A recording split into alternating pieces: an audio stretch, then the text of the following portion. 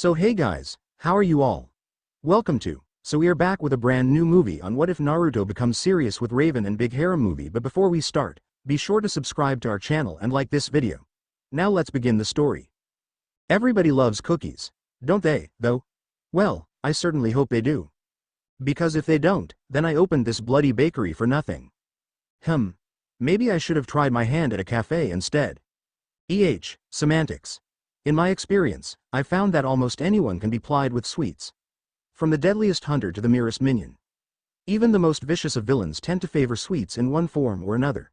Don't let word of mouth fool you.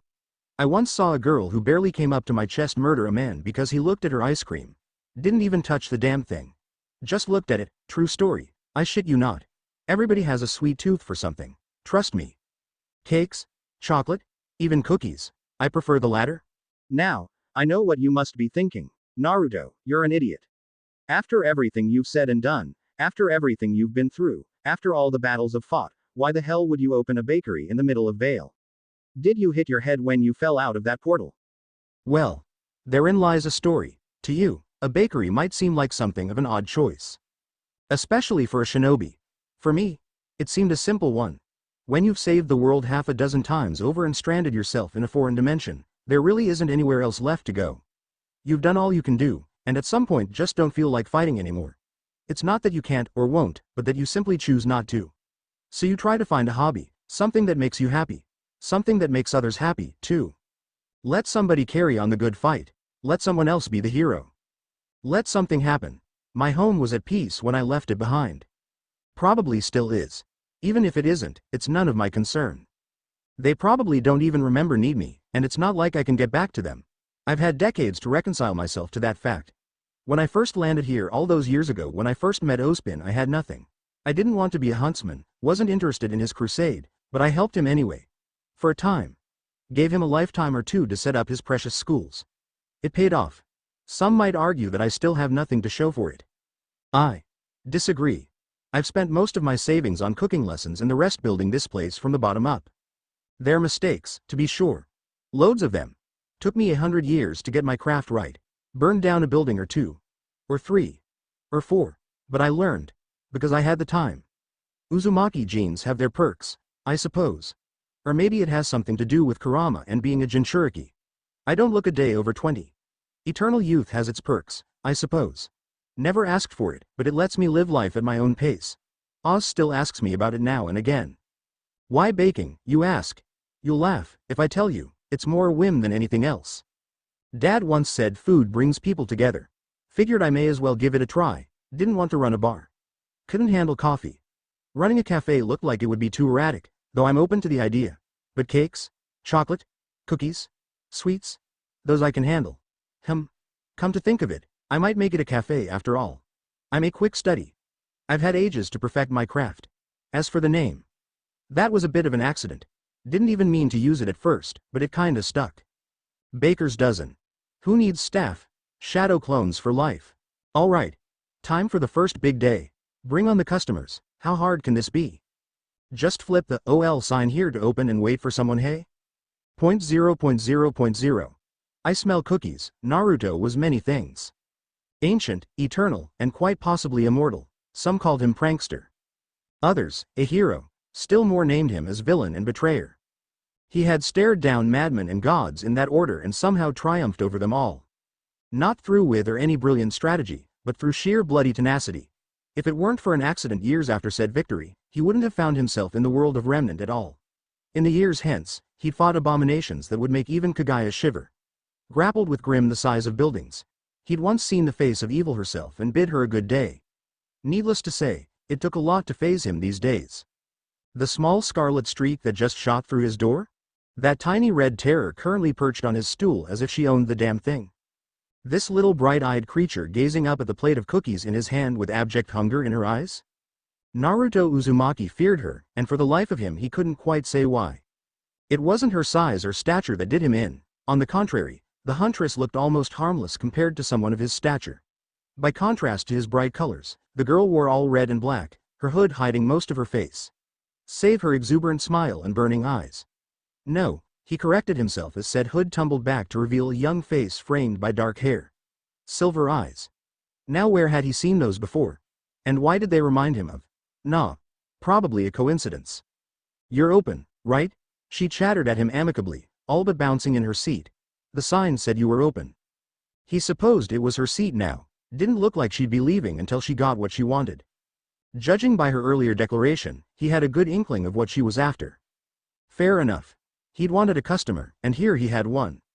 He just hadn't expected one to arrive so quickly. He grunted. We're open. The girl all but squeaked. Yay. Arms still coated with flour brushed themselves against a faded black apron as she met his gaze, leaving a faint plume to stain his blue jeans and orange turtleneck beneath. The girl coughed quietly, wriggling in place like an eager kitten faced with a ball of yarn. She didn't bat an eyelash when a clone stepped up to serve her. That soon changed when she recognized the resemblance, and the compact weapon concealed against her back. Little bundle of energy, this one. She must be new. No, definitely new. She had that green look about her. Not untested, just new. They made huntresses younger and younger these days. Then again, hadn't the entrance exams been a few weeks back? Hadn't it? Ooh. You look just like each other, the newcomer cooed, glancing between them. Are you twins? Naruto and his doppelganger exchanged a knowing yet bemused look. Something like that, one of them chimed. Something caught the girl's eye and she flitted across the room in a whirl of red to inspect whatever it was. Well, that was quite the semblance. At least, he assumed it was one. She certainly didn't lack for any energy early in the morning. Almost made a man jealous. He was hundreds of years old, and even he couldn't be out and about without a generous helping of coffee. Kids these days. How did she even do it? Sure enough, he soon lost track of her again as she blurred to the other side of the storefront. What's that? That would be the oven. The faintest smile twitched at his lips. And this? Her face squished against a nearby display. Warming rack. Naruto indulged her. Can I bring my team here? Don't see why not, long as they pay, came the reply. Any more questions? Am I your first customer? She darted away again. Yup. He couldn't quite fight the smile, sweet. It was like watching an eager kitten chosen the food industry for reasons just such as this one. In part because he wanted to be near the people, see them, hear them, talk to them. His fighting days might be done, but that didn't mean he intended to shut himself away from the world. If anything, he welcomed this spontaneity. He just hadn't expected to encounter someone quite so chatty on opening day. Still, if this was how his days would be, he might reconsider the cafe bit. He'd have to do something about the name, of course, unless he decided to keep it. Just had that nice ring, you know. But for now. His gaze continued to track the young huntress as she flitted about the room like a hummingbird on crack. Can I get you something? He finally offered her a small indulgent smile. You look hungry. Quick as a flash she was back on the stool, legs kicking rose petals in her wake. Yup. Ruby Rose chirruped happily at him. A plate of cookies, please. In a deft motion he slid a tray in her direction, her eyes all but lit up. Here you go. He smiled. One plate. It's on the house, kiddo. Really? She wriggled. I can pay, you don't have to. Naruto waved her down. Nah, go ahead. Enjoy it. He had no way of knowing what he'd unleashed. How could he? Hunters were an odd bunch. He'd unwittingly opened the floodgates. How very little he knew. If Naruto's first day had been goodness and purity personified. By the gods, you actually did it, you soft-hearted fool. Then his fifth was fear incarnate. Not that she embodied terror per se. On the contrary, given what he knew of her, Raven Bronwyn could easily be counted amongst the most cowardly warriors in all of Remnant. She was also one of the strongest, and something of an old friend. Those three attributes made for a rather volatile combination. He knew it was her the moment someone opened a scarlet portal in the middle of his bakery and strutted right through. The act of which had everyone else fleeing like a flock of startled nevermore. And didn't that just make his mouth twitch? Those were paying customers. A bundle of stolen, lean smacked him in the face. Her arms spread wide, armor clanking softly. Happy now MMPH. A sugar cookie sailed across the room like a shuriken to plug her mouth before she could continue. Raven blinked. Looked down. Frowned. Scowled. Naruto awaited the inevitable explosion, the flurry of sword strikes or worse, but it never came. Instead, as he looked on, she raised one hand to her mouth, pushed the rest of the confectionery between her teeth and devoured it. He didn't fail to notice that the other had fallen to the hilt of her sword and had yet to move. Oh, no, he wasn't having any of her petulant little fits today. Not in his house. Red eyes roved about his humble establishment, assessing its worth before she finally stepped forward. Weapons on the rack. He stabbed a finger to the wall, stopping her cold, or out you go. Raven stomped a booted foot, eyes alight. You know I can't kill you, even now. Doesn't matter. Rack. Weapons. Now, she almost looked cute. Fine. For the merest moments as she complied, Naruto actually entertained the idea of kicking her out solely for spite's sake. Just to deny the blackhead her oh-so-precious fix and see what would happen. Would she sulk, or fly into a fit of rage? No, that wouldn't work. When Raven wanted something, she wanted something. She'd try to take it from you too, if you weren't strong enough. Say what you would about her past, but Kirao's sister held a flair for the dramatic. She always had, even in their youth. He wasn't sure why he expected anything less from her now. She certainly walked around like she owned the damn place. Even turned the damn sign around, flipping it to close. If she scuffed his floor with that stool, he'd be taking it out of her ass. What's the occasion? He already knew the answer by her face as she laid her arms on the counter. Can't I check in on an old friend? Her voice was a silken purr, one he didn't trust for a minute, not a second. You can. Naruto allowed as a small, silent Rasengan began to form in the hand hidden behind his back, but it's been years. Has it? She tilted her head and her eyes burned again. All the more reason, then. Think of it as a way to celebrate the coming spring. If that was Raven's way of telling him she was the new spring maiden, she wasn't being subtle about it. Then again, he'd known the moment she'd walked it. You couldn't hide a power like that. Not from him. He could see it in her soul, a bright red flame burning bright red in her chest. It had to be the spring. Couldn't be anyone else. The fall maiden was even now wandering the world under an assumed name. Her destination unbeknownst to all save a scarce few. All the while, their enemies assumed thanks to a clever decoy that she was still somewhere in Beacon. Last his spies had reported, Amber was safe in Vacuo. Exactly where she should be. Atlas still had the Winder Maiden, now an old woman, under lock and key. Vacuo. No, just now, nobody much cared about that wasteland these days. Because no one knew they held the Summer Maiden, strongest and fiercest of the bunch. Raven would have been a fool to pick a fight with that monster. And if that thing was mentoring Amber? Not a chance in hell. One maiden alone was bothersome enough. Two maidens? Together? Fully realized? Nope. Just nope. You'd need an army to even have a sliver of a chance at those two. Raven was many things, but she wasn't suicidal. And she only had her tribe. Those miscreants were no army. Which left Spring, and an ugly question. You killed that girl, didn't you? He asked. The one who ran away from Haven. I didn't want to. Raven's lips formed a thin line of displeasure as she glowered at him. But she was weak. I had no choice. Naruto exhaled and let the Rasengan wither away in his palm. Sometimes he wondered what he'd ever seen in this woman. He'd always had a thing for dark-haired girls. She'd been better once. Better than this. Before all her fear turned her world bitter and cold. He wanted to grab her by the shoulders and shake her. It made him blow out an angry breath, still keenly aware of those rueful red eyes following his every move. Blasted woman. Driving away his customers. Not a single soul had dared to enter since she'd turned the sign around. Something told him she wouldn't take kindly to any such attempt on his part. Still, he had to try. There's always a choice, Raven. Hooded red eyes regarded him coldly. You're one to talk. Naruto felt a spark of something in that instant, an emotion he hadn't experienced in quite some time. Anger. He tamped it down quickly before it could light a flame in his heart. Breathe. He was done letting her goad his hand into action. If she'd come here picking a fight, she wouldn't get it. Still, those words had stung just now. Why did I think this was a good idea again? He grumbled. Because you're a soft-hearted fool. She smirked. Raven, I will end you. Promises, promises. Well. Something ugly reared its head in his heart and he snapped at her. At least I didn't run away. Why you? Raven flinched, actually flinched. But her eyes blazed even hotter. He could see their flames now. Like it or not, I know you. When she tried to stand up, Naruto chose that moment to act. He seized her shoulders and forced her back into her seat. You wouldn't come all this way just to brag about being a maiden. She twisted away and he angled his head to follow her. You want something. I don't know what it is, but it must be pretty big for you to pop in on an old friend. Now tell me what before I toss you out on your ass. He didn't expect her to hang her head. Just like that? Had she given up so easily? Her hair shielded those beautiful scarlet slits, hiding them from view. Ache. The words were so soft he almost missed them. Naruto leaned closer. I didn't catch that. I came for cake, damn you. Her head snapped back up with such force that her hair actually smacked Naruto in the face and caused him to jerk back, not with shock, but a laugh. It was her expression that sold it. Her cheeks burned a hot pink as she wriggled in place, saffron red eyes gone damp from equal parts shame and embarrassment. He started laughing, going from dead silence to full-throated raucous laughter in an instant so suddenly that her face turned scarlet. He'd never forget the sight of her squirming in her seat.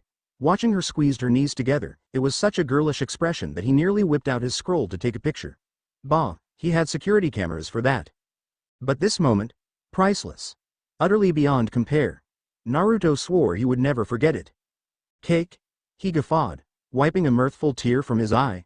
You came all this way for one of my cakes? You absolute bastard. That set Raven right off, because she turned into a bird and launched herself at him. It was something she'd only ever done when she was absolutely furious with him. Looking back, he wasn't sure why she did it at all. Wouldn't it have been better to use her newfound powers or simply throw a punch? What was she thinking? Regardless, it was his victory. To her credit, Raven managed to bloody his face with her beak before he got a hold of her. From there, her attack was doomed to fail. Gotcha. Strong fingers clamped down gently but firmly on her smaller form, holding her fast. She squawked and squirmed, to no avail. His iron grip kept her from changing back. Nipping at his hands did her no good. For every inch of flesh she took, he simply healed. In the end she was left with no other recourse but to glare at him. Yikes. If looks could kill, he'd be a pile of ashes right now. Hard to believe something so small could be this vicious. You done? He asked. Raven arched her neck, ruffled her feathers, and shot a nasty caw at him. Now that's just rude. The immortal wrinkled his nose. Are you going to behave? Or do I have to put you in a cage for the rest of the afternoon? The bird's head bobbed in defeat. Good girl. The moment he let go, Raven reverted instantly, her face still pink, eyes teary from embarrassment. Gods, I hate you. Yeah, love you too. He sighed ruefully, turning his back on her. You want dark chocolate cake, right? I made a cake like that the other day. I'll see if there's any left over. He didn't see her stiffen. She actually favored him with a smile when he returned. It reminded him of happier times. Perhaps she was smiling for the cake. Naruto laid it before her and looked away cleaning a glass as Raven dug into her afternoon dessert with singular determination. He even deigned to pour her a glass of milk. Who would have someone so intense would enjoy chocolate? So, he began, for lack of anything better to say, how's life treating you these days? Well enough. She replied evasively around bites. I still can't believe you did something like this. Couldn't be a hunter forever, you know? Killing Grimm's all well and good, but sometimes you need to kick back and enjoy the simpler things in life. A thought prodded him and he ran with it, leaning forward. Say, while you're here you should pay Yang a visit. He frowned when she asked for another slice, pulling out a fresh platter for the hungry huntress to devour. She's a huntress now, you know. Come to think of it, she'll probably be coming by any day. No, Raven's response was immediate and expected. Naruto blew out another angry breath. Raven, I said no, she's your daughter, not mine. Naruto nearly dropped his 2 trays. Again with that nonsense? Raven. How did he put this delicately? She reminded him of Sasuke, in a sense. Granted, she was far less broody and didn't have a clan to avenge, nor did she want to kill her brother, but the resemblance was still there. She had a tendency to sulk when called out on her bullshit, to bottle up her emotions and seethe silently for months until she exploded. She liked to think herself clever, manipulative. Whereas he had made peace with his old friend long ago, his relationship with Raven, and didn't he hesitate to call it that, was contentious at the best of times. They'd butted heads before in the past. They'd had something once upon a time. Once, back when he had been a different man. A lifetime ago, he might have believed her. She doesn't look a thing like me. Now he batted her words aside with practiced ease born of experience. Nice try. She's Ty's little girl, through and through, and that's the way she'll stay. If he even allowed himself to consider otherwise, nope, not going there. She has your eyes and temper. And your strength. The bandit leader's mouth curled in a wry smile, pleased to find herself on firm ground once more. Enough to tear a giant Nevermore in half. She didn't get those genes from me or Tai, Naruto. She's strong. You are K. Nevermore, you say? He refused to rise to the bait. Been watching her, have you? Peeved. What? Raven choked on her cake. And no, I never said that. Naruto's grin resembled that of a shark. Point for him. You didn't have to. When he went to pour her another glass and fetch her a plate of chocolate cookies, she immediately slapped down more, burgled lean in payment. He wouldn't have charged her, but if she was going to monopolize his resources and time, he had no compunctions about fleecing her for every bit of cash she had on her person. She'd only steal more when she got back to Mistral. And he'd let her, too. You couldn't lock up a maiden. She'd just break out. If there was one thing that Raven respected, one thing in this world, it was strength. Only 3 people in this world held enough of that to make her obey. Would've, should've, could've. He shrugged, at a loss. I wouldn't make a very good father, trust me. Then trust that I wouldn't be a good mother. Her red eyes bored into him. You could try. Spirits, why was she making this so damned hard? It's a little too late for that, don't you think? She sighed. Blast it all. They were both adults. Why were they dancing around this like a bunch of hormonal teenagers? What they'd had was long gone. Dead and parried. A chance encounter in the night. It should be. They were 2 different people now, leading different lives. Yet when he looked at her, Naruto just couldn't bring himself to let go of it. She looked tired. Not old, just hollow. As if someone had reached deep inside her and ripped out all the hope in her heart. It hurt to see her like this. He wanted to help her, to bring back that woman he'd fallen in love with, if only for a night. Is it too late for Yang? The words tumbled out before he could think. Or too late for us? His guest went absolutely still in her seat, eyes growing wide. Shit. He swore inwardly. Why the hell did I say that? Naruto. What the devil did you just say? I miss you, Yano. He offered mildly. Again. Bad tongue. Shut up. Raven's mouth snapped shut with a tortured click and she ground her teeth in audible frustration. Without warning, her hand snapped across the counter to seize his right hand in hers. For a fleeting instant, warm fingertips curled around his own. Her eyes met his and something sparked. Her eyes flitted down to his lips and the grasp on his hand turned to searing iron, as though her palm were superheated from within. He could have torn his grasp from hers and she knew it. She waited too, waiting for him to pull away. When he didn't retreat, Raven do what she knew he would. She leapt over the counter and grabbed him by the face, smashing her lips against his. Naruto inhaled sharply in shock as much as surprise when her hands threaded in his hair. That was a mistake. Breathing sent her scent searing through his nose all over again. She smelled of earth and smoke and just so damn familiar that he couldn't control himself. Her arms formed a loose noose around the back of his neck and his hands seized her waist to drag her closer, feeling the fullness of her hips press against his own. She shrugged free of her armor and breasts smashed up against his chest, sending his pulse hammering furiously in his ears. She wasn't wearing anything underneath that shirt. He'd missed this. He'd missed her, snark and all. She was trying to talk to him, trying to say something, but he wouldn't let her get the first word in. When they finally broke for air, he offered the only thing he could. I really did miss you. It was the right thing to say. Because Raven absolutely growled. Then her mouth was pure avarice against his own, greedy and hungry and tasting faintly of chocolate as her lips tangled with his. She bit his lip and he bit back, kissing the nape of her neck as she arched her body back into his. He fought back as well, of course, digging his heels when she tried to shove him down and tear at him. Though this in turn led to a drunken sort of dance through the dining hall. A tiny moan fled from her as they grappled with one another, smashing up against a cupboard. Her fingers tangled in the hem of his shirt as one of his hands gently cupped her breasts, furtively trying to find purchase in rough fabric. Then, all at once, the spring maiden jerked away. Come away with me. She stepped back, cheeks flushed as she tugged on his sleeve, perhaps the most vulnerable he'd seen in a long time. Your strength is wasted here. You could. We could.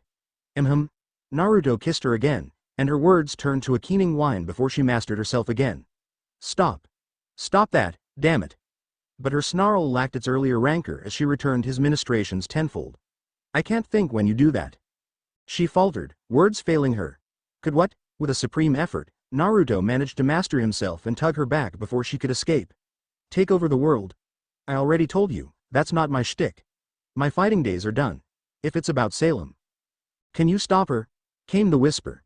I don't know, he admitted freely, watching his old friend wilt. Even if I could, I don't think I want to. No, listen. When she tried to retreat, he hauled her back, hand coming up under her chin. There has to be another way. If we run around killing people without knowing their side of the story, doesn't that make us just as bad as the monsters we're fighting? She's killed millions. Blue eyes gleamed red. I've done worse, much worse. Neither denied that, neither had been the best person in their youth. You say that, but have you even seen her? Raven challenged, eyes narrow. Naruto hesitated. In the end, he chose to tell the truth. I have. Once. She looks lost. Lost. That's your excuse? Raven exploded. Damn you, why must you save everyone? Why does it always work? Exasperated, she threw her arms into the air. Even now you could flatten anyone who stood against you. I know you could find a way to beat her if you wanted, yet you choose to while away your days doing this. It's called living, Raven. He countered. Try it sometime, you don't have to go. Stay, just for now. What, and work in your bakery, while away the rest of my life in mediocrity. Naruto felt laughter bubble up in him again. Would it be so bad? Raven flinched as if he dumped a bucket of water on her. But there was a smile there, a hint of something. I'll consider it. Not now. Later. Maybe. He knew she was truly out of sorts. If only because she didn't use a portal. Instead she flounced away from him and out the door as only a frazzled maiden could. Which is to say she blasted it right off its hinges and took most of the wall with it in her frantic haste to escape. She nearly forgot her weapon and had to double back in a frantic blur. Her gaze flicked towards her armor, but she gave it up, not trusting herself to return and be able to escape again. It took everything she had just to storm forward. Naruto dutifully trotted up to the ruined frame and propped it back up again, but not before he flipped the sign back to open. In doing so, he saw Raven risk a glance over her shoulder, only to realize she'd been caught. He laughed and blew a faux kiss at her, watching her pale visage light up. This time, she didn't so much step into her portal as she did dive. Something told him he hadn't seen the last of her. It was enough. The faintest of smiles tugged at his face. See you around, Ray. Only then did he truly notice the damage she'd done. Who's going to clean this up? There was just something about Naruto and the number 9. Perhaps it had something to do with Kurama, though he'd not spoken to his friend in ages.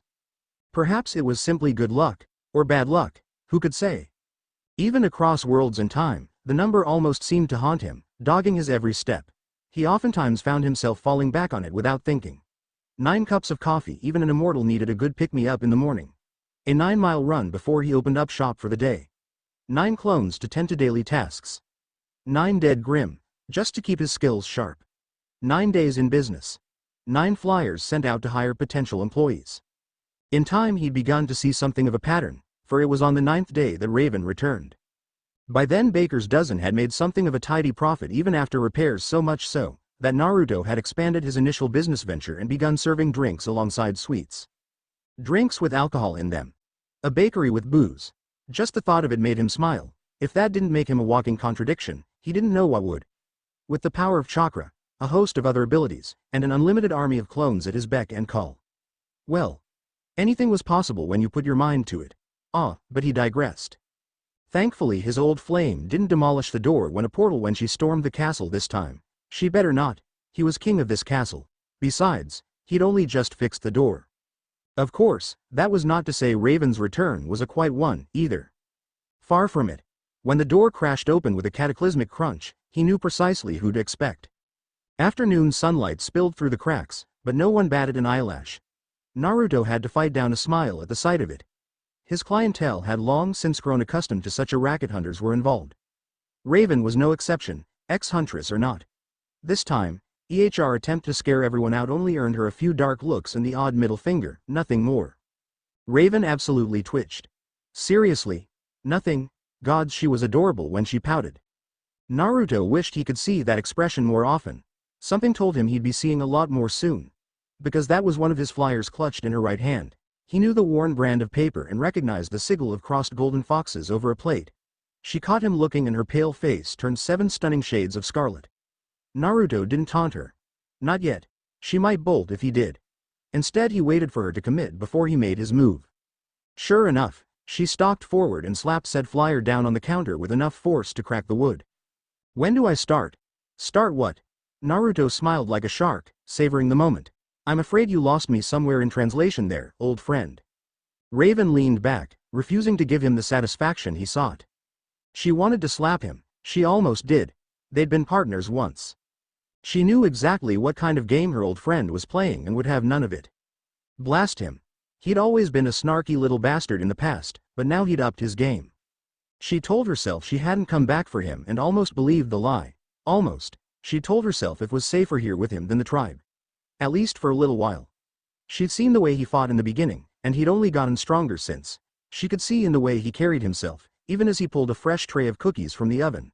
There was surety of purpose there that belied his power. Naruto could have torn down beacon around Ospin's head if he wanted to. Thankfully, he didn't. Salem would be in for a nasty surprise if she sent one of her agents to Vale, assuming she ever learned the true identity of the Spring Maiden. Vernal would be cross with her, but Vernal didn't need to understand. She was here for a reason. It had nothing to do with Naruto's sunny smile. He didn't make her feel warm. Wanted. Loved. She certainly didn't want him to bend her over the counter and... Ahem.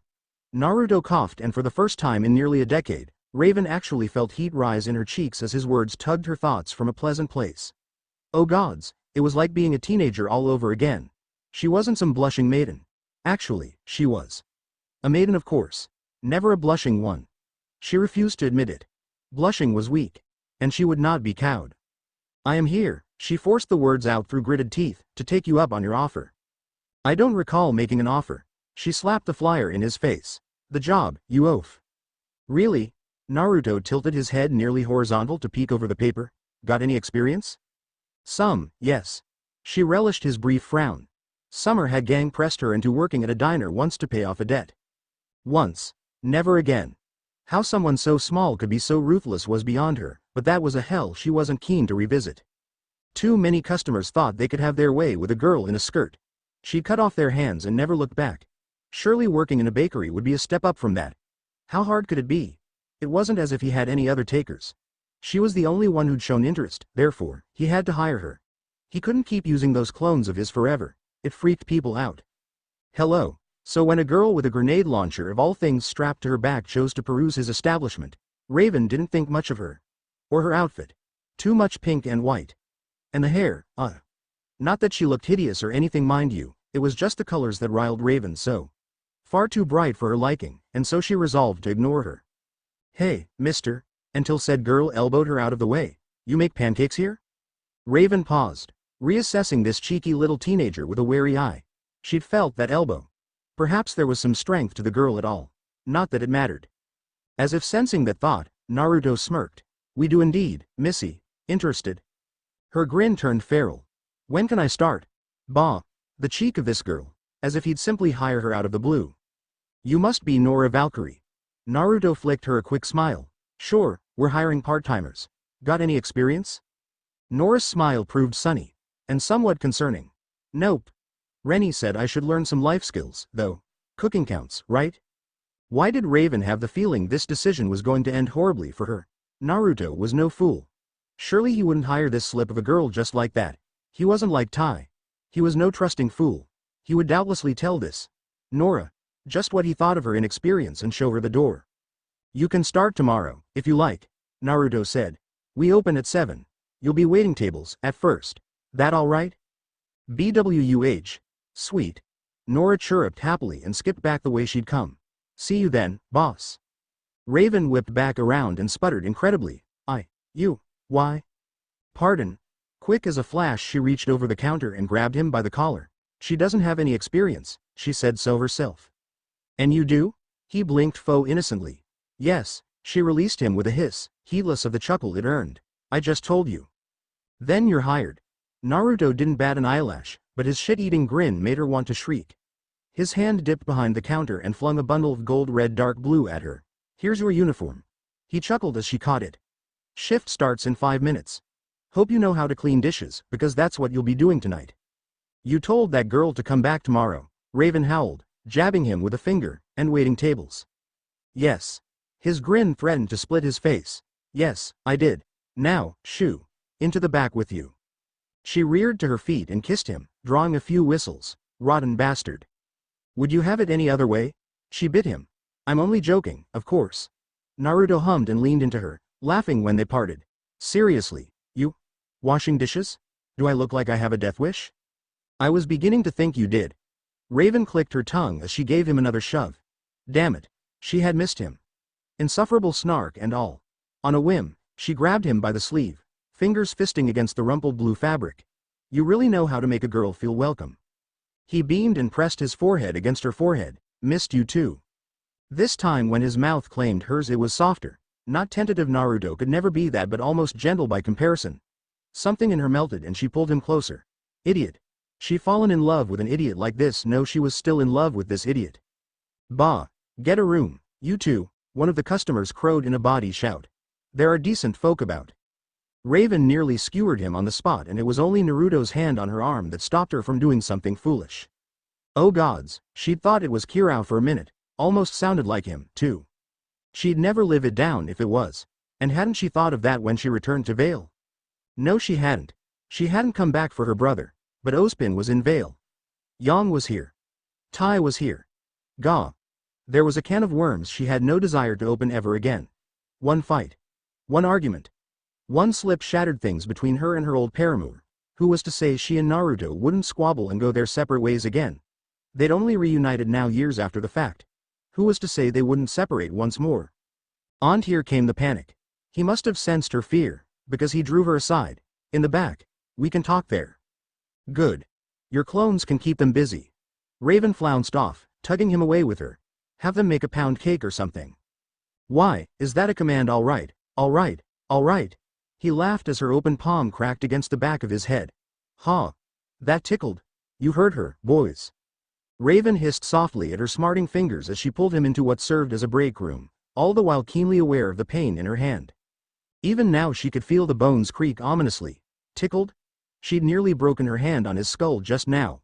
Well, it confirmed her suspicions. He'd gotten stronger. When they were younger, she'd at least been able to injure him a little. Now? He hadn't batted an eyelash. Damn it, he didn't even have aura, and she had all the power of a fully realized spring maiden in her body now.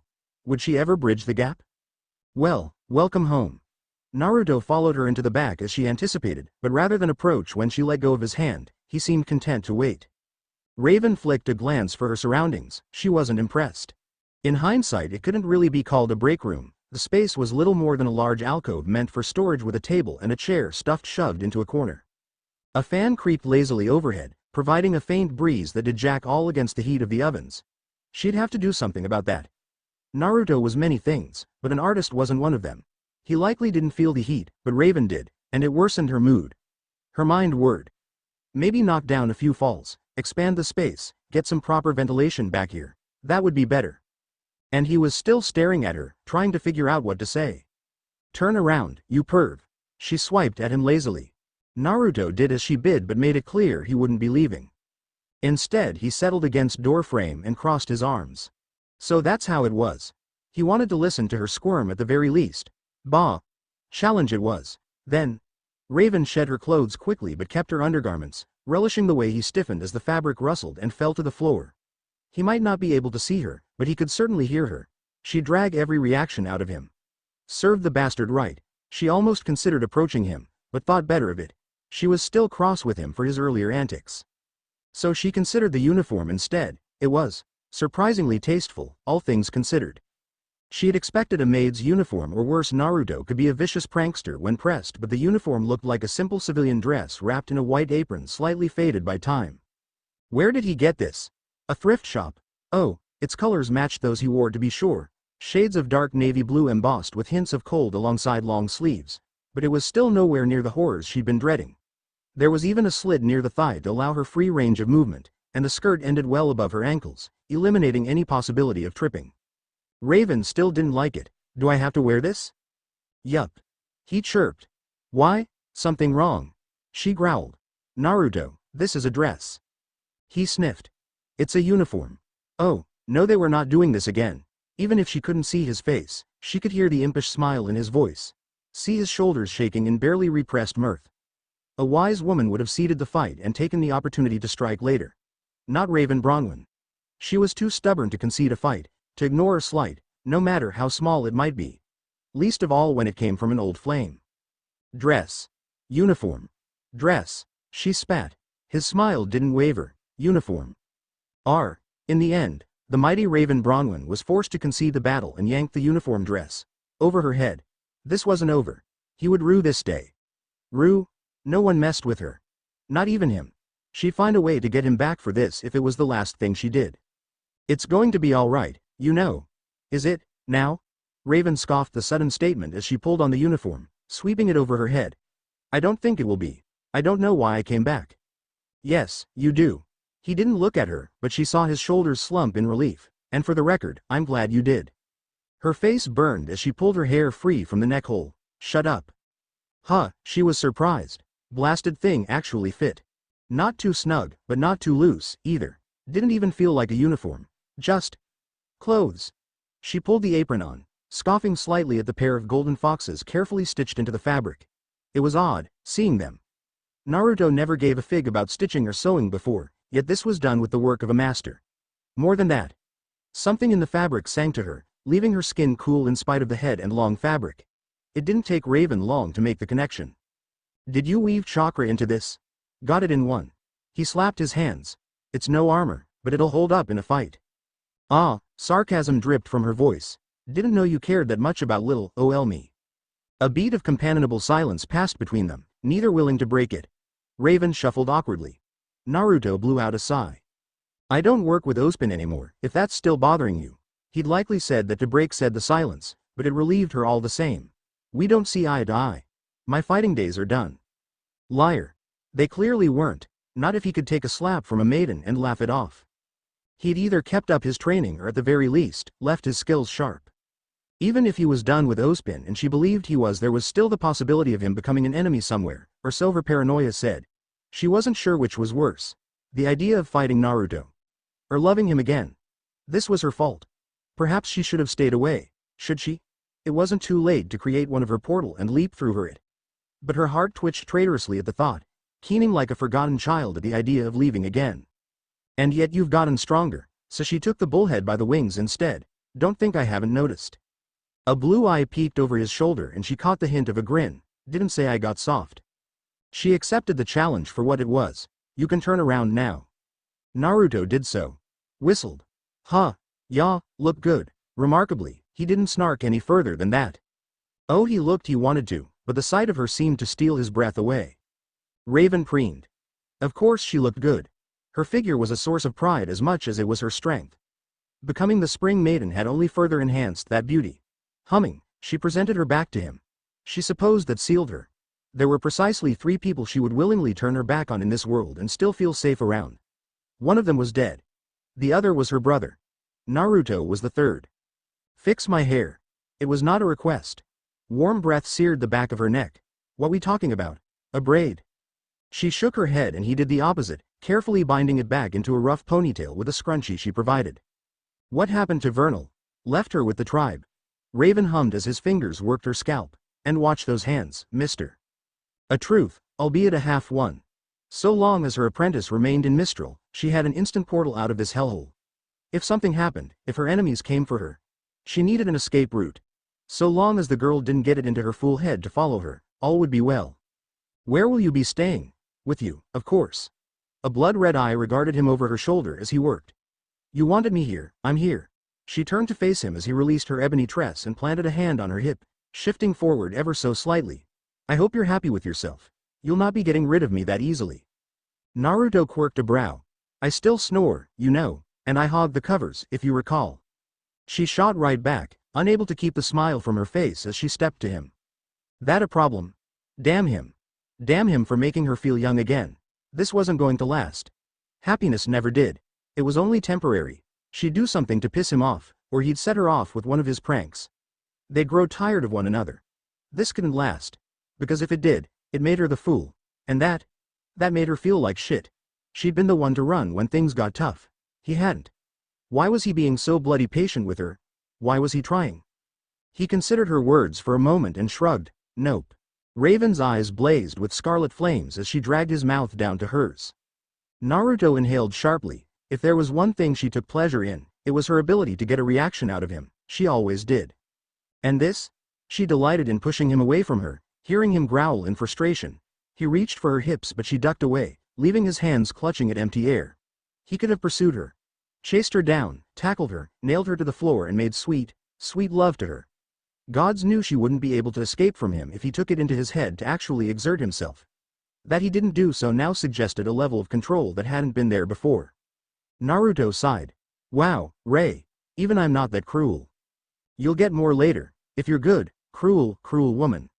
You couldn't force Raven Bronwyn to do something, anything for that matter. If you did, she would just rebel. You could nudge her, suggest things, but any choice she made had to be done of her own volition. Oh, she was rude and flighty and damn did she look good in that dress, but he believed in her all the same.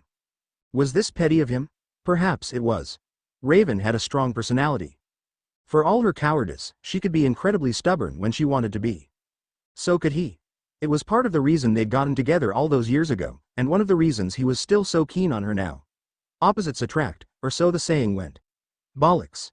So what if she'd been unfaithful? So what if she told half-truths? It didn't change who she was at her core. When he looked at her, he still saw the woman he'd fallen in love with all those years ago. That hadn't changed. Of course he still wanted to bend her over and... Hello? An unfamiliar voice called, causing them both to jump. Is the manager in? They parted with more of a growl than an actual sigh. Guess that's our cue. Raven followed him back out front, and absolutely froze. It was then that things went pear-shaped. 0.0.0.0. Come on. Come on. You gotta see this place. Yang allowed herself to drag down the sidewalk as only a big sister could. Which is to say she bore Ruby's singular enthusiasm with a chagrined grin. The rest of their team? Slightly less so. Say what you would about Ruby's love of cookies, but when her little sis was determined, she was determined. So much so as to drag her new team out her the first chance she got. All right. Slow down, she laughed. What's got you in such a twist, Rubes? It's only cookies. Yang. Cookies are love. Her sibling rounded on her with a gasp. Cookies are life. Cookies will rot your teeth, Weiss warned, tapping her forehead. Blake laughed softly. Ruby gasped. Weiss, that's heresy. Reid, forgot who I was talking to for a second there. Yang rolled her lilac eyes. All told, Baker's Dozen didn't look that impressive. Just a humble little bakery. Nothing special, at least from the outside. Ruby insisted they made the best cookies, and she'd been dying to drag them here for nearly a week now. Weiss was, well, less than keen on the idea, but she'd eventually rolled over, as she always did. Blake barely spoke a word. Kitty Cat had claws, but she hadn't shown them since initiation. She'd have to do something about that. She had her ways. Hello? Ruby called, placing one hand to the side of her mouth as they swept inside. Is the manager in? We've come for cookies. Don't have to say it like that, Rubes. Silver eyes rounded on her. Cookies are no laughing matter, Yang. Hey. An unfamiliar laugh answered her sister, and Ruby was off like a shot, if ain't Little Red Riding Hood. The next thing that struck Yang as odd were the clones. At least, she assumed they were clones, because there was no way in hell 9 identical men in matching outfits could be related. One of them walked right up to them and greeted Ruby with a plateful of cookies, pausing to ruffle her hair as the girl happily accepted her treat. Wait, what was this? A semblance of some sort how wrong she was. Or something. Shouldn't be. Those suckers were solid. Seriously. Hello. There was just no way they could be clones. Even Blake's vanished with a good whack and they couldn't do anything like this. She didn't see her partner perk up behind her, bow twitching just so. Are you real? It was the most she'd said all day and Yang took immediate notice. Oh, we're real.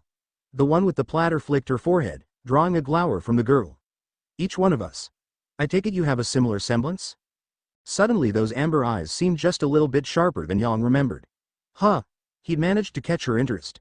She wasn't sure if that was a good thing, but an indignant snort captured her attention before she could think to rescue her. Ruby was happily savoring her cookies without paying for them, and Blake was even now engaging one of the blondes in a vigorous discussion, which meant, this is where you wanted to take us? Weiss turned up her nose. This place is a dump. Oh, look. Another of the clones sidled up to her. A schnee. You wouldn't happen to be related to someone named Winter, would you? Weiss blinked, the hot air rushing right out of her sails. That's my sister, yes. How do you know her? Yang watched the doppelganger's face narrow in mild annoyance. I'd rather not say. If it ain't obvious, the boss is busy. One of the other milling copies jerked a thumb to the back for her. But he'll be out any second now. And you are. Yang. She snapped off a snarky salute and shook the man's hand when he offered it. Whoa, quite a grip you've got there. Startled blue eyes blinked back at her, then narrowed thrice as fast. Wait, did you just say Yang? Yeah? The clone's expression turned strained. Of course you did. Well, the boss isn't gonna like this. Don't ignore me. Weiss stomped her foot behind them. Hey, listen, I'm talking to you. Oh dear, I thought I just felt a breeze. The heiress turned incandescent. Why you? Yang expected many things to follow, chaos at the very least. Ruby hadn't been wrong. This place was interesting, if a bit homely. Even with 4 of the clones having peeled off to engage each of them, 5 more were still busying themselves with other customers. Almost made her jealous. She liked her semblance and all, but this one was the epitome of multitasking. Unless they were all brothers or something. Which would be weird. Cool, but still weird. As such, she wasn't paying much attention when a bell chimed from the back, heralding a new arrival. The last thing she expected to see was her mother, least of all in an apron. In a bakery? Mom? Raven was entirely of the same mind. Because she couldn't do this. Nope, she hadn't signed up for this. She wanted to bolt, but Naruto's iron grip on her shoulder prevented her escape. He made a point not to look at her despite the angry whine she gave. Bastard. That utter bastard. Had he planned this? No, he looked just as startled to see Yang as she was. Hey. At least she could take some small spiteful satisfaction in his stupefied gaze right now. She hadn't been lying. She was certain Yang was his daughter, not matter what Tai might think. And said daughter was currently gaping at her like a fish. Ruby, what the hell? I'm sorry, her sister wailed. She wasn't here last time, I didn't see her. Shit, I mean, welcome. To his credit, Naruto, whom she assumed to be the original, recovered quickly, humming heedless of Yang's stricken expression. Well, I see you've made yourself at home. Anybody want cake? You can eat it, too. Yang twitched at the obvious pun but didn't rise to the bait. Not so, Raven, who was all too happy to throw Naruto under the bus. So she said the one thing that came to mind, the one thing she knew would distract her daughter. She took vindictive pleasure in it. So smiling, she pushed him forward. Say hello to your new father, Yang. Yang had only one word for her mother. BWUH, pound cake? Naruto offered. It was super effective. Yang fainted. Was this death? Yang almost wished it were. If only because death meant she would have to open her eyes and face the day. Everything hurt. She was already fit to die from embarrassment before she remembered where she was, and once she did, well, she desperately didn't want to open them. Her mouth was bone dry, her ears ringing, her entire body entirely too stiff, and her eyelids felt like someone had scrubbed them raw with sandpaper, from the inside. So, yeah. Eyes? Not opening. Today was meant to be a simple day out in Vale with her team. One free from any nasty surprises. Surprise, Yang? Raven's back. Surprise. She was right under your nose this entire time. Surprise. She shacked up with someone else. Surprise. She doesn't care one bit about you. Surprise, surprise, surprise. Rawr. No more surprises. By the brothers, if she heard that word one more time she was going to punch. Surprise. Icy water splashed across Yang's face, dousing her head and hair alike with brisk dispatch. Gah. Her body betrayed her and she jerked upright, snarling like an angry Beowulf. Cold, cold, cold. What the hell? Sorry about that. A familiar bass voice rumbled in her ringing ears as she flailed about in search for the culprit. You weren't moving. Ruby was starting to get worried. Yang blinked the water away, scrubbing at her face with the back of a hand. Dad? Well. Someone made a choked sound as her vision swam back into focus. That's not something I ever thought I'd hear. A familiar pair of baleful blue eyes nearly the same shade as her own gazed back at her. Nope. Definitely not Dad. Tai wasn't that tall and his hair wasn't quite that spiky. It was that baker from before, the one that Ruby seemed so keen on. What was his name again? Naruto? Oh, there's the one. A small, wistful smile greeted her gaze, one quickly wiped away by him as Yang tried to stand. An awkward, heavy weight settled against her back and all thoughts of familial ties were promptly forgotten. Did you get my hair wet? She absolutely hissed. Surprise? Her fellow blonde gulped. Yang's eyes blazed red and she threw a wild haymaker at his head. It landed neatly in an open palm as warm fingers closed around it. In a single seamless movement this supposed baker wrenched her arm down to the side and yanked her forward. She tried to headbutt him for it and immediately paid the price. Burning stars burst behind her eyes as she bounded back. Gah! What was his skull made of, pure metal or something? She had aura for crying out loud and that hurt her, bloody monster. Now. Her host sighed as she toppled back to the floor. Let's not do anything you'd regret. Had it all been a dream? No. When she raised her head she glimpsed Raven. She refused to call her mother seated by the bar, bottle in hand. One she was even now knocking back. As she looked on her mother, damn it, drained the bottle dry and tossed haphazardly it over her shoulder. One of Naruto's attending clones caught and disposed of it, while a second handed her another, one she went to work polishing off. With a vengeance. It certainly helped that the customers had left long ago. Perhaps that was Naruto's doing. Perhaps not. Who could say? The lack of an audience for this was nice, she supposed. And why was everything still blurry? Easy there, Naruto hummed suddenly, capturing her attention once more. You took quite the tumble when you fell. Cracked your head against a table and everything. Headbutting me just now made it worse. She tried to speak, but only gibberish emerged. See, definitely a concussion. Naruto sighed. Hold still, you silly girl. Before Yang could think to protest, a tan hand pressed itself against the side of her head. Not a heartbeat later, it pulsed with a shroud of soothing green light. What was this? His semblance or something? No, that didn't make sense. Those clones were his semblance. She was sure of that much. Which meant this was something else. You couldn't have a second semblance. It just wasn't possible. What in the blue hell was she doing? Yang sucked in a sharp breath through her teeth as a strange, heady sensation subsumed the back of her scalp. That feels pretty good, she slurred, looking up at him blearily. Whatcha doing? Fixing your cracked skull, came the sigh. Stop squirming. Lightweight.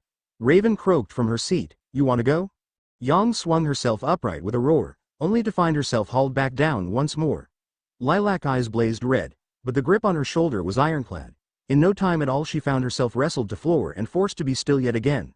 This time, the hand didn't leave her shoulder, even as that glowing green palm alighted on her battered head once more. Naruto snorted. Ignore her, she's drunk, and about to be cut off. What? No. Never, Raven hissed and clutched the bottle to her bosom. It did interesting things to her chest. Mine. The second you let go of me, Yang began to twitch. I'm gonna talk to her. Hard. Repeatedly, with my fists. You could do that. That same hand combed through her hair, drying the soaked mane with some strange technique she didn't understand. Whatever it was felt even better than what he'd done to her head. Or you could sit her like a good girl and let me fix your hair. It's the least I can do. There was something about the way he'd said those words that made her want to question him, but she held her tongue. She could count the number of people she trusted with her golden locks on one hand. This man wasn't among them. Yet this felt comforting. Familiar, as he hummed at her. Almost as if. And now we have company. Yang, Ruby flitted to her side in a rush of petals, and the moment was lost to her. Don't worry about her, little red. The baker soothed. She'll be fine in a minute. The scythe master frowned. Don't call me that. You sound like Torchwick. Torchwick. A blonde brow rose. I knew a woman in Mistral by that name, once. Haven't heard it in ages. She a friend of yours? Raven went terribly still at the bar, fingers going white-knuckled around her bottle. With her back firmly planted to her, Yang had no way of noticing. Perhaps, had she bothered to look over her shoulder, she might have seen something interesting. Alas, she missed it and the moment was lost when she looked. No. Meanwhile. Ruby wrinkled her nose. Roman's a thug. And a creep. And a boy, definitely a boy. Roman. Naruto's expression turned contemplative. How old would you say he was? Humor me. I dunno. 20-something. Ruby shrugged helplessly. Why? Do you know him? His frown deepened. Not him, but that name. Yang was almost certain she'd missed something. Or was missing something at the very least. Raven uttered the blackest of oaths and Naruto's expression had turned positively radiant, as though he'd discovered a great and mighty secret, one he wasn't keen on sharing. Worse, her mother was chugging another bottle as if it were her last. As fascinating as this is, Yang growled. Can I have my hair back? Naruto reluctantly complied, and she wriggled free. How long was I out? She asked. About an hour. Her fellow blonde waved a hand dismissively. Long enough for Birdie here to start drinking. Guess some things run in the family. Yang didn't know the truth that this man was her blood and so both failed to understand and meet the challenge. Run in the family? The hell did he mean by that? Oddly enough, her confusion seemed to bring a strange measure of relief to him as much as her silence. Before she could think to try and press the matter further, their host changed subjects. By the way, Ruby drew on your face. The little huntress recoiled as though she'd been struck. Lies, she cried, it was Blake. Nice try. Their sullen teammate appeared at her elbow. I was out in the yard. He has a yard? In the back, yes. Naruto sniffed. I can vouch for her. She was with one of my boys. Her semblance. Well, it's fascinating. I could say the same for yours. To her surprise, the girl granted him a small smile. You've given me a few ideas. Was it Yang's imagination, or did Blake's bow wiggle when she spoke? Did she still have a concussion? Ruby flailed, searching for someone to blame. Weiss glared her into silence before she could dare to speak. Raven laughed and flipped her off the moment she opened her mouth. And so it was that small silver eyes swung on the sole person remaining. Naruto's grin reminded Yang of a shark, because it sealed her fate. My handwriting ain't that sloppy, kid. You promised you wouldn't tell, she pouted. Ruby? Gak. She ducked Yang's arm. I've been had, see? Naruto was merciless in his calm, she admits it. Ruby howled condemnations and tried to tackle him, only to find herself held back by a single finger. Now that Yang thought to look as she scrubbed down her face, she was somewhat chuffed to find that the rest of her team, even Weiss, had gathered around to check on her. Even Blake, who she realized was now sporting a black eye. Wait, when had she gotten that? Alright, kiddos. Naruto clapped his hands. Now that we're all conscious, break's over. Back to work with you. Ruby deflated. Ah, just when it was getting good. Considering you weren't getting anywhere with me, wouldn't call that good. Lies. Naruto flung a pair of warm cookies at her like twin frisbee and Ruby caught each with her teeth. What was that, trooper? He laughed at her. I was under the impression you enjoyed being paid to taste test my stock. Was I mistaken? No, sir. The little huntress somehow managed to both swallow and salute all at once. Not all, sir. Then be off with you. Sure enough, Ruby vanished behind the counter in a flurry of red petals. Apparently, work consisted of just that. Ruby tasting sugary treats and ranked them accordingly, Blake being bustled outside by a clone, where she was promptly set upon by said doppelganger and forced to liberally apply her semblance in what could only loosely be called training, while Weiss. Well, she didn't really have words for what Weiss was doing, because she wasn't doing anything. Just standing there, idly scuffing her foot against the floor. What about me? She asked softly. What about you, Schnee? Naruto tilted his head and Weiss turned red. Here. He lobbed a clean rag at her. Those tables aren't going to clean themselves. Hey, alright, maybe this guy wasn't so bad after all. With a long-suffering sigh, Yang allowed herself to hoist it upright to her feet. It still felt surreal, like a dream. Come to think of it, why had she passed out in the first place? She remembered walking in, seeing Raven and then she'd said, oh, dear. Oh gods. Meet your new father. Unfortunately, her brain chose that moment to recall that rather unpleasant remark. The implications made her face twitch. Earlier, you said, he's your new father, yes. Raven called out from the bar yet again, her smile just a shade short of smug. Yang nearly conked out all over again. This was the woman she'd been trying to find for as long as she could remember, a woman only ever glimpsed in photographs. They really did look alike. Almost eerily so. Had she really been so easy to find? She stole a glance at the woman who had given birth to her, for she could never call her mother, not after what she'd done, and Raven looked right back. Drink? She hefted the bottle. Huh, maybe they were more alike than she thought. Gods, yes. Ordinarily she wouldn't drink like this, but here? Now? She drank the whole bloody bottle. She'd dreamed of this moment for so long, of what she would say, what she would do. Raven had always been a goal, someone to pursue, someone to chase. Someone to demand answers from. Now that she was here in the flesh, Yang felt her resolve waver. Right, she could do this. She needed to stay calm. Breathe. If she exploded into a fury, Raven would just run off again. Be calm, she willed herself as a clone set another bottle down between the two of them. Be still as a lake. Anger stole the choice from her. Why? She demanded, claiming the seat opposite her. She drank deeply. It burned as it went down. Raven frowned into her own bottle and mirrored her a moment later. Why? What? You'll have to be more specific than that. You left me. Those words ignited everything like dry kindling, waking the dragon within in a howling fury. You lied to me. You had me. And then you decided you didn't want me. It all tumbled out. The dam was breached and there could be no holding back the floodwaters. You threw me away. Why? Was I a mistake? Did you even? Of course you weren't a mistake. Yang nearly toppled backwards at the vehemence lurking behind Ho's words. And did I leave you alone? No, Raven shook her head and somehow the dismissive gesture made her anger boil all the more.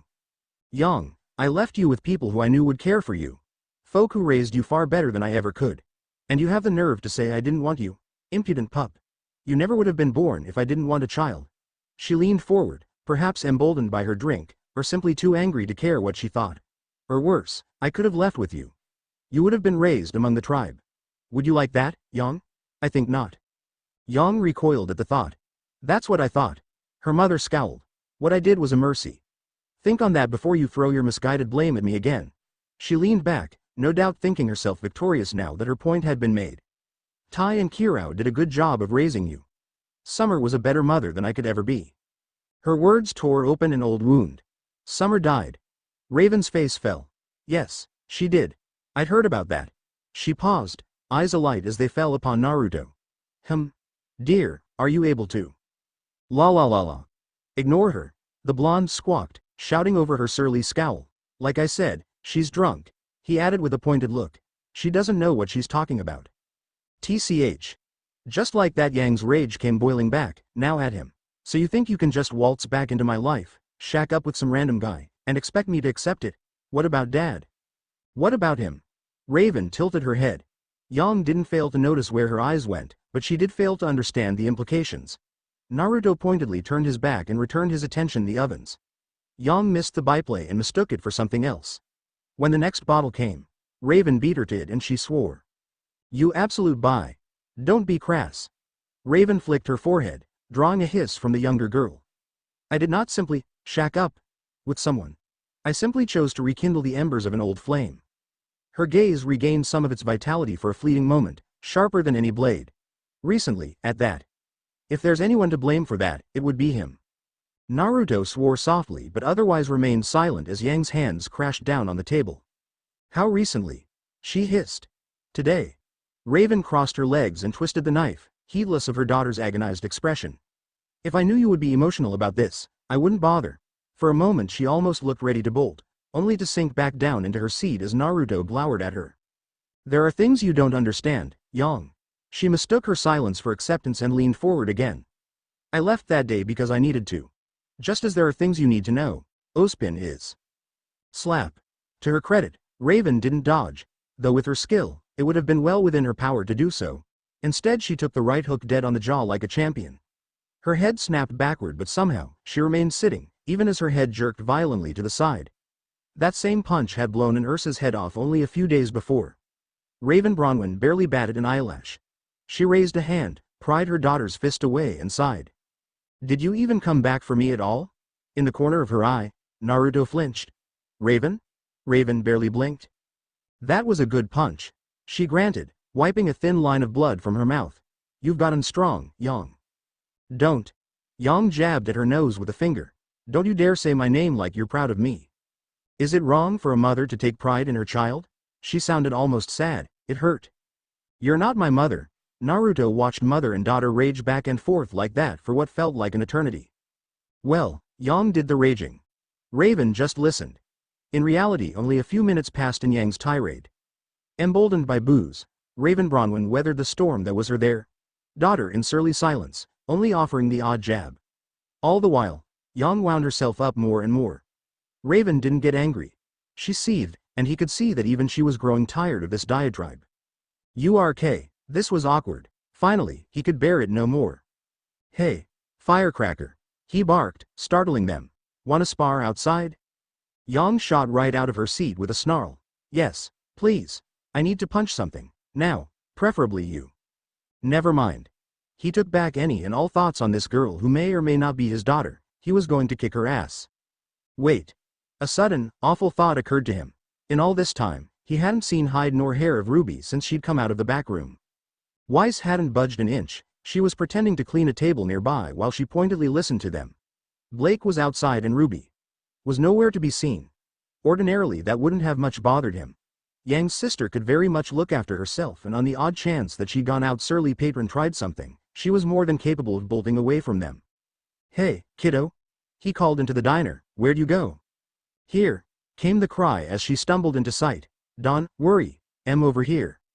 Stumbled. When he turned, so did Raven, and by definition, Yang. In hindsight it couldn't be said who noticed first, only that someone did. It wasn't hard to miss the way the normally spry huntress tottered about, the glazed look in her eyes, or the bottle clutched in her right hand. A white bottle that had been on the counter only a few moments before, all but forgotten in the argument that followed. You know, she hiccuped, this is really good milk. Keen blue eyes narrowed on her intently. Ruby, where did you get that bottle? She blinked. Once. Twice. Thrice. Somebody gave it to me. She kept right on blinking. Ruby. Yang all but howled, her emotions already at a fever pitch. Don't tell me you drank the entire thing? Hick. The young huntress swayed in her seat. I thought it was milk. I'm not drunk. Why are there 3 Yangs? Yang sucked in a short, strangled breath through her teeth.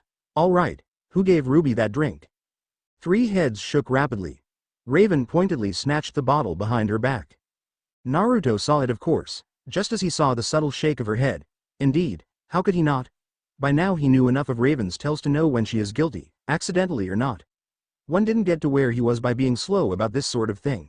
Of course he wasn't about to go accusing her. Not when Yang already looked fit to snap at her dear mother for their earlier argument. And besides, where was the fun in that?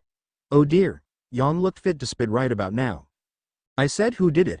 The counter splintered under the brawler's grasp. Last chance before I start punching. Blake padded back inside, looking terribly cross. What's going on? I heard you shouting. Ruby. Drunk. Alcohol. No, if he told the truth now one of them would storm off and their already strained relationship would be broken beyond repair. He could have blamed the Schnee, but Yang would have butchered her for it. Really, there was only one answer for it. Even if it was stupid of him. Why did he have to be so bloody noble? With a long-suffering sigh, he laid his glass down and steeled himself. All right, you got me. I did it. Guilty as charged. Weiss whipped around, her pale eyes widening as she realized what was about to transpire. You. Raven looked absolutely stunned at his declaration. You didn't. Blake slapped a palm against her face. Here we go. Yang barreled into Naruto with a bloody roar. A tipsy Ruby only giggled at his plight. A mindless crimson haze obscured her vision, leaving her drowning in a great scarlet ocean. One that drowned out all sense and sanity. She couldn't focus, could barely even bring herself to breathe. She knew this, of course. She'd always been more than a little hot-headed as a child. Even now, that hadn't changed. Her temper was something of a legend back in Patch. An unstoppable force that consistently carried her through every scuffle, fight, and schoolyard brawl before. And today the temper had been pushed to its limits. No, beyond them. It had been such a nice day, too. Not anymore. Their fault. All their fault. Her fault. Raven gazed placidly back at her from where she sat at the bar, one leg swinging over the stool she sat upon, utterly unconcerned for her daughter's impending mental breakdown. Yang ignored her. She was the cause of this, to be sure, but she wasn't the focus of her rage. Damn it, girl. She usually wasn't the sort to get riled up so easily, but now, her blood burned. She gave no thought to their words as she stalked forward, much less the potential ramifications of starting a brawl in a bakery. Note here, in this moment, 2 sentences summed up the entirety of her being. Yang angry. Yang smash, because there, at the center of it all. All right. You got me. Naruto feigned a lazy smile and raised his hands as Yang seized him by his collar. Hey, easy there. He only laughed when she hoisted him off his feet. I didn't mean to get Ruby drunk, so. Yang's arm swung backward with an audible pop and her fellow blonde made no move to evade the obviously telegraphed punch that followed. Perhaps that was sloppy of her. In her anger, she didn't even try to be subtle here. Not at all. Even a civilian would have been able to dodge a blow like this. She failed to see the obvious bait for what it was, didn't recognize it, didn't care. Her fist struck Naruto's nose with a devastating crack. His head snapped back and an off-red spray burst from his nose. Then momentum ripped him from her grasp and sent him crashing into the kitchen. A dull crunch heralded the destruction of a wall as he tumbled through it and into the yard beyond. Yang leapt into the light after him with a roar that sounded more grim than human. Stop, you dolt! Weiss raced after her with a shout. This is idiotic. Can't you see he's baiting you? Raven uttered a jaw-popping yawn. I don't think she can hear you right now, Schnee. The heiress absolutely hissed. You? Blood-red eyes narrowed as a pale finger stabbed between them. This is all your fault. Why didn't you say anything? Guilty as charged. The bandit drawled, flicking her hand away. As to why? Boredom, I suppose. Blake sputtered. You were bored? Pretty much. The older woman drained her bottle and tossed it over her shoulder with lackadaisical grace, leaving it to shatter against a wall. If you're concerned about him, don't be. He's playing. Dark hair swayed as she gave a rueful shake of her head. Naruto's always been like this. Sticking his nose where others wouldn't and taking the blame when he shouldn't. It's who he is. I gave up trying to change him ages ago. She craned her neck as a distant explosion rattled the room. Ooh, that sounded painful. He didn't do anything. Weiss protested. He let Yang hit him because Ruby drank your swill. To be fair, I didn't see her. Raven snorted. She's a quick little thing, just like Summer. Ruby's head popped up behind Weiss. Ooh, you knew Mom? Of course I did. She was a lightweight, too. Really? For the first time since she'd met the woman, Raven actually smiled. It was a small, awkward thing, but a smile nevertheless. She even unbent enough to pat the girl's head, drawing a giggle from the inebriated huntress. Granted, The motion was stilted and she looked like she wanted to bolt, but the sentiment was still there. All that vanished as she looked to Weiss. "You're Willow's brat, aren't you? You have her eyes." What?" said Schnee blinked, startled by her remark. "Truly. It wasn't a compliment, child." Raven clicked her tongue. Willow was a coward. Is she still married to Jacques? Weiss faltered. "Yes, but then she is a coward." Raven retorted. "That man was and is a monster.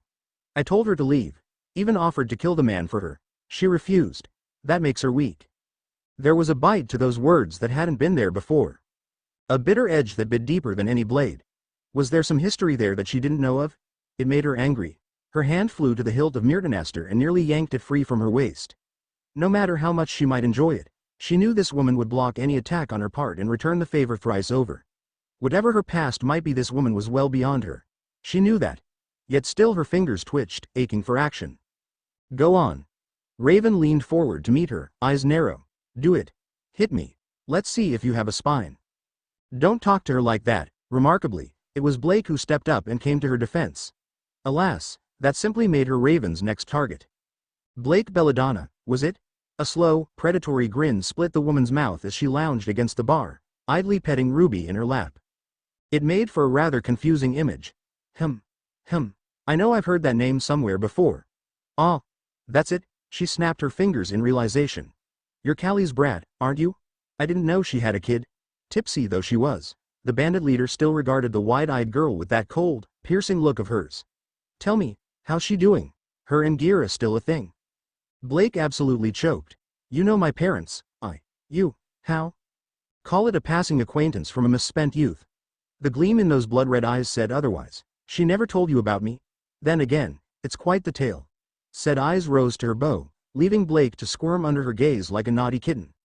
"Give her my regards when you see her, would you? I'm sure she'd love to know her daughter made it into Beacon, while wearing a bow." Blake wilted, all defiance bleeding out of her. Weiss nearly skewered her then and there. No good woman, fermenting conflict. Thankfully a third impact rattled the world and snapped her back to her senses before she could commit. "Ruby, say something already. Stop them." Okay." The little huntress made a face, kicked her legs against the bar, hopped off her seat, and staggered toward the gaping hole Yang had created. "Let's go watch." "Not that. Blake. Help, not a chance." Much to Weiss's dismay, the dark-haired girl made an X shape with her arms. "I've seen him fight. I won't be getting involved in this madness." She didn't miss the fearful glance she cast at Raven. "Bunch of nattering hens, the lot of you," said Troublemaker pointedly ignored the glowers that went her way. "I told you, he'll be fine." She still got up to follow Ruby, though. Well, that settled it, then. Yang had gone berserk. Ruby was too drunk to think straight, and Blake was clearly hiding something and thus too afraid to take command. Which meant she had to take charge. A few days ago the notion would have been far more appealing. Now, she felt exhausted. Why was she always the voice of reason in this madness? It was like herding cats. She found both blondes in the yard beyond. One lay sprawled in the grass, the other looming over them. It was a picturesque area all things considered, not a space used for storage as one might suspect, but rather a simple enclosure with room to spare and sporting a fence on either side, the better to prevent intruders. There was even a small sapling in the backyard, suggesting it had been recently planted at that. Of course, the fence had did nothing to stop Yang. She'd blown right through.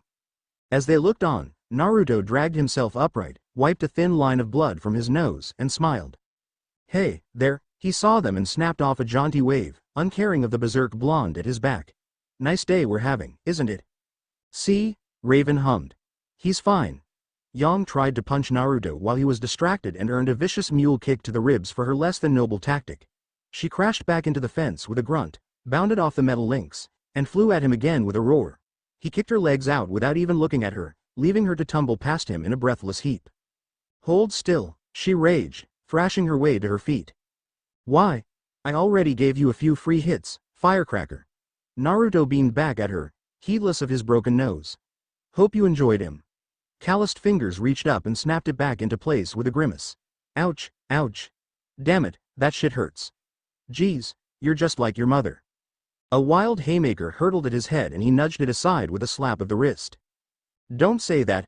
She dove at him again and he caught her wrist, sweeping her aside with ease. "Say what?" He tilted his head innocently when she came at him again and leapt away. "I don't understand." I'm nothing like Raven. Her stomp gave birth to a small crater beneath her boots. Don't call me Firecracker, either. You're not Uncle Kirao. No, Naruto admittedly candidly, jamming both hands in his pockets as he swayed away from another punch. I'm not. If I were your uncle, I'd have taken you over my knee and tanned your hide by now. As for your her, well, he unbent enough to scratch a whiskered cheek. You have her temper. Yang blinked. Ruby squeaked. Woo-oh. Raven whistled. He had to say it. Something in those words ignited Yang's anger all over again and she flew at him with a wild shriek. This time the baker met her head on. A gloved fist crashed against hers and she felt something pop in her arm. Even as she cried out, he swung his arm backward and sent her tumbling into the dirt. A sudden and dizzying jolt shot up the base of her spine as her back collided with a wall. Instinctively she tensed and flung herself upright in a hurry, bracing for a counterattack. It never came. Rather than press his advantage, Raven's lover remained where he was. He was waiting for her, the bastard. Take this seriously, damn it. Why? To Yang's dismay, he merely blinked when she raged at him. I'm already holding back the lion's share of my strength here. If I were to take this seriously you'd be a pretty red smear on the ground. I don't think either of us want that, A dagger of icy fear stabbed at her breast, only to melt with the fires of her anger. Don't look down on me. I'm not. Though his smile burned bright, the words were cold. You're too weak to be a threat.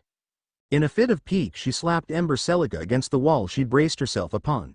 It discharged a dust round with explosive force, shooting bits of plaster and timber in every direction, and for the first time since she'd met him, the infuriating bastard stopped smiling. His right eye twitched. Hey, don't go blowing holes in my shop, he frowned. I paid good money for that. Ah, did I touch a nerve? Too bad. Was that petty of her?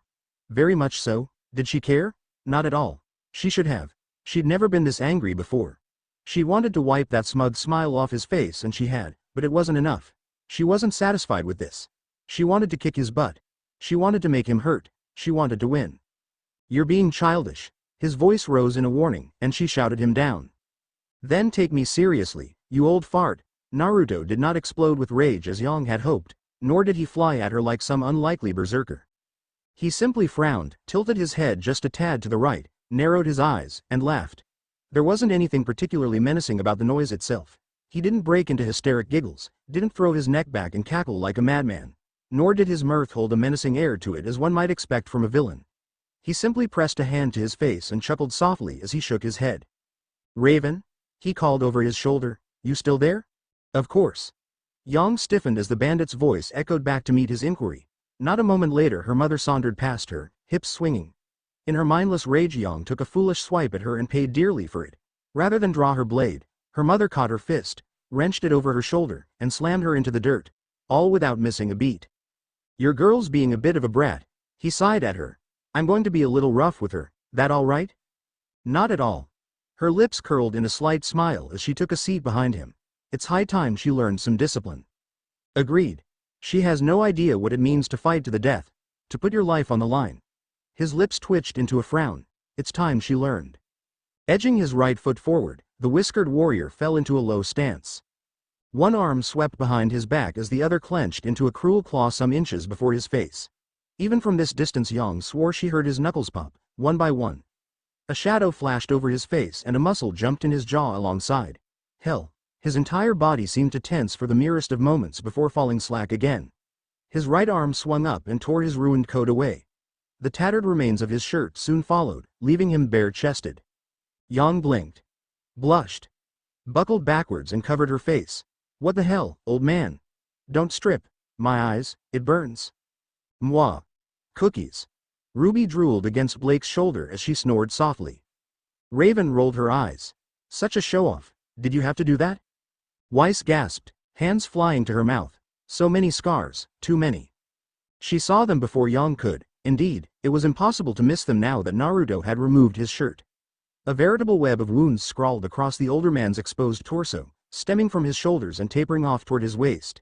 She had no doubt that his back was covered in similar injuries. Her suspicions were merely confirmed when he turned to face Raven. I'm not showing off, he drawled, but she barely heard the words. Just making a point. Oh, what the hell? Yang croaked. How are you even alive? That's the question, isn't it? Naruto laughed and spread his arms for further inspection as she gawked at his mangled back. Every injury you see here, every scar, is what I bear with pride. You keep asking me to take you seriously, but frankly? He shook his head. I can't. It's just not possible. I've fought monsters, grappled with grim, demolished white fang cells. Blake stiffened. And this? He turned in place, folding his arms before his ruined chest. This little scuffle of ours is nothing compared to what I've been through. You're just a kid. His stern expression softened. I don't want to hurt ya, you know. Weiss agreed. Despite her best efforts, and she wasn't even the one fighting him. The heiress found herself shrinking back half a step. Had he sustained those injuries fighting Grim? Or something else? She was leaning toward the ladder. No, Grim could have done that to his back. It looked like someone had taken a sword to his shoulders and tried to hack him to pieces. Or tried to gouge out a lung. By the look of it, they'd nearly succeeded. Just the thought of it made her nauseous, and to think, she was ashamed of her single scar.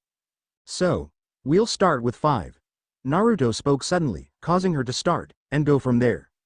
As Yang looked on in quiet consternation, her fellow blonde held his right hand out to her, fingers splayed. I'll use 5% of my strength in this fight. His words were blunt, yet patronizing, that strange smile never once leaving his whiskered cheeks. No transformations. No summons. No jutsu. His arms spread wide as he dropped into a crouch, and there was just something in that simple gesture that set her sixth sense screaming. Just my bare fists. If you want to be taken seriously, then you'll have to make me survive the next 10 seconds and I'll ramp it up even further. Let's see what you've got. Now. Dodge. Blake realized the danger first and shouted a warning. Too little, too late. He absolutely blitzed her. There could be no other word for what followed. Against all odds, Yang managed to get a gauntlet up in time. Even then she felt her right arm shudder and ember silica buckle as his fist thundered home against her wrist. Blue eyes blazed down at her, dull and devoid of life. No, that wasn't it. They were cold, like twin icebergs looming over her, crushing her with the weight of her gaze. She swung at his face and the ice melted as he flowed around it like so much water to ram a heel palm under her chin. Predictable. She nearly blacked out on the spot. Gah! Why you little? Yang spat blood and jabbed at his head, only to find her legs swept out from under her. Bereft of balance, she crashed to the ground in a heap. A fist came crashing down after her and she flung herself to the side before it could hit. Bits of stone and earth sprayed against her back as she stumbled upright. He chased her relentlessly, wrenching her arm down to ram his forehead against hers. Stars, entire galaxies, burst behind her eyelids from the impact. What was his head made of, pure metal or something? Sloppy. Came the rebuke as she teetered back. Your fighting style has no form, no substance. Yang swiped at him, and his knee found the back of her skull. Her aura crackled angrily and her vision swam again, this time with pain. You're quick to anger. She chambered a kick at his groin and a whirling kick caught her ribs. She felt something crack. That's a weakness, rise above it. Standing proved an effort in and of itself, but she still dragged herself upright only to caught by a spinning kick. Don't just charge in, use your head. I know Tai taught you better than that. Don't you talk about my old man that way. I'm not. Naruto sighed. I'm trying to teach you something here, but it's clearly not working. Fine. He raised his fists in a boxing stance and began to bound from one foot to the other, taking jabs as he went. Come on then. His voice rose in a challenge. Hit me. This is what you want, right? Take all your anger out on me. You know you want to. She darted at him in a golden streak and this time, her fist brushed his chin. He stepped back and she swept his legs, but rather than fall, landed on his hands and crashed another kick into her chin. She caught it and swung him down into the ground, only for him to catch himself yet again and twist free to sweep her legs instead. Yang rode the blow, reared back and slugged him in the face for it. Still, the bastard refused to fall. Oh, he stumbled, looked surprised even, but she wasn't able to knock him on his ass as she'd intended. Still, those bright blue eyes widened in surprise before he clamped down on it. Was that pride, just now? It looked like he was proud of her. A strange, niggling sensation tickled at her, worming its way through her anger. There we go. He settled back into a stance, again. Pulse pounding, heart hammering in her chest and high on adrenaline, Yang made a rookie mistake. One she hadn't made since her days at Signal. Had she been in her right mind, she would have realized it. Instead she ignited Ember Celica and swept forward with a wild haymaker. Naruto stepped back, allowed her to sweep past, overextended. His fingers formed a taut point, one that swept up and came down on her exposed limb thrice as fast. Yang tried to twist, tried to move in midair to do something about it. To protect herself, attack, defend, anything at all. Oh wow. Her arm went numb, all sensation fleeing as the deadened limb drooped from her shoulder. The retaliation that followed was swift and merciless. Clenched knuckles barreled into her stomach to blast the breath from her lungs, taking most of her strength with it. Somewhere, very far away, she thought she heard Weiss cry out. Or was it Blake? She couldn't be sure. Her ears were too busy ringing. Yet the follow-through never came, leaving her to crash to her knees with a squeak. You can do better than this. Yang saw his boots halt just out of reach as she curled in on herself. You can be so much more. I know you can. Rather than attack, he reached down and pulled her to her feet. His forehead slammed against hers, not to attack, but to glare blazing blue daggers down at her. Where's that strength you showed earlier? Where's that determination, huh? How can you protect yourself like this? Would you be able to save Ruby if she's in danger? Could you even save yourself? Of course I could. Yang grit her teeth, refusing to fall back. What do you know? More than you. Her tormentor barked back, shouting her down as he towered over her. If I had a sword, I would have cut your arm off just now, and I'm holding back. His words slapped her again. What do you think an enemy will do to you if you're in a position like this? Forget the grim. You'll be fighting folks worse than me. They won't show mercy. They won't hold back. They'll cut you apart. The truth stung as much as her tears. Lilac eyes blazed red and golden hair set itself ablaze. Shut you. Her semblance had gotten her out of worse scrapes than this. If anything, she'd gotten used to tanking hits and dishing them back tenfold. She trained up her endurance for this very purpose after all. A single blow that would absolutely devastate anyone who got the better of her. Not was as good a time as any to use it. It was a good punch, all things considered. Yang was proud of it. She was impossibly close and had taken a number of nasty hits by now. She could barely see stand after the last, yet she was sure she'd connect. Naruto hadn't even tried to step back. He was impossible to miss. She focused on his face as the power deep within her ignited all at once, and she rammed her knuckles at it, knowing he could take it. She never saw her punch land, but she felt the impact all the same, just as much as the scalding rush of steam that followed. The smoke cleared. Better. Naruto's smiling face was revealed to her, wholly unharmed as he held her fist before his face. But you've still got a long way to go. Yang toppled backward on her rear with a yelp as he released her. He'd caught it. Her best punch, all the power amplified and flung back in his face, and he'd stopped it with one hand. The realization should have made her even more angry. Instead, it humbled her. To know that even at her best, even with her semblance, she'd still been bested. By all rights she should be furious. She hadn't been beaten this badly in, well, forever. It was something of a wake-up call. She wasn't unbeatable. She wasn't invincible. Her anger had gotten the better of her, and she'd paid for it. But did he have to beat her so badly? Feel better? He asked. Got it out of your system? I still want to punch you. She sulked, crossing both arms under her chest. I'm sure. Now hold still. Before she could protest, her fellow blonde reached down and laid a hand on her deadened arm. Once again he hit the same pressure point. This time sensation came rushing back into the limb, bringing with it 1,000 pins and needles that had her hissing and swearing. Ow, shit, she growled, rubbing at her arm. That really hurts, you know. It's going to. No hard feelings, Naruto offered her that same hand, and something in Yang hesitated. Though it was a bitter pill to swallow, she'd learned something from this. No, she'd simply been reminded of the bitter truth. She wasn't the strongest out there. No matter how hard you trained, there was always someone better than you. Be it Dad or Uncle Kirao, or even Headmaster Ospin, or even this bloody baker. She'd always known it. This time, she took Naruto's hand and allowed herself to be hauled to her feet. Say, about what you said earlier. Oh, that was just an act. The whiskered warrior laughed and waved her off a little too quickly for her liking, almost as if he were hiding something. You were looking for an outlet, and I gave you one while pointing out the holes in your offense. That's all. Nothing personal. Sorry if I scared you, but I hoped it helped. Truthfully, it had. All her life, she'd been the sort to swing first and ask questions later. Her emotions always burned bright and then burned themselves right out. She'd already forgiven the blonde bastard, she realized. The revelation of this ruse merely solidified that decision on her part. Unfortunately, a low crunch behind Yang drew a wince. She risked a glance over her shoulder and saw the damage she'd wrought. I can pay for that. The words tumbled out of her mouth. Well, I mean.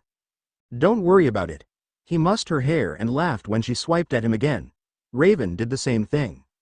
Lies. Huh. Yang wasn't sure how to feel about that. Should she be proud that she had something in common with her mother, or angry? She risked a glance back, still wincing when she saw how much of the wall and fence she had demolished, only to find that her mother wouldn't meet her eyes. A lone finger rose in salute to greet her instead. That wasn't half bad, she said instead, desperate to change the subject. Next time you'll be the one on the ground, though. Sure, why not? There was a strange, almost bitter smile to his words. I'd be happy to knock you around again if that's what you're after. Do you need my scroll number? What, are you offering to be my personal trainer or something? She planted one hand on her hip as he drew a worn phone from his pocket. Careful now, your true colors are shining through. Perv. Get your mind out of the gutter. She swiped it from him. Dirty old man. He flicked her forehead in return. Cheeky little shit. Maybe she could tolerate this guy after all. It wasn't like he'd done any of this on purpose. Right? If she could wring a few tricks out of him, that might prove useful. At least she had an excuse to hide behind on that front to hide the shame of her defeat. After a moment's consideration, she added Blake's number, followed soon thereafter by that of Weiss and Ruby. Hey, if she had to suffer through this, so did they. But Mom. Nope. Just nope. Looking at her hurt more than Yang cared to admit. It hurt a lot. There would be no forgiveness there, not today. Not tomorrow. Perhaps not ever. It was too fresh, too painful. Just thinking of her hurt a scar she'd thought long since healed now lay open and bare to the world once again. But that was neither here nor there. There were more pressing matters to deal with. Matters that were bearing down on her with all the speed of a ballistic dust missile. Sucking in a sharp breath, she steadied herself and braced herself for Hurricane Weiss. She hit her like a missile. What were you thinking? I wasn't. Yang grinned back. That's the point, you dolt. Hey. He started. Yang turned to lay the blame at Naruto's feet, only to find that her fellow blonde had vanished into thin air. All that remained was a faint plume of smoke and what might have been a log at her feet. The hell was that? Her jaw clicked open in surprise as she frantically cast about for him, but he was nowhere to be seen.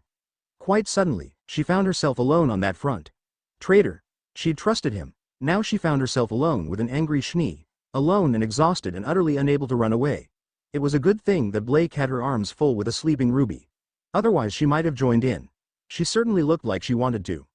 Hey, it all worked out in the end, right? She managed. Weiss hung her head and fell silent for a long, horrible moment. Then she reared back, seized hold of Yang's face, and pinched her cheeks. Ouch, she cried. No fair. What the hell, Weiss cream? What did I do to deserve this? Don't you? Weiss cream, me, Yang Xiaolong. I have half a mind too. Alright kids, show's over. Time to go. Raven clapped her hands sharply, drawing a collective flinch from the girls. Come back tomorrow if you like. Or whatever. She flung up her hands when Yang tried to protest. I don't care. Just get. You're cramping my style. Out, out, out. Weiss craned her neck back. Where did Naruto go? None of your damned business, Schnee. The bandit batted her ponytail like a cat with a bit of yarn. Now scoot. For a moment she considered challenging the bloody woman all over again. It was only Yang's hand on her shoulder that forestalled any conflict on that front. She expected another outburst. A retort at the very least. All she received was a silent shake of the head. Just leave it. She's not worth the trouble. If you say so. Naruto emerged from the shadows as the last of Team RWBY slunk away. Raven sidled up to him with a sigh. You've gotten soft. Somehow, he wasn't sure if that was an insult or a compliment. Have I? He shrugged. You were antagonizing those girls. Did you enjoy baiting them? A little. They're easy to rile up and they remind me of their mothers, she confessed. And you have gotten soft. Her lips parted in a sigh as she leaned against him. Just a decade ago, you would have flattened someone like her without a second thought. 5%? Really? She jabbed his scarred chest with a finger, drawing an amused laugh from her partner. We both know you weren't using that much. Not really. You could have killed her with less. Think of it as a learning experience, he said. And she's your daughter. I didn't want to hurt her. Our daughter. HRRMPH. In the end Naruto chose to ignore her remark and saunter back inside. Still, Roman Torchwick, EH? Didn't think we'd be related. Still don't believe it. Raven caught the hint and pounced on it. That Roman Torchwick? He's your son? Maybe, the blonde shrugged, heedless of her baffled look. I mean, now that I think about it, I can kinda see the resemblance there. Another shrug chased her fury away. Besides, it's not like I was celibate after you ran away all those years ago. Although her blazing red eyes continued to bore into him, he remained unfazed. I wandered the world before I came back and settled down. Had a few one-night stands here and there, nothing serious. Trust me, I'm as surprised as you are. It's not like there's a horde of minimes running about Remnant or anything. I'd know if there were. Although there was one redhead. She squirmed angrily. I still don't like it. What, that I might have other kids wandering around, or that I got some tail while you were away? Naruto prodded her with his good hand as he snatched up a broken black, but as he looked on, her pale cheeks slowly suffused themselves with but the faintest shade of pink. No, you're not. A lone blonde brow quirked as a slow smile spread across his face. Don't tell me you're actually jealous over this. When she didn't answer, his grin grew. Aha! You are? I didn't think you had it in you. Vines of heated embarrassment burned their way up Raven's neck. I'm the only one you need to look at. Naruto whooped and wrapped his arms around her. Even as she squawked and squirmed, he buried his head into her neck. Ah. Let go of me, you big oaf. Raven wriggled in his grasp to no avail. His arms locked around her like a cage, one she couldn't possibly escape. No cuddling, off, I said off. Nope. Never letting go. You're stuck with me now. He planted a kiss against her collarbone that left her shivering. I'm not letting you get away this time. Another kiss had her squirming in an altogether more pleasant way, her eyes widening as his lips roved higher, brushing her neck, then her chin as he continued to speak. You'll have to kill me. That's an option. Then he pulled away, the bastard. Nope. Hope you're ready for the night shift. Raven made angry raven noises. Do you ever close this damn place? Naruto leaned back and shrugged. Around midnight usually. Why? Does it matter? Fine. Be that way. She shook her head and grabbed a broom. You're a cruel man, Naruto Uzumaki. Bah, you know you love me. He chuckled softly and did the same. You'd never put up with me if you didn't care this much, Ak? Her elbow sank into his ribs. Jury's still out on that. Now help me with this wall. And stop making faces or you won't be getting a thing from me tonight. 0.0.0.0. The night shift, as Naruto so eloquently put it, sarcasm ahoy, was anything but simple. Together and with a liberal application of shadow clones on Naruto's part, they somehow managed to repair the damage before the next rush came. Even then, the so-called clientele he attracted at this hour seemed to nothing short of shady. Ranging from crooks and thieves to wanted gangsters alike, they were a motley crew, all things considered. Hardened men and women who'd seen or done their share of time, and not one of them made trouble for him. Not a one. Some even called him boss. She got a good laugh out of that one. Perhaps that had something to do with her presence. No one questioned a woman with a sword, least of all when she wore her mask. Perhaps they thought her security of some sort. Raven was content to let them believe what they wished. Men and women alike deceived themselves all the time. Tonight would be no exception. And then she appeared. At first she wanted nothing more than to tell the newcomer off, until she got a good look at her. She was a dark-haired beauty with long legs, clad in a little red number that was nothing just shy of sinful.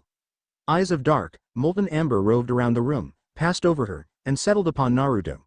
A shiver shot down Raven's spine at the sight of her. This one was bad news. She just knew it. Didn't know how she knew, only that she did. Naruto didn't seem to care, and if he did, none of that concern showed as he sauntered up to meet her. Cinder. His voice boomed out in greeting. How've ya been? He knew this little harlot. You'll be wanting the usual, I take it? Yes, please. She planted a kiss on his cheek and Raven nearly slew her on the spot. I'll have a side of strawberry shortcake, if you don't mind. Not at all. A small sullen side of her balked at her own behavior. She was acting like some love-struck lass trying to keep a rival away from her. Just what was Naruto to her? Didn't matter. He was hers. She'd never say it aloud, of course, he'd never let her live it down. But the blonde buffoon meant something her. More than most. She'd already lost him once through no fault but her own, and she'd be damned if she lost him again. Acting like a jealous old hen accomplished nothing here, however. So she grit her teeth and watched. You're becoming something of a regular here. Cinder Fall preened as her favorite treat appeared before her. Am I? And that was fast. She hummed in appreciation. Keep this up and I might have to steal you. You can try, came Naruto's humming reply as he poured her a tall glass of milk, but I'm afraid I've already spoken for. Are you, now? A dark brow arched as she considered his worn hands and saw no ring there. That can change. You'll find me very persuasive. Raven made a noise somewhere between a sigh and a snarl. Unfortunately, that drew the newcomer's attention down on her. Those keen amber orbs fell upon her and narrowed, unable to ascertain her identity through her mask. She was suddenly glad she'd chosen to wear it tonight. She didn't much like the way this one was looking at her. As if she'd recognized her. That was impossible, of course. She'd never laid eyes on this lil minx until this very moment. She would have remembered a man-stealer like this. Have we met? Her blade was about to meet her face. Did that count? She's new. Naruto intervened with another dish, distracting the criminal before she could probe further. Folks have been pressing me to hire some security. Is that so? Cinder all but purred the words. I could lend you Roman for an evening or two. He might appreciate some honest work for a change. URK. The blonde made a choking sound that Raven mirrored. That's really not necessary. I appreciate the sentiment, though. It's no trouble at all. She fished her treat and rose from her seat. I'm afraid I must be on my way. Don't be a stranger. Perhaps she'd sensed Raven's killing intent. Perhaps she suspected something. Perhaps she was simply being a good guest and not overstaying her welcome. Who knew? Nevertheless, the moment she left, Raven locked the door behind her and shuttered the window alongside it. To his credit, Naruto offered a faint token of protest. Hey, we're closed. She growled. Fair enough, he sighed. You're angry, I take it. Raven smashed her mouth against his bedroom. Now. He guided her upstairs and she forgot all thoughts of Cinder Fall for what remained of the evening. Unfortunately, said evening didn't quite end as she'd been expecting. It came in the form of a rather unwanted guest. 0.0.0.0. She'd never committed a crime before, yet here she was all the same, so hungry. Hunger had driven her to desperation and desperation. Well, here she was. Deary gazed down into the shop and the broken glass on the floor condemned her. She hadn't meant to make that much noise. It wasn't her fault. Or so she told herself. It was either this or join up with the White Fang, and she wasn't so far gone as to risk her neck with those maniacs. Not yet. It was either that, or starve. She slipped inside, careful not to cut herself on the glass, cursing quietly as it crunched underfoot. No alarm. Surprising, given the look of this place. It looked new, but maybe the owner thought he wouldn't need it. No cameras either, none that she could see. That was his loss and her gain. Another pang of guilt tore at Deary and she tried in vain to stomp it down. She wasn't committing a crime, she told herself. She was just taking a little bit of money to get by. Or food. Whichever came first. This was a bakery. He must have some food or something in the back, cash at the register at the very least. There better be, if she'd smashed that window for nothing. Her stomach growled again, a low and desperate sound that made her insides twist. She hadn't eaten in nearly a week. Even the gun in her belt was stolen. A dust pistol purloined from a drunken officer on duty. Vale was soft when it came to crime, but she didn't doubt for a moment that her actions would be reported. One crime atop another. There, jackpot. She crept closer and considered the register for a moment. Locked. Of course it was locked. Her bad luck prevailed in all things, it seemed. It looked heavy too. Too heavy for her to carry without hurting herself. Maybe if she had her aura unlocked she might have been willing to risk it, but... Whatcha doing there, kiddo? A hand clamped down on Deary's shoulder and she spun with a shriek. Hike. The owner of the bakery blinked back at her in orange-black pajamas, not at all fazed by her cry. I'm afraid we're closed for the evening. He smiled back at her. But you're not here for cookies, are you? Deary leveled the pistol at him. Empty the register. She forced the words through chattering teeth. And the safe. I know you've got one somewhere. Oh gods, she was shaking like a leaf. She'd never killed a man before, human or otherwise. She didn't want to start now. No, not good. Super sketch. Much to her dismay, the blonde didn't bat an eyelash. Look, if it's food you want, I can get you a plate. Free of charge. His tone turned soothing when her stomach whimpered. Just put the gun down. Deary didn't believe him. Humans were all the same. They lied and lied and lied again. Just like her old landlord, just like her boss, just like her ex. They took and took and took until you didn't have any more to take. Then they turned her out on her ear. Well, not this time. She wouldn't be fooled. Just give me the money. The blonde pursued his lips. You look like you've had a bad time. Now let's not do anything you'll regret. Because if you pull that trigger, I promise you, you're going to regret it. Shut up, old man. You don't know me. Oddly enough, that seemed to wound him more than any bullet. Why does everyone call me that? His shoulders slumped. I ain't that old. The gun clicked against his stomach. Hands up, I mean it. Naruto smiled down at her. It was all teeth. Deary, was it? You know how to use that? Why yes. Of course I do. How did he know her name? No, she couldn't falter. Not now. Empty the register, old man. Nope. Much to the starving girl's annoyance, her mark continued to smile at her like a patient parent. I don't think so. My employees will be working hard for that money, and I need to pay them this week. What kind of boss would I be if I stiffed them their first paycheck? Why you? Tell you what, squirt. A hand reached up and seized the pistol, gripping the barrel with enough force to make the metal buckle. For decency's sake, I'll give you one shot. Blue eyes widened with glee as she struggled to pull her weapon away. What's wrong? You said you were prepared for this. Take the shot. Make it count. You can't do it, can you? That's good, I suppose. It means you're not a hardened killer. Blue eyes drifted past her. Time's up. A bloody red blade settled against the thief's throat from behind. Dinner and a show. How sweet of you. Don't kill her, Raven. Naruto plucked the gun from her hand. I like her, she has potential. You and your strays. She shrugged. If you say so. Sorry kid, nothing personal. Deary raised her hands. Mercy, my lord. And then there was pain. Someone. SAA Avenue. Me. I'm dying. And that, dear niece of mine, is what a hangover feel like. Ruby Rose felt like death warmed over. Actually, nope. Scratch that. It felt like death had picked her up, given her a good shake, then thrown her in a washing machine and set the damn thing on spin cycle.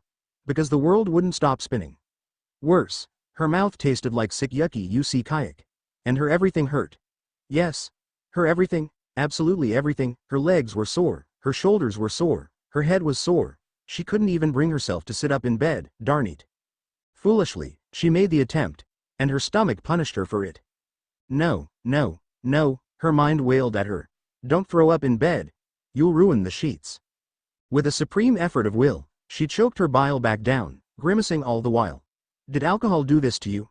She drank a whole bottle thinking it was milk and now she was paying for it. How did Raven drink the stuff daily? How did she like it? Just what kind of monster was she? Drink up. A rough hand brought a glass of water to her lips, pulling her back to reality. Trust me, this'll have you feeling better in no time. Ruby seized the cup and drank greedily. Ah, sweet bliss. Realization clicked in a moment later. Wait a minute. Silver eyes squinted. Focused. Kinda hard, seeing as everything was so blurry, but after a few moments she was able to pin down the familiar face leaning over her. A second glass of water came and went, and this time, her vision cleared enough to confirm her suspicions.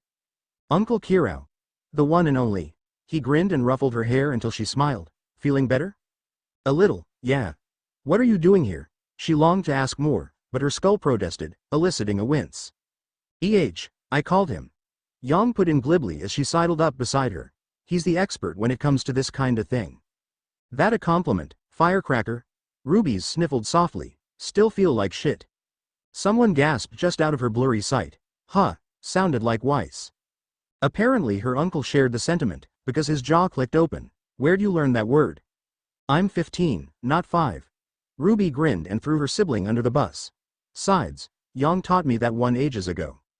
Yang's head whipped toward her at the betrayal. Ruby? Crisis avoided. Oh? Kirao's smile took on a dangerous edge now, though it still looked like there were two of him at the moment.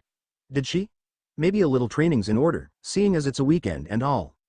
Wouldn't it be rude to leave Ruby out? Nah, let her rest. Kirao chortled. We'll get her some cookies afterward. Lying got you cookies? Maybe she should lie more often? With her uncle's hand there to steady her back, and Yang currently glaring bloody daggers into it. The little red huntress found the strength to sit up despite her protesting stomach and take in her surroundings. Slowly, gradually, the room came back to Ruby in fits and spurts. Nothing really looked any different, but then again, that might have been her vision spinning. She saw Weiss perched on the bed opposite her, gaping at her like a fish. Hey. Got it in one. She'd been the one to gasp after all. As ever, Blake had her nose in a book. Wait. Did her bow twitch just now? Was she still seeing things? Sure enough, those golden eyes flicked her way. How do you feel? Death. She croaked. I feel like death, says the girl who nearly drank herself under the table. Weiss sniped. Now it was Ruby's turn to squawk. I only had one bottle. Yeah, lightweight. Yang snorted. Ruby chucked a pillow at her. Blake smiled. It was a tiny, little thing, and Ruby had to really squint to see it, but it was there. Neat. Now that she thought on it some, it really was kinda weird to have Uncle Kirao here on a weekend. Not that she minded, of course. Uncle Kirao was cool. Still, she wondered why. He taught at Signal. No way he'd come all the way up here just to deliver a glass of water and some hangover pills. Again, she was 15, not 5. Something was up. Sides, he had that look in his eye. Now then, her favorite uncle chimed in a little too happily. You gonna tell me who got you drunk yesterday? Yeah, Rubes. Yang elbowed her none too subtly. Why don't you tell him who gave you that bottle? Woo-oh. So that was why Uncle Kirao had come all the way to Beacon on a weekend. Beneath his less than subtle gaze, Ruby's addled mind suddenly found ample reason to shake off its stupor. Her mouth opened to answer him. Common sense slammed it shut again. Red alert. Red alert. Defcon 1. Repeat. Defcon 1. See no evil. Hear no evil. Speak no evil. She didn't want to rat out Naruto, much less point Uncle Kirao at him. Naruto was nice. He'd given her cookies. Sure, she'd gotten drunk at his bakery, but that was an accident. He didn't deserve to be ambushed by Uncle Kirao. Raven. Well, Raven was complicated. Ruby didn't know what to think of Raven. From what Yang had told her, she'd imagined some horrible beast of a woman, 10 feet tall with burning red eyes and jagged teeth. The woman she'd met failed to live up to the image her sister had painted of her. Raven had red eyes to be sure, but little more. Her tongue was sharp, but if she'd had an edge, something or someone had dulled it considerably. Harsh words aside, she'd not raised a hand to any of them during their time there. Maybe that wasn't fair of her. Maybe the strong drink had dulled her memories of that afternoon somewhat. Maybe she was just being childish. But one image stood out among them. Raven and Naruto reminded her of Mom and Dad. Raven made Naruto happy. She knew that. She'd seen that firsthand. But Raven had left Yang. Arg, conflicting feelings. What was she supposed to do with this? Dunno what you're talking about. Her own words surprised her. I grabbed the wrong bottle by mistake. Don't worry, short stack. Kirao's chuckle made her worry, very much so. I'm not gonna hurt anyone. I just want to talk to them. Loudly. Repeatedly. With my scythe. Uncle Kiru. Ruby tried to stand, and her face turned green. Weiss went pale. No, no, no, no, Ruby Rose, don't you dare. Too late. In that moment, Ruby finally lost the war with her stomach. The outraged shriek of one Weiss Schnee echoed long and loud through the dorms. 0.0.0.0. It couldn't be him. No, it just couldn't. It was unlikely at best, impossible at worst. Sat on her bed, Pyrrha turned the worn photograph over in her hands, thumbing the worn edges with great care, lest she accidentally tear it. Nothing changed. Of course it didn't. She'd been gazing at it for the better part of an hour now in stoic silence, memorizing its every detail. By this point, she knew it better than her own reflection. And yet she still couldn't look away. It was an old photo, all things considered. One taken among a crowd of people she failed to recognize. They didn't matter. The man and woman standing in the center? Very much so. Her mother's bespectacled face gazed back at her within the photo, her smile framed by a youthful face alongside flowing curtain of crimson hair. It was the face of a young woman in her late teens, not yet the careworn visage she'd come to know and love. Her green eyes shone with mirth, bearing an impish spark Pyrrha still didn't recognize, one not yet worn away by time and the concerns of a single parent raising a child.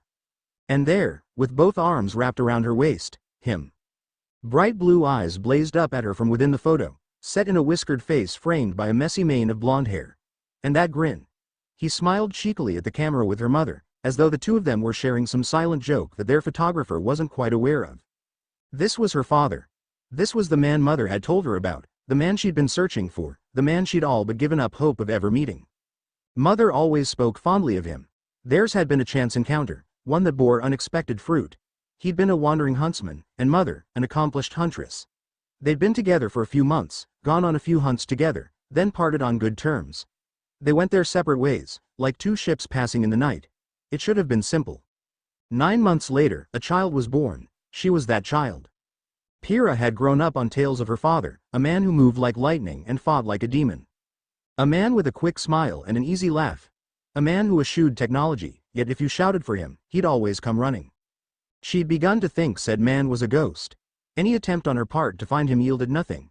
Atlas? Nothing. Vacuo? Less than nothing. Mistral only bore this single photograph, and Mother had been loath to part with it. There was only the vaguest mention of him in Vale, and that alongside her desire to escape her fame had led her here. From there, she'd hit a dead end. She'd not thought on it since. In truth, she'd given up, put it from her mind, until now. Nora had described a man with similar features having hired her at his bakery. She'd described him perfectly, right down to the whiskers and cheeky grin. That was just like her to focus on the strangest details. It was too much of a coincidence for Pyrrha to ignore. No, it felt like destiny. Mother always said she was special.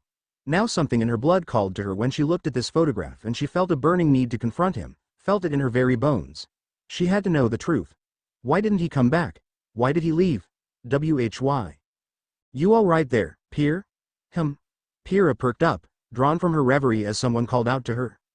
John and their team gazed back at her expectantly when she raised her gaze. They were waiting for an answer to their question, a question she hadn't heard. "I'm sorry," she blinked. "What was that?" "My job, silly." Nora was all too happy to pose it again. "Today's my first day. I was asking if you guys want to come with." "She's afraid to go alone," Ren clarified. "Something about stranger danger." Nora jerked back as if he'd slapped her. "Rennie, how could you?" Just like that, the tension evaporated. Pyrrha snorted. It began as a snicker in the back of her throat. She tried to hold it back, tried to restrain it, to no avail. She failed spectacularly. With that she released a breath she hadn't realized she'd been holding and burst out into full-throated laughter. Guys?" John scratched the back of his head. "I think we broke her." Pyrrha laughed even harder. What was she so worried about? She didn't need the recognition of a man who may or may not be her father. She had her team. She had her friends. They didn't care who she was, where she'd come from, what she would be. To them she was just Pyrrha. Yes. She carefully slid the photo into her pocket. That sounds grand. A man with blue eyes and whiskers. It couldn't be him. Could it? 0.0.0.0. The time had come. The hour was nigh. Today was the day. Nora could have carried on like that for hours. She was just that excited. Under normal circumstances, she might have done so. But not today. Nothing would bring her down. She could do this. As a wise man once said, there is nothing to fear but fear itself. So grab fear by the throat and strangle it. Wait, was that the quote? She wasn't sure. Probably, anyway. Pancakes. Fleet feet carried her down the worn path with unerring aim, forcing her teammates to keep pace or be left behind. Poor Johnny struggled all the way. Hopefully Pyrrha could toughen him up a bit with their little late-night rooftop sessions. A random idea tingled in the back of her brain. Maybe she and Rennie could help, too. They'd make a man out of him. Hey. She liked the sound of that. "Are you sure about this, Nora? Is this even the right way?" Boo. Hiss. Leave it to Rennie to ever be the voice of reason and caution. Not that there was anything wrong with that, mind you. Reason and caution were good traits. She just didn't have much of them. But that was all right.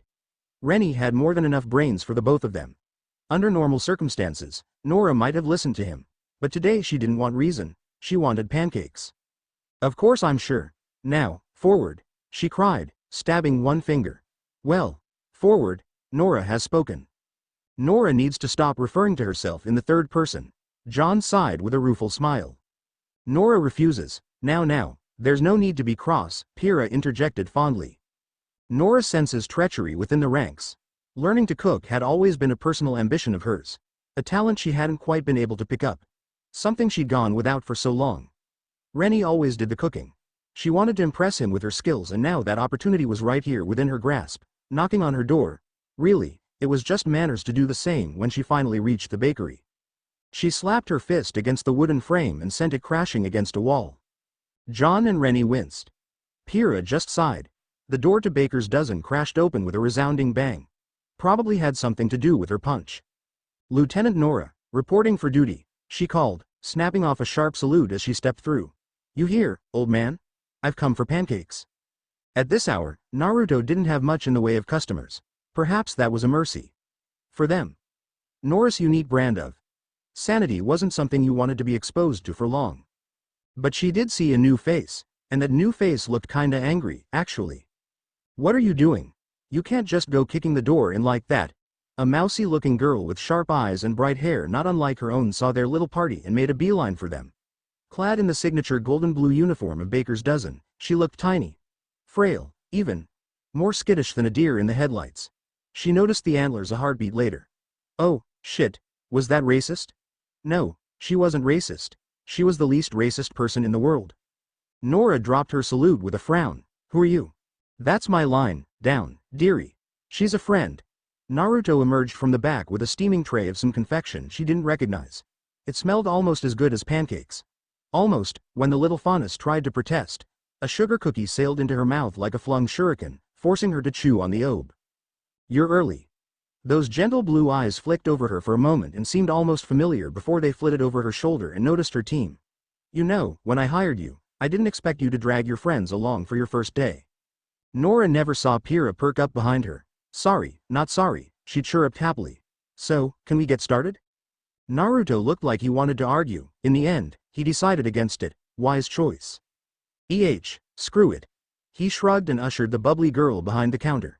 Dearie, meet Nora. Nora, meet Dearie. She's new. You'll be working together for the foreseeable future. Even if I'm working here under duress. The smaller girl grumbled as he finished her cookie. Don't sweat the small stuff. He waved her complaints away. We're paying you and giving you a place to stay, not to mention 3 meals a day. Then he swung an arm outward to indicate the woman she'd seen earlier. I'm sure you remember Raven. Nora blinked. You hired her after all? Doesn't look like much. Raven went terribly still and a curious sensation brushed the back of Nora's neck. It might have been fear. She didn't like it. The bubbly grenadier considered her opponent for a moment, sizing her up. The red-eyed woman certainly looked angry enough to stab her. Raven. Naruto warned. The huntress pinched the brow of her nose, must not kill. Hey, for her part, the faunus wilted. You didn't tell me I'd be working with a huntress. Oh, don't be like that. Nora saw her opportunity for what it was and pounced, slinging an arm around her shoulder before she could escape. I'm sure we'll be great friends. Well, not best friends, because that's Rennie's spot. We've been together forever, you know. Well, not together, boot. Someone, the smaller girl wilted, kill me now. She was granted no such mercy. 0.0.0.0. It was all Naruto could do not to laugh as he watched the chaos unfold before him. In hindsight, he knew Nora was energetic, just not this much. He considered himself a good judge of character and he'd been granted some measure of the girl upon their first meeting. But this took the cake. She flitted around the bakery like a hummingbird as they prepared for the day ahead. She reminded him of himself when he was younger. Well, if he'd been hopped up on sugar and pancakes, with a burning need to make friends out of everyone he met. Not only had she latched onto Dearie, but she was fair certainly she declared them be second besties, whatever that meant. Come to think of it, Nora did have blue eyes. No, he stomped that thought down until it fell silent. He couldn't go around making assumptions like that. Nora might well have a loving family for all he knew. She certainly had friends aplenty. Her team had laid claim to a table and hadn't left since. So, he asked, taking her aside, I'm guessing that's your team over there? You never gave me their names? Oh. Nora leapt at the chance to further acquit herself in his eyes. I forgot to introduce everyone, the one with dark hair is Rennie. A pair of pink eyes met his across the way. When Naruto nodded, the teen returned it. Then there's John Arc, he's got a bunch of sisters. Safe. Resemblance aside, Naruto didn't know anyone by the name of Arc, thank the gods. And the redhead's Pira Nikos. Nora whispered conspiratorially. Don't tell anyone she's famous, she's shy. Naruto spied a flash of red hair in the chaos and shook his head. Nikos. He definitely knew that name. Nah. What were the chances? Surely not. No way. Nikos was a common name, right? Lots of people had it. He stole a glance at her for a long moment and something in those green eyes of hers lit a spark in the back of his head. He shook it off, shooed Nora away with an indulgent smile, then chuckled as she decided to harass Raven instead. Nikos. Still, the name burned in the back of his mind. Coincidence. It had to be. After all, the cakes weren't going to bake themselves. Excuse me? A hand tugged on his sleeve. May I have a moment of your time? Naruto turned, already knowing what he would find there. A pair of piercing jade eyes gazed up at him sadly. The immortal hissed out an angry breath. Bugger. 0.0.0.0. Pira wanted to bolt. Stupid, she'd been so stupid. She wanted to run, hide and bury her head in a pillow. Even now, standing here before him, it took all of her strength not to flee. Her heart hammered fiercely, blood pounding heavily in her ears, drowning all else out. Her knees wobbled, threatening to buckle like so much rotten driftwood. Somehow, she gathered up her courage to leave the table, step forward, and tug on his sleeve, but... Excuse me? She cursed herself for the stammer even as she said it. May I have a moment of your time? She had no idea what to do now. When he turned to face her, fear froze her tongue, turning it to a block of ice in her mouth. Here, when words mattered most, Pira's resolve faltered. Drat. She'd always let her actions speak louder than her words. In battle, she was peerless. A fighter without fear.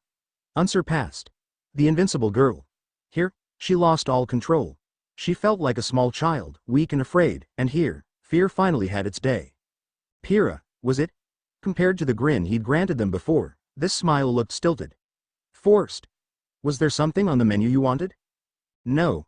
Her soul cried out and in that moment, Pira found a tiny shred of courage. She grasped it before it could slip away. Dipping a hand into her pocket, she pried the old photo free from her wallet. She handed him the photograph. Here. Naruto accepted it from her gingerly, warily, as if he expected it to explode in his face.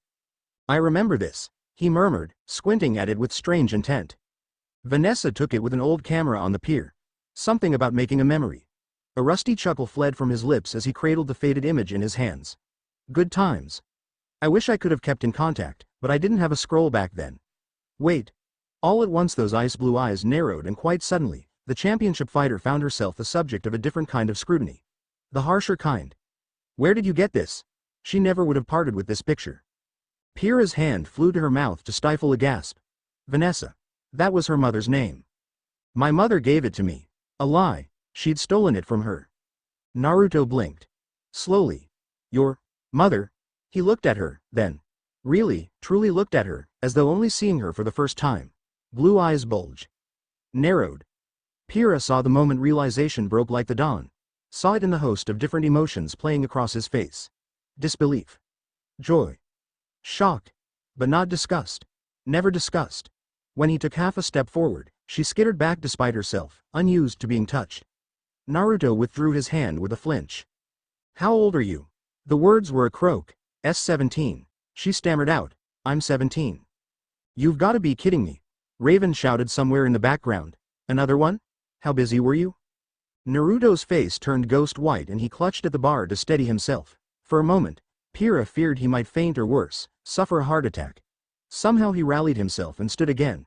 She couldn't help but notice the claw marks he'd left behind in the wood. She could feel the swordswoman glaring holes in her back, but she endured. She had to endure. To fold now meant disaster. Bloody hell, Naruto shook his head in disbelief. Vanessa had a kid.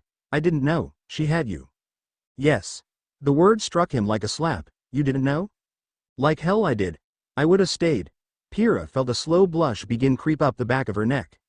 Slowly, gradually, it turned her pale face redder than her hair. Not from shame, nor from pride, but some other strange emotion she couldn't quite quantify. He hadn't rejected her. He hadn't turned her away out of spite. If anything, he looked guilty for not knowing the truth. And he'd admitted it. Accepted the possibility that he might be. She couldn't get the word out. Fear locked up her throat again, choking any words she might have mustered. A moment of awkward silence pushed itself between the two of them. Well, damn. Naruto broke it first. Guess I owe you a lot of birthday cake, don't I? Pyrrha broke. Daddy, she wasn't quite sure what compelled her to move, only that she did. Her legs betrayed her and with a sob she bolted, not away, but forward. Her head collided with Naruto's chest with an audible crack, causing the blonde to grunt in surprise. When the tears came she didn't fight them. Pyrrha didn't weep. She wailed. It wasn't a pretty sight. She didn't care. She bawled into his apron, thick tears pouring from her eyes as she clung onto him for dear life. Strong arms wrapped around her back, hesitantly at first, but then with resolve when she didn't try to struggle or slip away. Ah, hell. She heard him sigh. I'm sorry, didn't mean to make ya cry. Somehow, that made it worse. Knowing he cared, it hurt. Pyrrha wept miserably against him. Daddy. It should have been strange, calling some random stranger such. She couldn't bring herself to care. Even now, 17 years worth of pent-up emotions crashed down on her all at once in a torrential flood. She found herself caught up in them, unable to escape the deluge. Pyrrha wasn't sure she wanted to. You're real. She babbled into his chest, fingers clutching fitfully at the fabric of his apron. All this time, I thought you weren't. But you are. You're not a ghost. Wait, his laughter only made her cry harder. Why'd ya think I was a ghost? He never had a chance to finish that sentence. Without warning, the door flew from its hinges. Everyone, customer, waitress, and hunter alike craned their heads toward the entrance as fresh sunlight spilled into the bakery. Even Pyrrha wasn't immune to curiosity. Not a heartbeat later saw perpetrators storming in, brandishing a sword in one hand, and an old silver flask in the other. Bleary red eyes swept over the room in search of something, and failed to find their target. They narrowed. All right. Kirao Bronwyn bellowed. Which one of you bastards got my niece drunk? Pyrrha felt father just saying it made her heart perform a cartwheel, tense against her. Heard the low, angry growl rumble through his chest. Oddly enough, it didn't scare her. For a fleeting instant his very body burned gold in her grasp. With one arm still wrapped tight around her, he snatched up a tray from the bar and hefted it menacingly. Close your eyes, sweetie. He smiled at her. I'm about to commit murder. Someone beat him to it. You look like shit, brother. Drinking again? Pyrrha poked her head around Naruto and saw a woman clad in red and black rise from her seat. She failed to notice her until this very moment. No longer. As she looked on in quiet consternation, the swordswoman sashayed past them to meet the intruder, hips swinging with every step. Kirao saw her too. He must have. Because he raised his flask to his lips and took a long, hard swig. Me and my bad luck. What the hell are you doing here, Raven? She grinned back at him. It was not a pleasant smile by any measure. Bad luck has nothing to do with it, Kirao. That's so? Because my niece just happened to tell me you'd shacked up with an old friend. He in? I want to have a word with him. Raven twitched. He's not here. Really, because that looks like him hiding over Dar. In hindsight, Pyrrha would later realize that the intruder Kirao was absolutely soused at the time and thus couldn't be held solely responsible for his actions. Also, he really shouldn't have pressed that button. Raven's boot cannoned into his face and sent him crashing through a wall, tumbling and swearing. A decidedly Kirao-shaped impression was left behind, but the huntress didn't stop there. Eyes spitting flames, Raven drew her blade and surged out into the opening after him with an angry snarl. The howls of pain that followed would be the stuff of legends. There's that moment gone. Naruto palmed his forehead and exhaled in a long suffering sigh. Coffee? Pyrrha sniffled, giggled, and dared a small smile. I'd love some, thank you. Mother had been right after all. Father was weird. You think he's lost his edge, don't you? You think he's gone soft, let his guard down. You don't see what I see. He's stronger now than he ever was back then. Because now he has something to fight for, something to protect. Come and have a go if you think you're hard enough. No, no, by all means. Wake that dragon. I'll enjoy watching you burn. Vanessa Nico's. Sugar Rush, you found who? Pyrrha flinched as the scroll squawked loudly against her ear.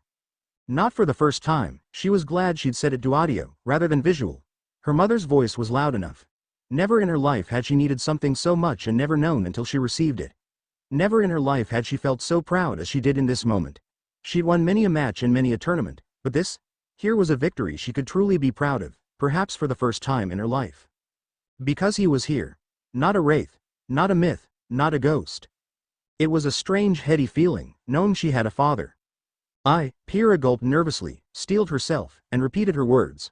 I found him, mother, I found him. A strange strangled string of syllables answered her. In hindsight, perhaps she might have been a bit too hasty calling mother 5 minutes after the fact. Pyrrha stole a quick glance over her shoulder just in time to see Naruto pat Nora on the head and congratulate her teammate on a successful first day. The bubbly girl preened happily and said something that she couldn't hear from this distance, but whatever it was made him laugh all the same. Only a few days ago, before their meeting, such a sight would have earned her ire. Now she knew better. This was simply who he was. Anyone here was family to him, from employees to patrons. What Nora lacked in skill, she made up for in raw strength and personality. Now that she looked at them side by side, there was certainly something there. Neither noticed, caught up in work as they were, but Pyrrha had learned from a young age to spot such things. Could it be? Maybe. Not an unpleasant thought. She'd always wanted a little sister. She was a few months older than Nora, after all. I can switch this to a video call, if you like, she offered, thumbing her scroll. Just a moment. I'm still not all too familiar with this model. Sure enough, the screen shimmered and she held out her scroll. Moments later, the startled face of Vanessa Nico gaped back at her with wide eyes. Pyrrha winced.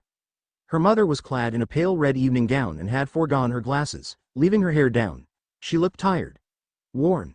As well she should be. It might be mid-morning in Vale, but it was likely near evening in Mistral. She didn't look pleased. I'm sorry, she apologized quickly. Did I wake you? No, sweetie, you're fine. Her mother cooed. You just surprised me, that's all. A thorn of guilt pricked at her chest. I'm sorry for stealing that old photograph when I left. I had to know. Yes, I thought you'd said that. Vanessa sighed, palming her cheek. You're forgiven, dear. To be honest, I thought he'd passed away. Dad says he's immortal, and didn't that beggar belief? At first Pyrrha hadn't believed him, until he'd shown her proof. Ghastly proof. Proof she'd rather not dwell upon. Was he invincible? Indestructible? That implied a curse of some sort, but father had been quick to reassure her that wasn't the case. He said he could be hurt, could be killed, could be destroyed. He simply healed quickly and aged slowly. Very slowly. Honestly, she was beginning to think Dad was a little messed up in the head. Did he now? Vanessa's eyes narrowed and a spark of life came back them. I'll have to test that Thoroughly. Test. I don't understand. Oh, dear. Pyrrha felt a fierce heat creep up the back of her neck like wildfire. Mother, no. Mother, yes. Vanessa's face crowded in on the screen. Do you have any idea how long it's been since I've had any nookie? Longer than you'd think. In that moment, words failed Pyrrha Nico's. All that emerged was a choking sound. She wasn't hearing this. Nope. Not. Unclean. Unclean. She'd nearly forgotten just how crass her mother could be when she was excited. Right now, she was downright giddy. In any case, ask him to stay put. The Nico's matriarch tucked a strand of crimson hair behind her ear. I'll be chartering a flight to Vale as soon as I can. Pyrrha's lips pinched in a thin line. Embarrass her, would she? Two could play that game. You can tell him yourself. She hummed, striding across the bakery. He's only a few feet away. What? No. Mother went stiff, eyes widening as she caught her daughter's slight, nervous smile. Sweetie, wait, my heart isn't ready for this. Pyrrha pointedly ignored her and stalked up to the bar. Naruto looked up and set down the glass he'd been cleaning. Keening blue eyes regarded the scroll in her hand with idle curiosity. Realized dawned and he looked at it not as if it were some venomous viper, but with the resignation of a man marching to his doom. That's your mother, isn't it? He sighed, eyeing the device. The scroll shrieked in Pyrrha's grasp. Naruto? Well, that answers my question. To his credit, the blonde didn't flinch. Steadying himself against the lacquered wood with one hand, he held out the other to Pyrrha. The champion slapped her phone into his palm, then scurried around the counter to peek over his left shoulder.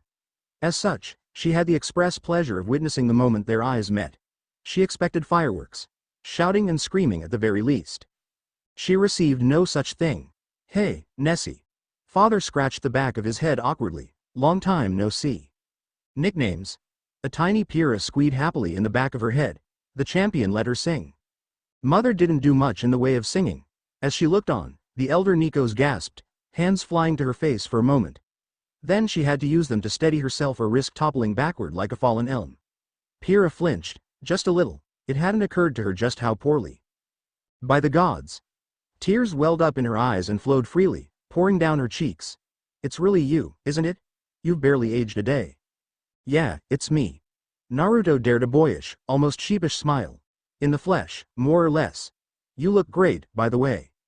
A hint of crimson crept into her mother's cheeks. Flatterer. She whimpered the word. I thought you died. Me? Not a chance. I didn't know about Pyrrha. Just like that, the blonde laid his cards on the table and the scroll with them as leaned closer to the phone. I'm sorry. If I'd known. Well. The redhead in question startled a little when he reached one of his now free hands around and laid it over hers. We made one hell of a kid, didn't we? This was a new feeling. Pride in someone else. Pyrrha rather liked it, all things considered. It felt grand. I believe you. Vanessa exhaled slowly, seeming to release nearly 2 decades of stress with that sound. But look at me, I'm an old hen now. Old? You? Nah. He threw her own words back at her with smile. You haven't aged a day. Vanessa huffed angrily. I don't remember you being this much of a smooth talker. Pyrrha thought her mother looked half her age, frankly. Perhaps she was biased. All right, then. Taking a deep breath, the Nico's matriarch recovered. Naruto Uzumaki. A lone finger stabbed at the screen with intent. You stay right there, mister. Much to Pyrrha's chagrin, her mother leaned closer still, as though she were trying to physically squeeze herself through the scroll to get at him. I'll have words for you when I get to Vale. Strong words. Loud words. What's your address? Where are you right now? Father chuckled ruefully but rattled it off nevertheless. I'm gonna need a new bed, aren't I? A spark flashed through those green orbs, and then some. Oh gods, this wasn't happening. It was, wasn't it? Naruto perked up suddenly, as though remembering something important. Look, Nessie. There's something I forget to mention, something you should know about. Hello. A dark-haired beauty with red eyes bulled in on Naruto's right side, forcing herself into view of the scroll. Pyrrha shot the older woman a dark glower and was summarily ignored, for all the good it did her. Truth be told, she still didn't know what to make of Raven Bronwyn. Worse, she was beginning to develop a rather strong dislike of her. Perhaps even hate. Vanessa, thankfully, took her arrival in stride. Ah. She leaned back from her scroll. And you must be Raven. Green eyes flitted across her face. Naruto told me quite a bit about you. Judging by the blonde's strained expression, Pyrrha suspected it wasn't all sunshine and roses. I'm sure he exaggerated. Raven preened. Oh, I'm sure he didn't. Vanessa's smile turned vicious. He told me you ran away like a coward. Raven flinched at the verbal slap. Did he now? Pyrrha stifled a snort behind her hand. She couldn't help herself. It simply escaped her before she could think to hold it back. Did that make her a bad person? Maybe so. Naruto shot her a commiserating look over Raven's shoulder when she leaned down, and the champion felt the weight of her guilt lessen. Just a little. In my defense, said Blonde, raised a hand to ward off the scathing retort that was sure to follow from Raven. I met Nessie long after you left. You disappeared. Ray.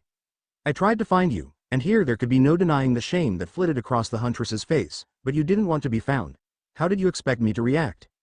TCH. She scuffed a boot against the floor. I came back, didn't I? You did. His head bobbed. You're not a coward anymore. Yes, I can see that.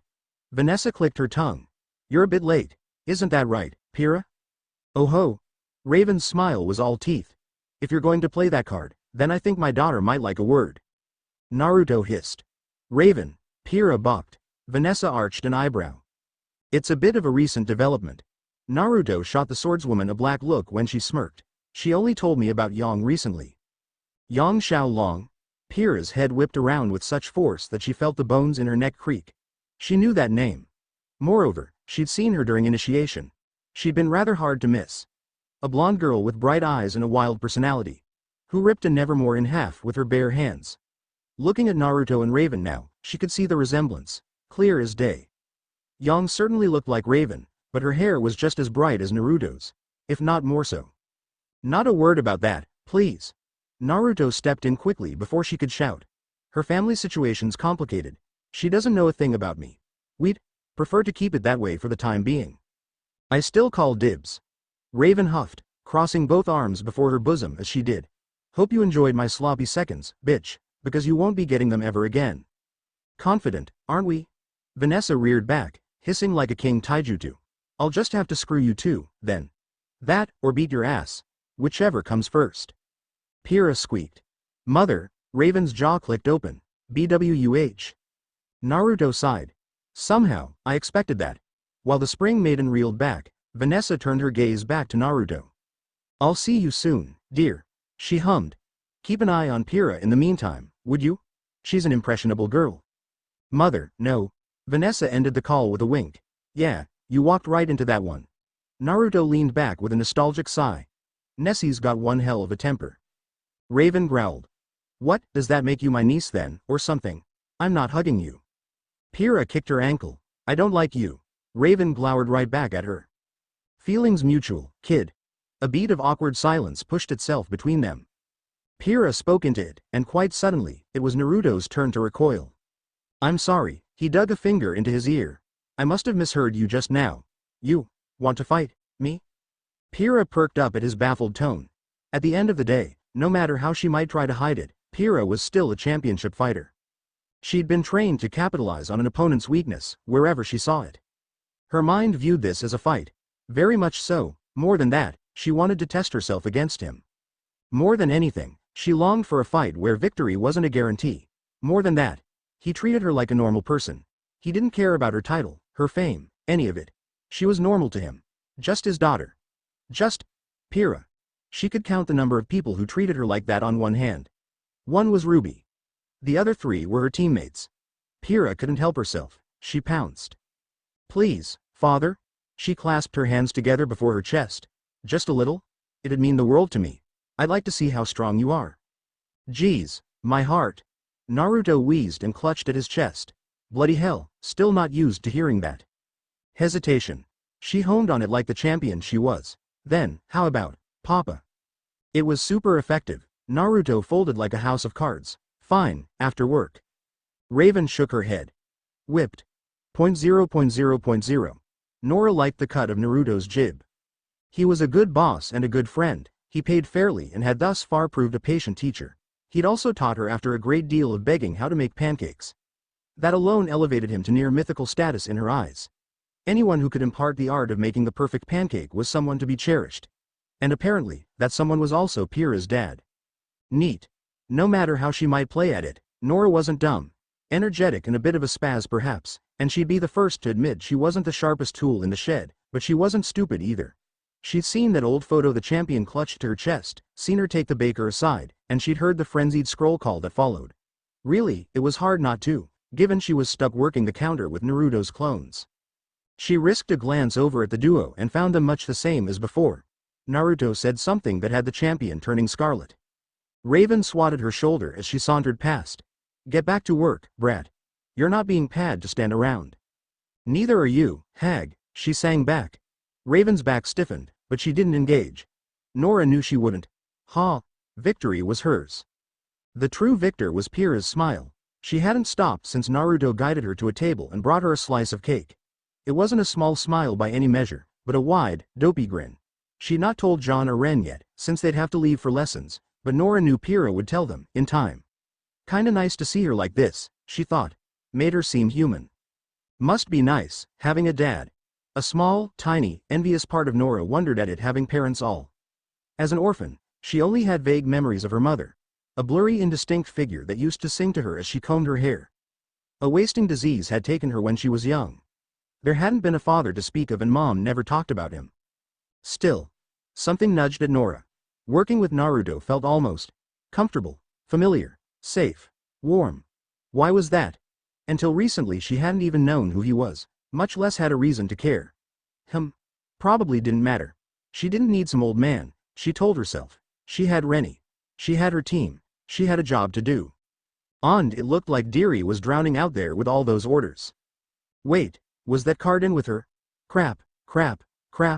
Bustling back out onto the floor with all due haste, Nora narrowly skirted a new arrival near the door and only narrowly managed to avoid crashing into them. She had time enough to catch sight of red hair, dark clothes, and little else. Hollering an apology over her shoulder, flashed them a quick wave and swept over to her partner in crime. She arrived just in time to hear a less than pleasant phrase. Wasn't aware this place hired animals. The boy didn't take a seat but chose to stand instead, leaning against a wall as he scoffed at her. "You get your shots yet, bitch?" Credit where it was due, Deary held her ground. "If you're not going to place an order, I'll have to ask you to leave." "Nah, I don't think so." The larger boy leered, heedless of Nora's approach. "Maybe you should, freak." "Oh, dear. Was that workplace harassment? That was a big no-no." Nora swept up behind him, silent as the grave. Carden Winchester was well known for having certain views when it came to Faunus. She didn't fancy the flighty girl's chances when faced with someone like him. Deary might be plucky, but she wasn't a huntress. Deary was soft. Deary was squishy. Deary was a civilian. Deary was but a small sapling, and Carden towered over her like a mighty elm. When faced with such a predicament, Nora did what any upstanding huntress would do. If she happened to be a little forceful about it, well, she just claimed she didn't know her own strength. She tapped Carden's shoulder. Carden turned and met her sweet smile. "Would you care to repeat that, you Sanuva bitch?" 0.0.0. Adam Taurus observed the beautiful disaster as he slipped into his seat, and he smiled.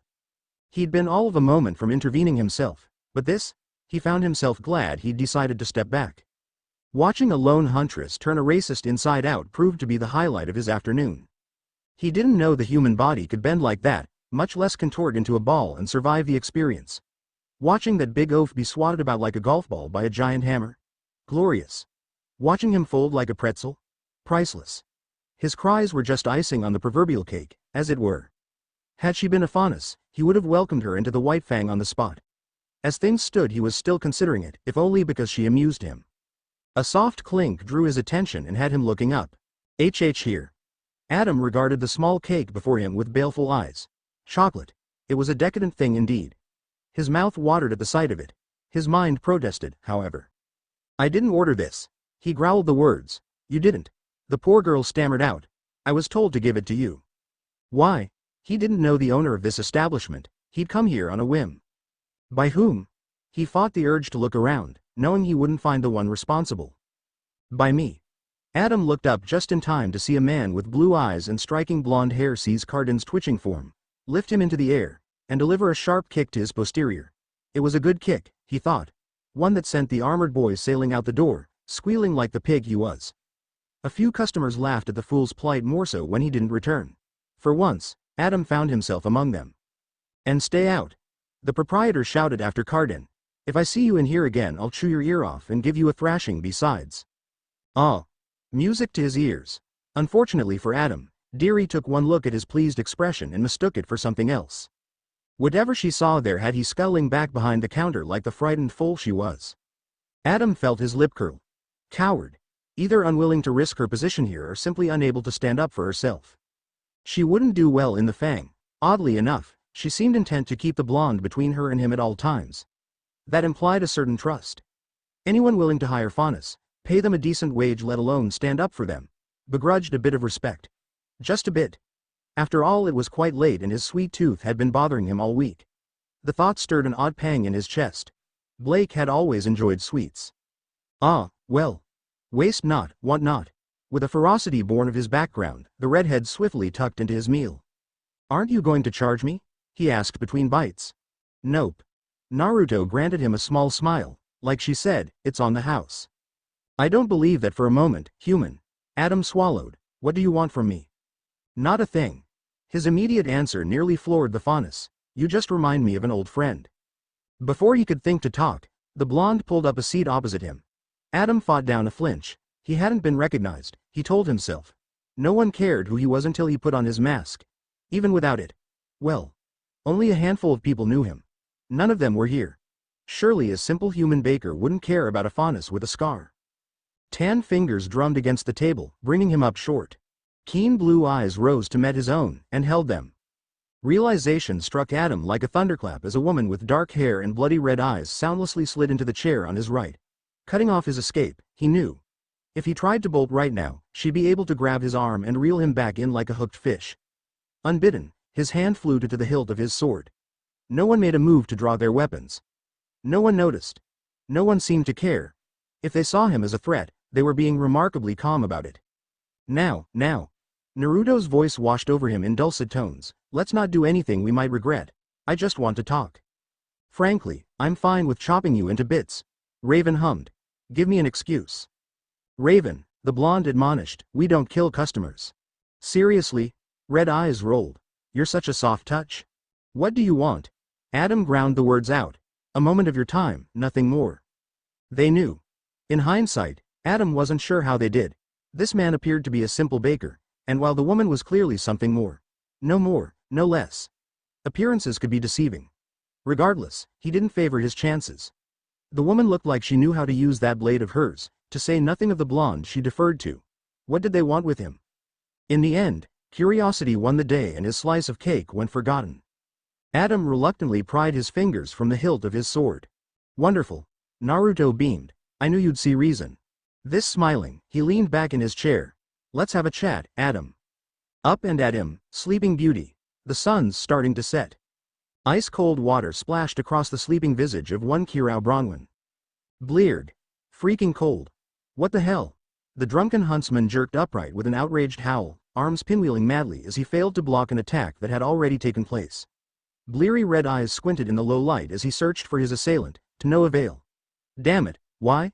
He spat a curse when a fresh deluge soaked him to the bone, ruining his clothes and leaving him shivering. Up. I'm up. No more water, you Sanuva bitch. Now, someone cooed, is that any way to talk about our mother? Damn it, he knew that voice, didn't he? Against his better judgment, the surly hunter raised his gaze. Sure enough, he found a bemused raven waiting for him, an empty bucket swinging in one hand. She planted the other on her hip. Her grin was nothing short of smug. Of course it would be. His sister had a mean streak a mile wide and he knew she'd bash him with that bucket if he didn't get up. So it really is you. In the flesh. She titled her head to regard him as he stood, dark hair falling across one blood-red eye. You look like shit, little brother. Kirao bit back a grimace. Yeah, he felt like it, too. Why was that? Oh. A memory crashed into the back of his skull and he rounded on his sister with a hiss. It was a good thing she'd left him outside. Had Raven dragged him back into the bakery, he was fairly certain he would have flung something at there. Of course I feel like shit. He cussed, stabbing a finger at his sibling. You knocked me through a damn wall. Only because you deserved it. Raven shrugged thoughtlessly, taking up a leaning position on a nearby tree. You were soused out of your mind and swinging your sword around like an idiot. I'll have you know you ruined quite the touching moment back there, braying and shouting like you were. You still beat the shit out of me. Kirao stubbornly stuck to his guns. Yes, I did. Her brown turned stormy and for a fleeting moment, he actually saw her eyes flicker with crimson flames. And if you don't stop whining like a little bitch, I'll gladly do it again. Suspicion reared its ugly head in Kirao's heart as he scowled at his sibling. Flames. That hadn't been a trick of the light just now. But it shouldn't be possible. The Winter Maiden was accounted for. Jimmy Irondick wouldn't let her out of his sight. Fall was being trained by summer down in Vacuo. And yet they'd all known spring was missing for some time now, hadn't they? Which meant... Oh dear.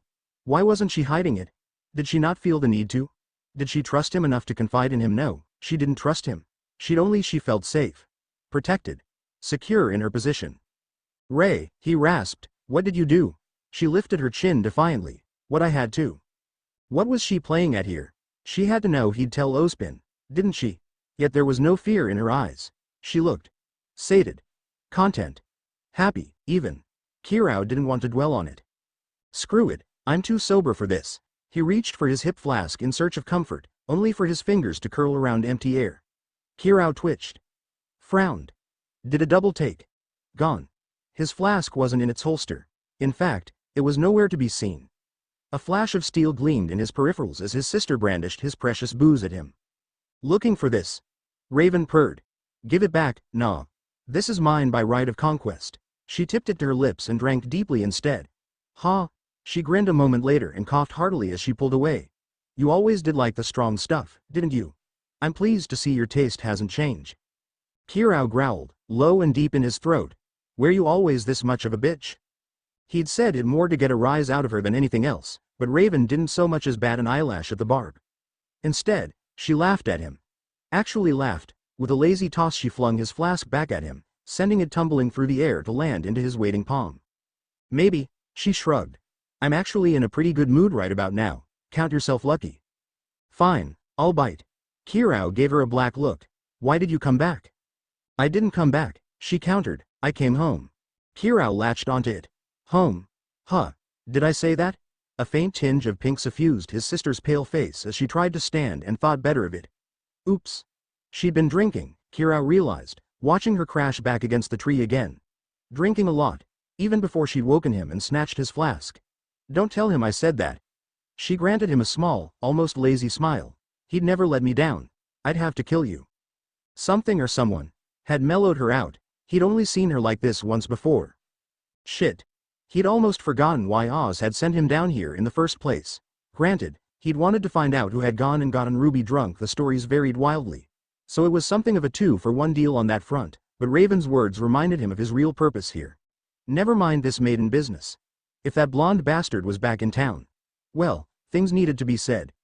Ospin would need to know. They'd been good friends, once upon a time, before everything fell apart.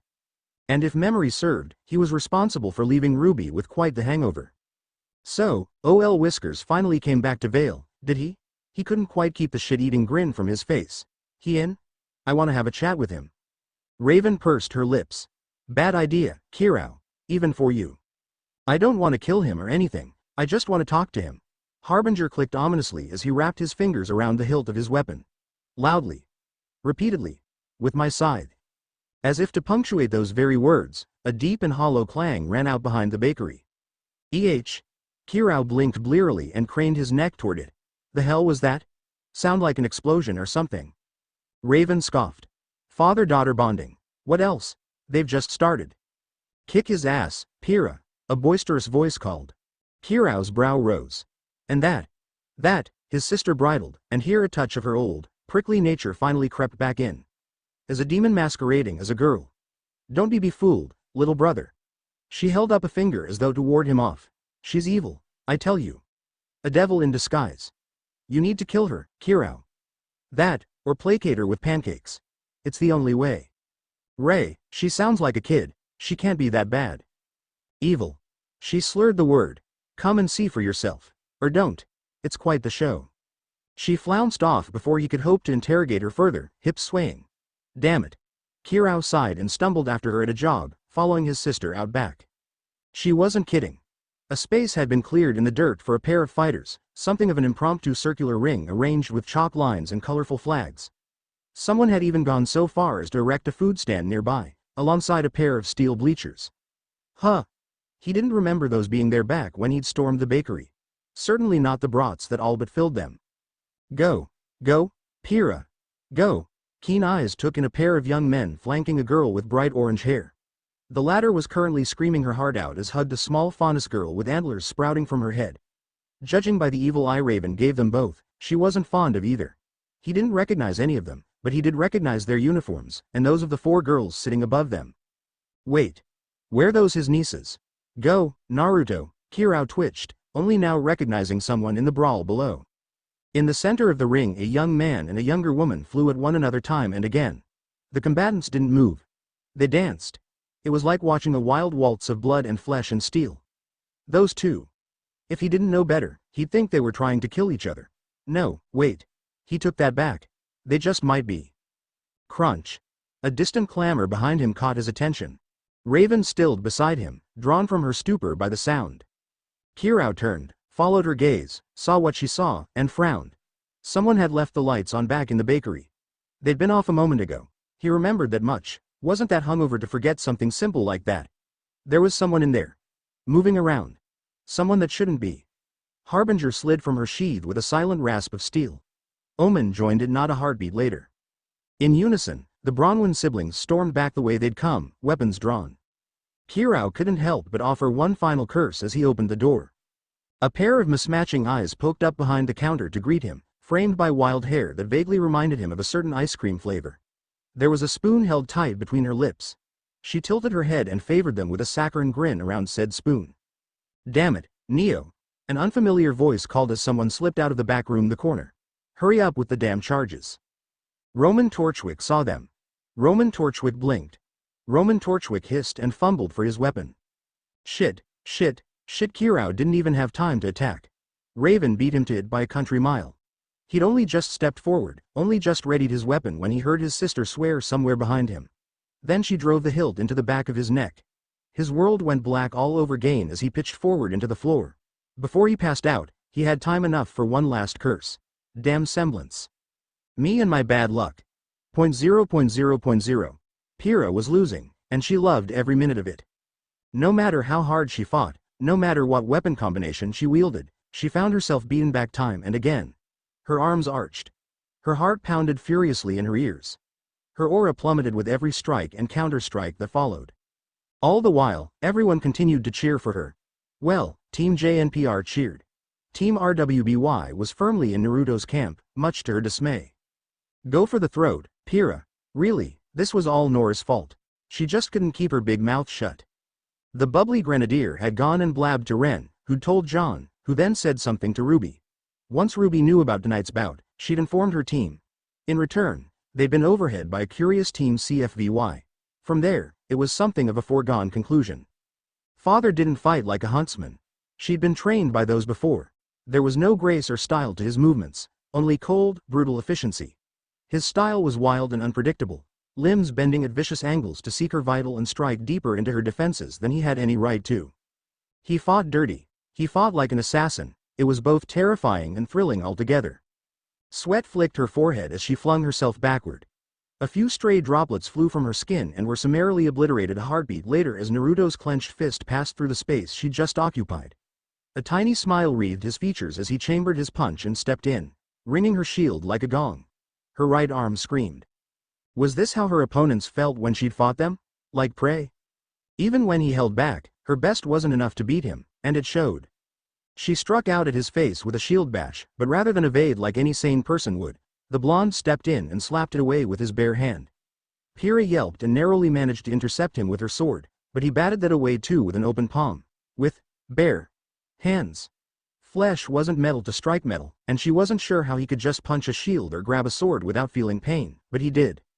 His fist cut dangerously close to her face, wrapped metal knuckles brushing her cheek. A tiny cut opened there, then the sheer force behind the blow sent her spinning away. Ordinarily, she didn't like to lose, no, actually, she hated it. But when her father rang her head like a bell, she'd never been happier. She was going to lose if this kept up. She couldn't remember the last time she'd lost. It had been, what? Years? She wasn't sure. She vaguely recalled losing before, but not recently. Not since her first tournament victory, not since the sponsors and the media and all that awfulness that followed. Not since she'd become the invincible girl. Now she was being batted about like a rank amateur. It was freeing. A reminder that she wasn't invincible, wasn't almighty, wasn't alone. Ears ringing, vision swimming, Pyrrha fell back on a trice and true tactic, if a somewhat dishonorable one.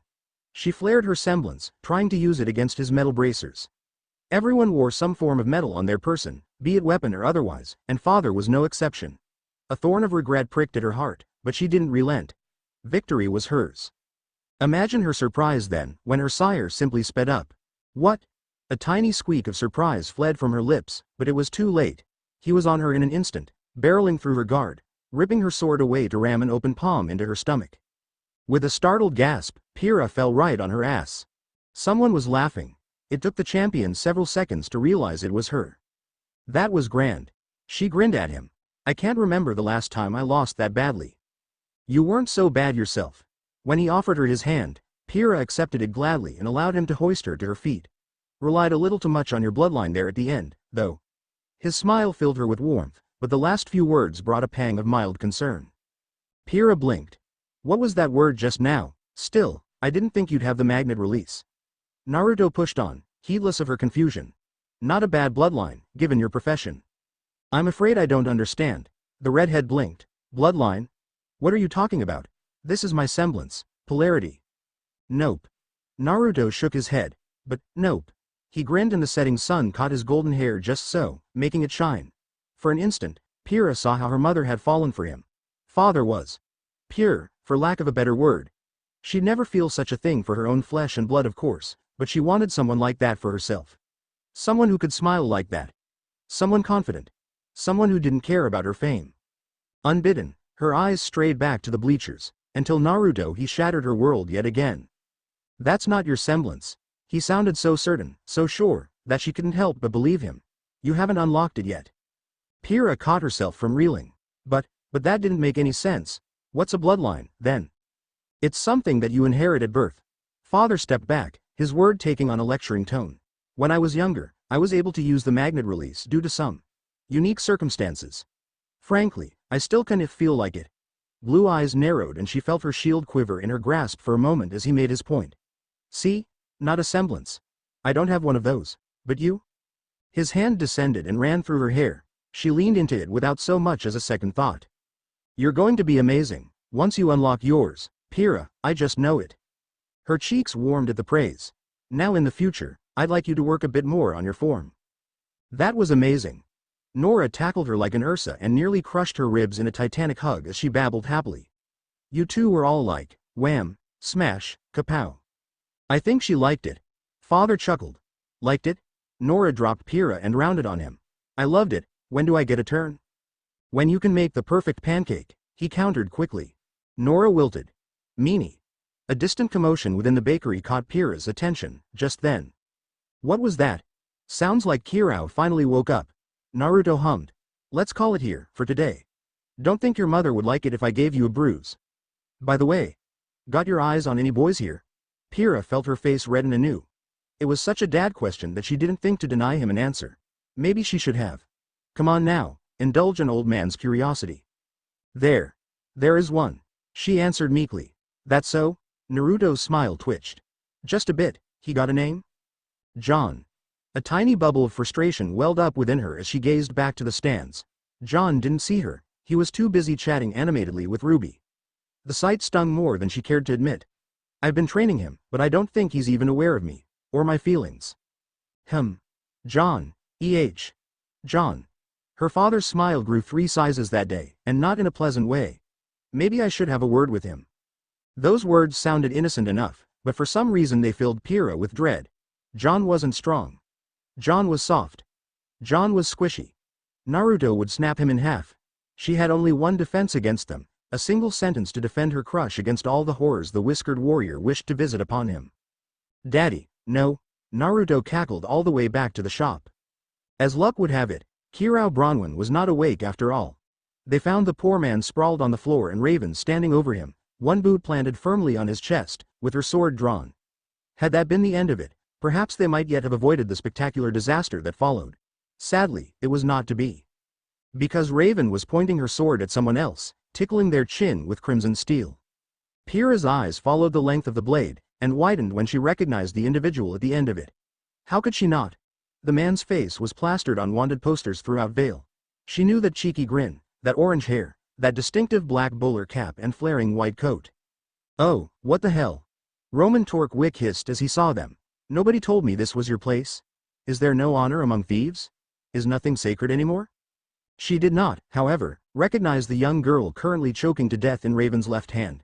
Cold red eyes gazed at the poor thing as her little legs kicked futilely in the air, mismatching eyes widening in horror as she gasped for air. Raven was smiling at her, and it was a cruel thing indeed. Almost as if she were enjoying it, reveling in the act of slowly watching the life leave her eyes. Raven. Naruto snapped. Drop the girl. They were going to blow up your shop, came the growl. Don't care. The blonde slashed a hand through the air. Drop her, now. Remarkably, the woman obeyed and released her prey. Against her better judgment, Pyrrha dashed to the girl's side and tried to steady her. Tiny hands clutched at her. She looked so small, so afraid, and yet Raven was ready to kill her at the drop of a hat. Why? Why was this happening? She didn't understand, and it terrified her, threatening to ruin what had, until this very moment, been a wonderful evening. I don't understand. The words all but tumbled from her lips as she looked about, casting for an answer. What's going on here? Naruto blew out an angry breath. Well, this actually works out. Been meaning to talk to you. Roman, my boy. He spun a chair out for the thief. A clawed hand beckoned to said chair with graceful poise. Let's have a little chat. It was command, not an invitation. What'd you say? Roman Torchwick had never been one for regret before. To be fair, when you are a master thief, excuse me.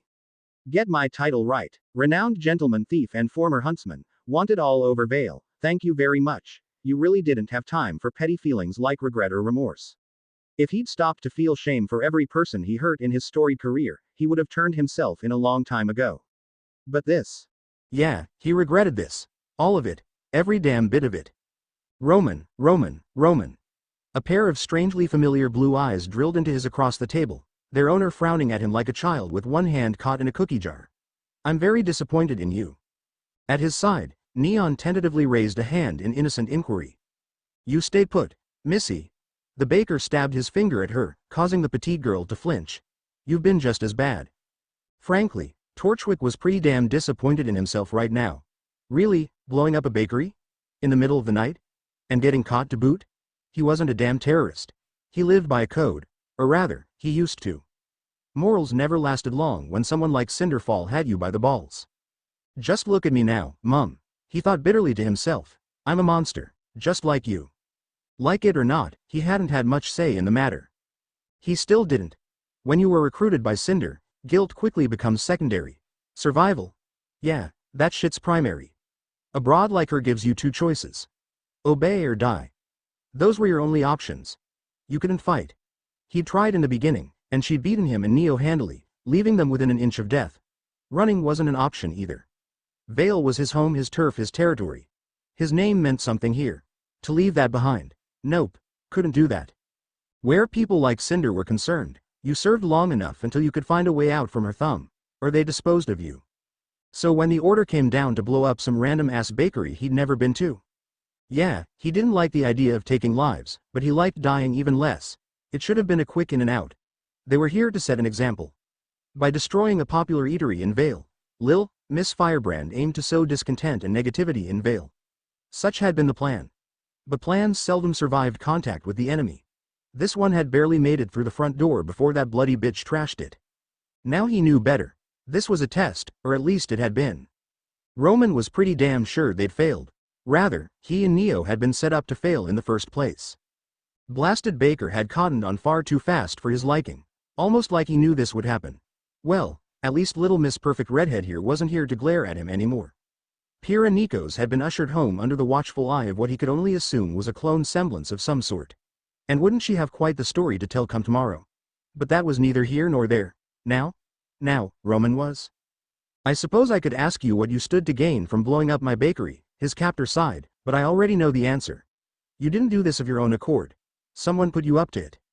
Roman's jaw snapped shut with an audible click. No idea what you're talking about. Naruto's fist slammed down on the table, rattling glasses and plates alike. Blue eyes blazed red. Do not lie to me, young man. Killing intent. There could be any other word for it. Fear froze Roman's tongue to the roof of his mouth and stilled any semblance of speech. As if a thunderbolt had shot down from the heavens and paralyzed him where he sat, so too did he find himself unable to move. Every muscle clamped down, refusing to so much as twitch for fear of earning the ire of the being before him. Death. He was looking into the eyes of death itself. The Grim Reaper reborn. An abyss without end, a force of nature that would roll right over him at the slightest provocation. Naruto snorted angrily and turned his gaze elsewhere. Neo, was it? The illusionist stiffened under those eerie slitted eyes, but the baker knew no mercy. Come here. Much to Roman's chagrin, scooted over and hopped onto the blonde's right knee, eliciting a surprised grunt from him and a scowl from his companion. Roman wanted to applaud. Clever girl, playing the sympathetic angle as she was. One hand came down on the slim girl's shoulder to steady her, and sure enough, Naruto's expression softened. Wait. She was pretending, right? Right? Tell me, the one who ordered you to do this. Does her name start with A, C, and end with an R, by any chance? When the little psycho dithered, lower lip trembling, he gave her a light tap. Don't be afraid. I won't hold it against you. We'll protect you. Speak for yourself. Raven groused. Her gaze met Roman's and with a nod, Neo crumbled like a house of cards. Not for herself, but for him. Damn it, Neo. So this was Cinder's handiwork, then. Good girl. Naruto patted her head. Now, then, Roman. Enough about this awful business. Tell me about your mother. He continued. There's a theory I'd like to confirm. Yeah, not gonna happen, bub urk. The thief's retort became a gurgle as Omen settled against his throat, its tapered tip tickling the ridge of his Adam's apple. A thin line of blood sluiced down his neck to stain his coat a garish shade of red. Blast it. Total loss, that. Bloodstains were impossible to wash out. He'd have to throw it away. He wasn't asking, you wretch. All right, all right. His hands came up, palms splayed. Let's not be hasty here. I'm no good to you dead. Raven, put the sword down. Naruto raised a hand to forestall an argument before Neo could move. We don't do that here, not anymore. Outside then. Raven countered, jerking her head toward the door. The motion sent her ebony hair swaying. A silent shiver shook Roman's soul as she continued. We'll dump the bodies in the river and make love down by the waterfront. It'll be just like old times. Raven. Fine. She swept her blade aside and sheathed it in a crimson flourish. Spoil sport. Roman slumped back in his seat with a gasp, massaging his throat. Too close. He'd nearly lost his head there.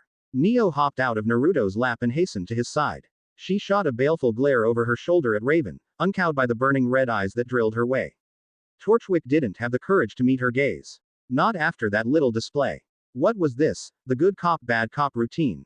Nah, probably not. Cops didn't act like this. Hell, bloody criminals didn't pull this kind of shit. Yeah, he croaked. I'm fine. Just let it go. Roman. Buddy. Pal. Almost immediately, Naruto pinned him with his gaze once more. Behave yourself. You cannot begin to comprehend the amount of fucks my wife does not give about you right now. Zero? Raven's reaction proved more vocal. Wife.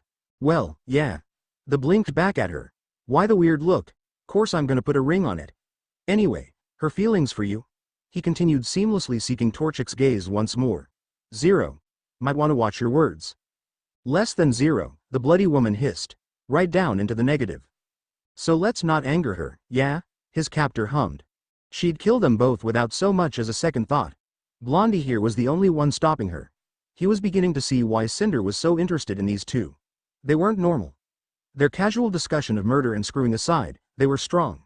Stronger than her, possibly. Did she want to recruit them? Was that her aim? More and more it felt like she'd hung him and Neo out to dry, the bitch. They were a meal for Blondie and the bloody woman. So you don't want to talk about your mother, said Blonde, swung one leg up onto the table and crossed it with the other. That's all right. I can imagine why you'd be reluctant to do so. He steepled his fingers, carefully placing his chin atop them. I've got more than enough words for the both of us. He leaned forward and shattered Roman's world. Your mother was Sapphire Torchwick. Try as he might, the gentleman thief couldn't quite contain the twitch that followed. She was a murderer. Assassin. Killer for hire. But I'm sure you already know this. Roman's face twitched again and the baker's grin grew to shit-eating proportions. Struck a nerve, have I? Your mother was good at that, among other things. Bull. How did this punk know his mum? He couldn't possibly be. Nah, there was just no way. His vision tunneled, blind to Neo, Raven, everything else. Sapphire was an exceptional woman. As he looked on, the Jinchuriki leaned back in his seat, wood creaking as he did so. Fierce, strong, and a right pain in the ass to fight. She knew what she wanted, when she wanted it, how she wanted it, and woe to ye if you got in her way. Something dangerously akin to nostalgia flitted across his whiskered visage. She was possessed of a singular purpose, commitment personified. A pause. You have more than just her name, Roman. You have her eyes, if not necessarily her hair. But that surly personality, that's all her. Roman blinked. Wait. Why was he talking like Mum was dead? Yet he couldn't help but listen, spellbound as he was. When we first met, she tried to kill me. A wistful look stole over his captor's face. Ambushed me in my bed in the middle of the night. Said I was on her list. Hardest fight of my life. Her semblance completely erases her presence and leaves her invisible, you see, making her one of the few people I can't actively sense or see, much less predict. Barely got out of there alive. Shame she didn't kill you. Roman bit out. Really? A blonde brow rose. If she had, you wouldn't have been born. Ha. That's rich. The thief slapped his knee. For a second there it sounded like you said. Unlikely as it may sound, I did. Naruto cut him off at the pass before he could deny it. I am your father. Did he just? Roman's face turned chalk white as his heart skipped 3 beats. Though the windows were closed and the bakery sealed, he felt a frigid breeze all the same. His world derailed. The train of his thoughts ran headlong off the tracks, pitched into the ground and perished in a fiery explosion.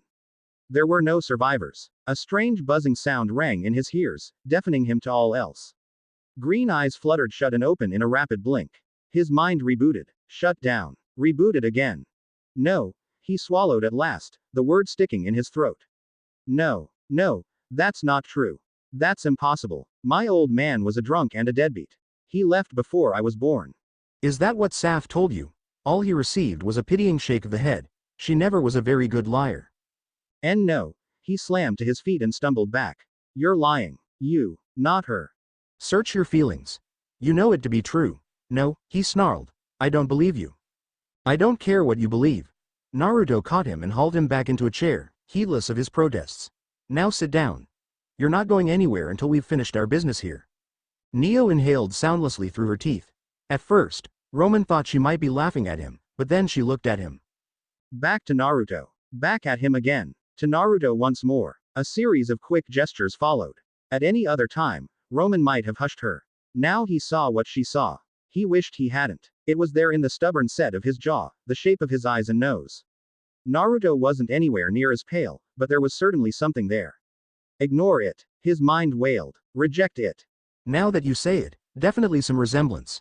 Raven sulked with a shrug. Mascara doesn't do much to hide it. Why is he even wearing it? So he's got a flair for fashion. Naruto offered one of his own. Let him flaunt what he wants. Most of my kids are redheads anyway. If anything, that proves my point. One isn't. Meh. He waved quickly. There's always an exception to the rule. No, they were not having this conversation. May I finish my story while you have a mental breakdown? Roman gurgled wordlessly. Naruto mistook it for acceptance and continued. Saf was a killer with a code.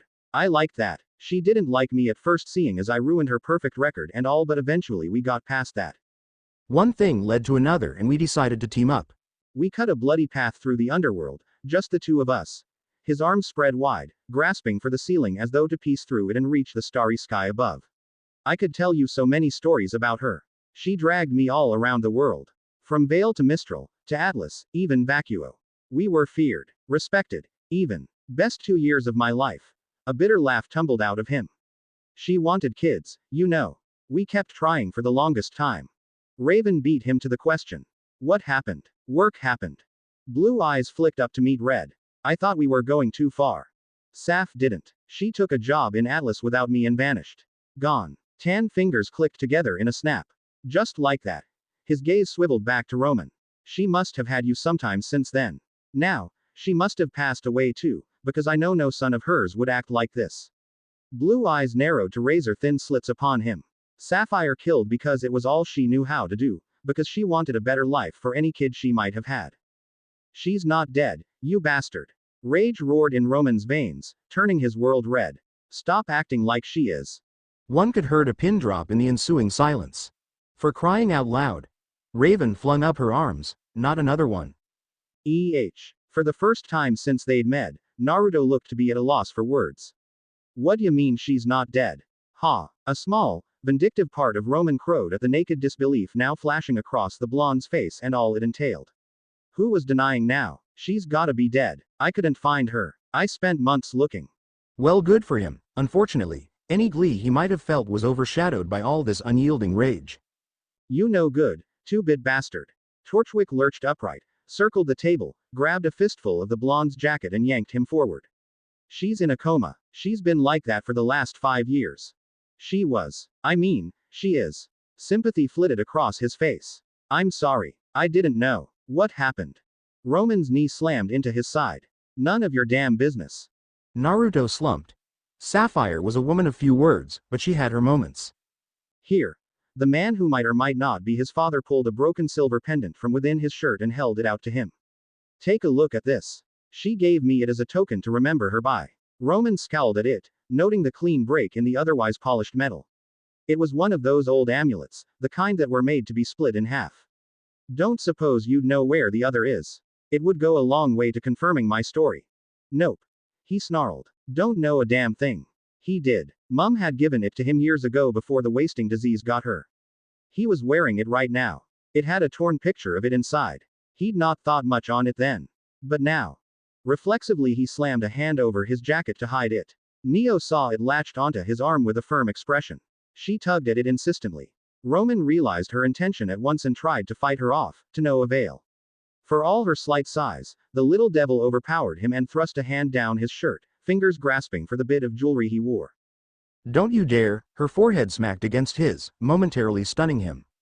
Neo used the opportunity to pry the necklace loose and flung it at Naruto, who in turn slotted it against its twin.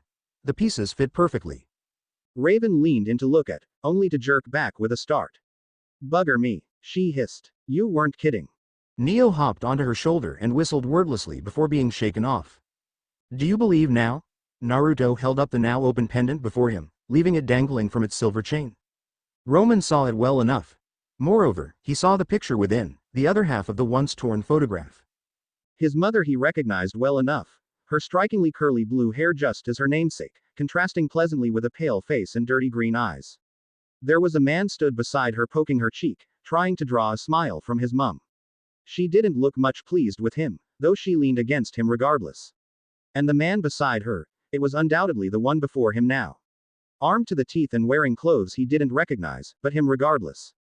All the fight bled out of Torchwick. He fell to his knees, a puppet with its strings severed.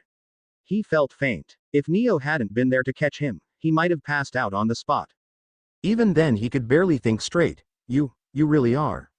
On now I feel like a shitty parent again. The baker scratched the back of his head with a rueful chuckle.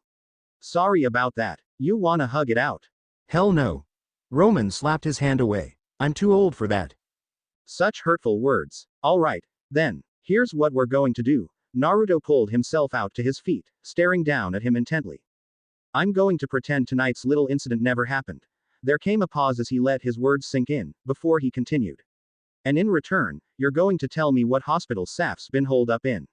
I'm going to there tomorrow during visiting hours, to figure out what's wrong with her. And once I do, Roman. A finger stabbed into his chest, grating painfully against his ribs. You're going to get down on your knees and beg for forgiveness. Do you understand? Roman managed a stiff nod. He could do nothing else.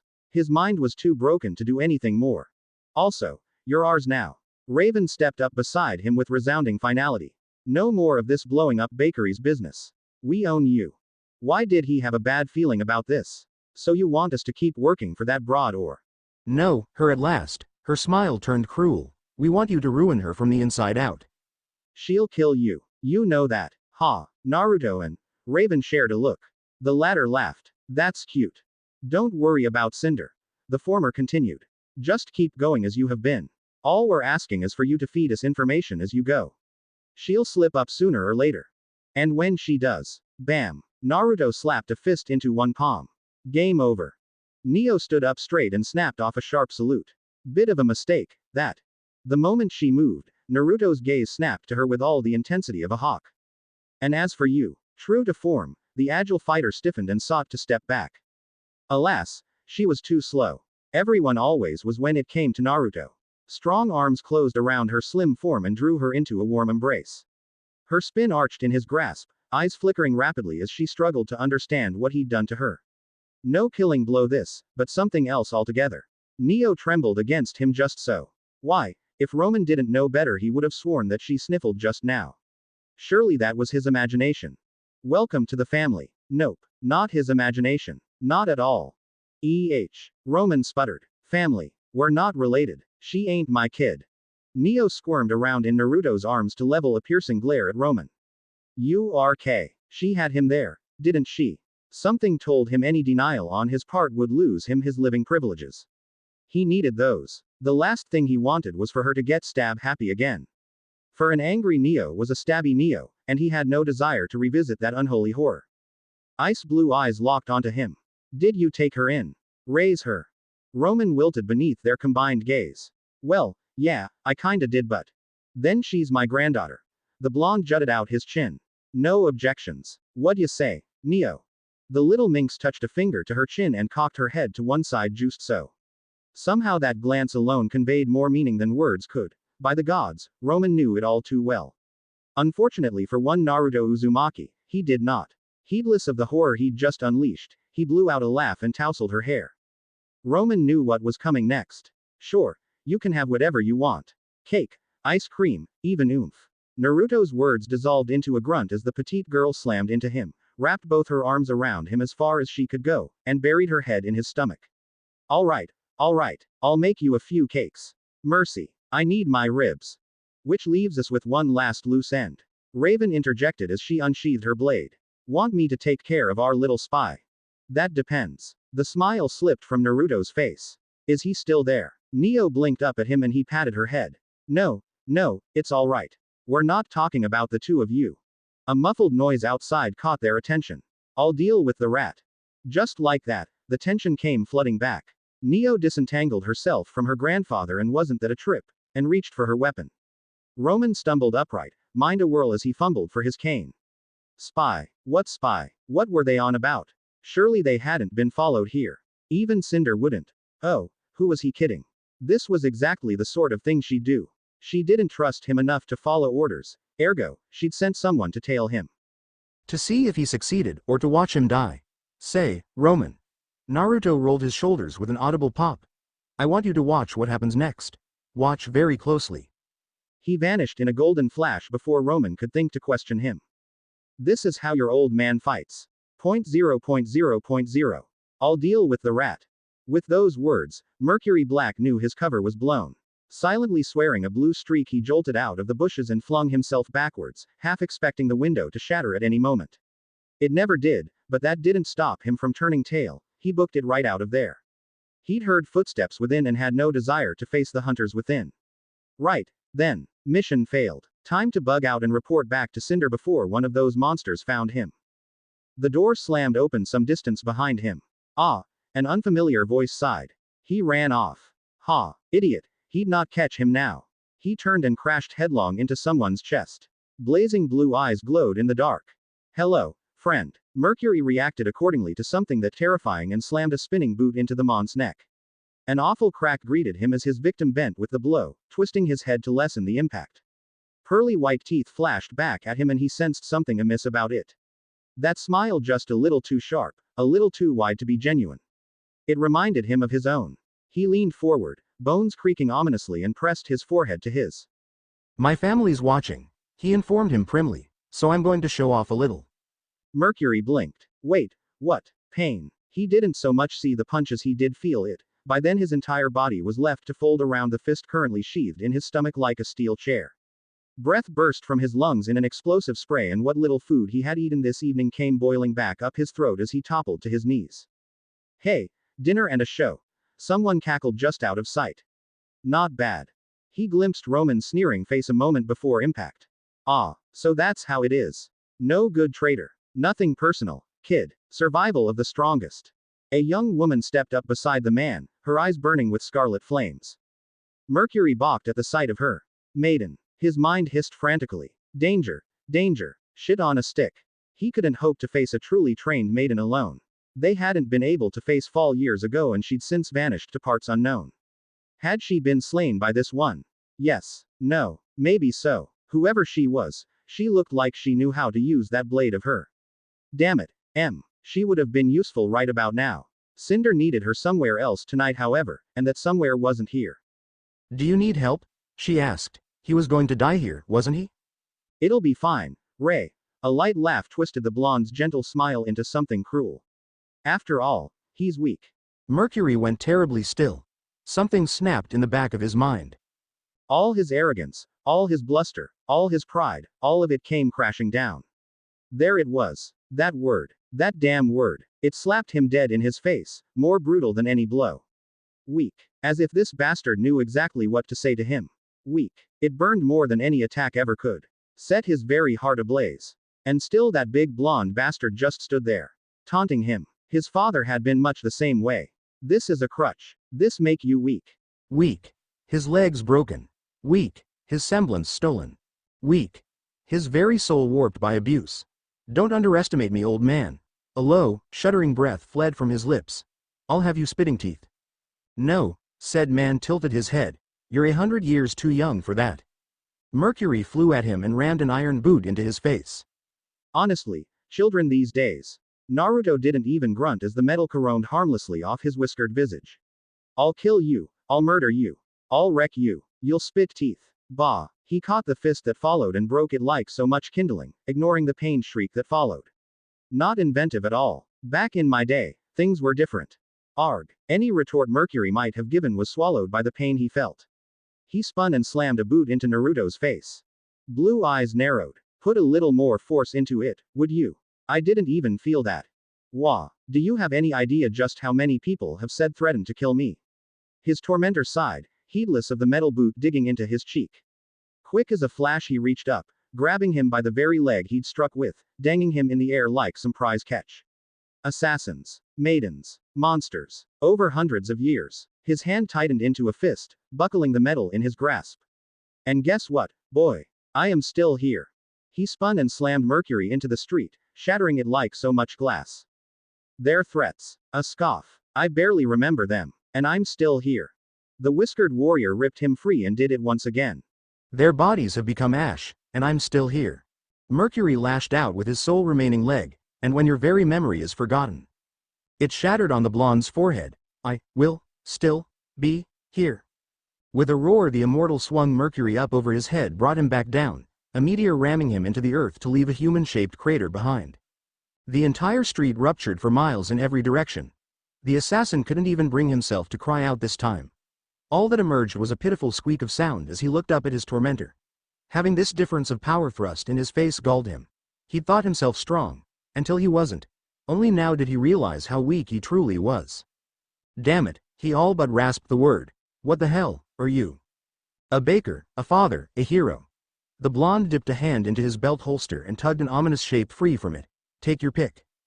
Bitter tears gathered in Mercury's eyes. Not like this. He didn't want to go out like this. He was meant to die with a bang, not a whimper. This couldn't be his end, it just couldn't. Really? Tears? You're going to cry now? And here I thought you had a pretty good plan. Naruto shook his head slowly. Short. Brutish. Simple. He held the item in question aloft, watching his eyes widen. Just like you. No doubt you were meant to follow Roman, make sure he completes his task, or barring that report back to your boss if he refuses. Brutal really. But you made one critical mistake. He cocked the weapon back with an almost lazy grace. You tried to take away what was mine. The gun rose in his hand with an ominous click. You know, I really don't like using these things. He remarked, gazing at the cold metal barrel with quiet disdain. They're so uncivilized. But you can't deny they're efficient. One shot. One kill. One message delivered. For what it's worth, I'm sorry to do this. But Roman's my kid, which technically makes Neo my granddaughter. Small world, isn't it? His smile turned grim as he raised said pistol. Cinder's annoying enough, but I want to deal with her. You, however. Well, I just can't abide any more harm coming to them. And I can't have you running back to your master. The barrel pressed against his skull. Any last words? Mercury spat in his face. Screw. You, Naruto sighed. You're shit at dying, you know that. Here at last, something broke within the assassin. Wait, I have information. I'm sure you do. An eerie click filled the air. Unfortunately for you, I simply don't care. He squeezed the trigger and a single round slammed into Mercury's forehead. His head snapped back. Point 0.0.0. Raven couldn't take it anymore. The very moment the body was buried, she grabbed Naruto. Upstairs. Now. All right, all right. To his credit, the blonde let himself be dragged toward the stairs. See you later, Roman. We'll be in touch. Raven didn't linger to hear whatever Torchwick said. She was too busy hauling him up the steps. And he let her, the absolute bastard. He could have snapped her wrist like a twig. Could have kicked her clean outside just as he had nearly done to Mercury. Instead he let himself be tugged along like some kind of naughty puppy all the way to the door. Didn't even look worried, the cheeky little bugger. No sooner did they reach the bedroom than she spun about and gave him a shove, to which Naruto toppled back onto the bed with a laugh. Easy, he chuckled. You're gonna break the bed at this rate. Omen came up under his chin, lifting his head just so. How many? She all but hissed the words. Naruto blinked. How many what? Don't you play coy, wind flared, rattling the very room. How many women did you screw while I was gone? Ah. His eyes sharpened. I thought it might be that. A fireball leapt to Raven's palm, ready to be flung at the slightest provocation. Rather than panic, Naruto calmly batted the blade away from his throat, reached over, laid his fingers over the blazing sphere and closed them around it. Denied the oxygen it sought, the fire guttered out harmlessly. Not even ashes remained of its might. Only then did he deign to meet her gaze. Don't go blowing holes in my house, now. He chided as he leaned back. I just fixed the place up. When she didn't wave, her exhaled in a long-suffering sigh. You're not going to let this go, are you? All right. How many one-night stands after you ran away, or how many women did I actually care about? The latter. She bit out. Fair enough. His eyes went distant for a moment. Excluding Nessie and Saf. 3. He held up a trio of fingers. Of those 3, one died in my arms. Another vanished in menagerie. The last said she never wanted to see me again. And no, those same azure orbs flashed in a sudden burst of heat. I haven't been in contact with them or anyone else since. I'm not about to go sleeping around again. I'm done with that. Why should I believe your words? She regretted them the moment they left her mouth. You could have more kids running around, like Adam. Something bitter burned in his gaze, because I'm not you. Raven jerked back, eyes burning. One slip. She stabbed a finger at him. One. And you're never going to let me live it down. I was wrong. All right? She flung up her hands, fingers sparking as her emotions slipped their leash. Is that what you want to hear? Damn it, Naruto. I was drunk and scared out of my wits. I don't even remember that night with Tai. Which is why I forgive you for it. His rocked back on the bed, that selfsame smile turning to a flinty scowl before her very eyes. That's the only reason I haven't gone and knocked Taeyang's block off. Quick as a flash, his smile returned. I like to think I'm better than that. Unlike you, I'm not some silly kid who pitches a bitch fit when their toy is taken away. Her hand rocketed into the side of his face. Naruto caught it easily, wrenched her wrist aside and flung Raven over his shoulder in a single seamless motion. There was no transition from one moment to the next. The mattress cushioned her fall. It did nothing to stop him from climbing atop her and pinning her to the bed. Careful, now. His forehead pressed against hers, breath warm on her face. I know you're angry, you have every right to be, but I'm not gonna sit around and let you beat up on me. Is that all I am to you? She thrashed in his grasp. A toy? Someone you're just going to throw away? No, never. His expression softened. You taught me the truth about this world. You were. Ah, damn it. He looked away suddenly, cheeks gone rosy. You really want me to say it that badly? Do I have to? Her head bobbed in a nod. You were my first love, he hissed the words through clenched teeth. The one person I felt a real connection with since I came to this world. Hell, you still are. The only reason I was with anyone at all was because of you. When you left, I felt empty. Hollow. I thought you weren't coming back. I tried to fill the void you left behind with pleasure and other things. It didn't work. Here at last, he looked away. I didn't plan to have kids. Never did. But I'll not abandon them, don't ask me to. Well, there it was. That was precisely what she wanted to hear. Why, then, did it leave her so miserable? I hate you. Her words lacked rancor as she gave him a watery smile. You make me weak. Hey. Love you, too. His lips graced hers in a chaste kiss and this time Raven leaned into it willingly. Love. How long it had been since she'd heard those words. She did love him. He made her feel foolish and weak and soft, yet also fierce. Fiery. Young in a way she'd almost forgotten. He brought out the best in her and she in him. They were both flawed. But wasn't love flawed by its very nature? They'd had something good together once and in her fear, she'd nearly gone and ruined it. Her weakness had nearly undone them both. Lovable oaf. He'd cut off his own arm if someone asked him to. She'd spent so long running. Hiding. No more. No more. She said as much. Naruto blinked, leaning away. What are you on about? I already told you I haven't been with anyone in years. I mean no more damn kids. A laugh answered her. I haven't been that busy. Raven surged upright and kissed him again, then pivoted her hips and tried to push him down as he had unto her. Naruto didn't allow it. She loved him for that, too. He was a fighter. Just like her. Even as they fought and scratched and clawed at each other, she found herself laughing. She tore apart his jacket and his fingers tugged at her pants, dragging them down. Her fingernails dragged at his bare back, legs locking around him. If you're really that keen on having such a large family. She gasped in his grasp, hips slowly moving against him. Glazed eyes met his as she took him within her. Then I'll give you 1.0.0.0. Naruto hissed like a scalded cat as a stray sunbeam struck his face. It must have been bad luck or something, because it slipped through a crack the curtains and struck his eyes at just the right angle to wake him instantly. His first instinct was to roll over and go back to sleep. Unfortunately for him, someone had a death grip on his left arm and prevented him from doing so, which left the sun blazing down into his face. Naruto tried to ignore it. He really, truth did. My head. What did I drink last night? He sniffed once, inhaling deeply. He knew that scent. Shut up, will ya? Someone pawed at his chin. I'm tryin' to sleep. Sure enough, when he turned his head he found one Raven Bronwyn spooned up against him. She wrinkled her nose beneath his gaze and realization dawned. Blue eyes flitted upward, beheld his ruined apartment and the vast litany of clothing scattered about the four corners of the room. A familiar black lace bra hung from lamp and... Yup. Those were his trousers flung over the couch. A couch that looked to have been snapped in half. As he continued to take stock of his ruined room, a faint bead of sweat ran down his brow. Now he remembered. When he glanced down, he found her blinking back up at him. Sleep well. She graced him with a sly smirk. I'm damn sore. His grin grew imperceptibly. That a yes? Stop fishing for compliments. Her hand struck weakly against the scarred plane of his chest as she nuzzled her head into him. Won't do you any good. Wouldn't have to if you weren't so damn prickly. Funny thing about Raven. She might be a bit of a tsundere, but when she latched onto something, she latched hard. You'd need a dust-powered crowbar to have any hope of prying her off. Perhaps that was a bit of her upbringing shining through. Raven was a warrior, born and raised among bandits. When she wanted something, she took it.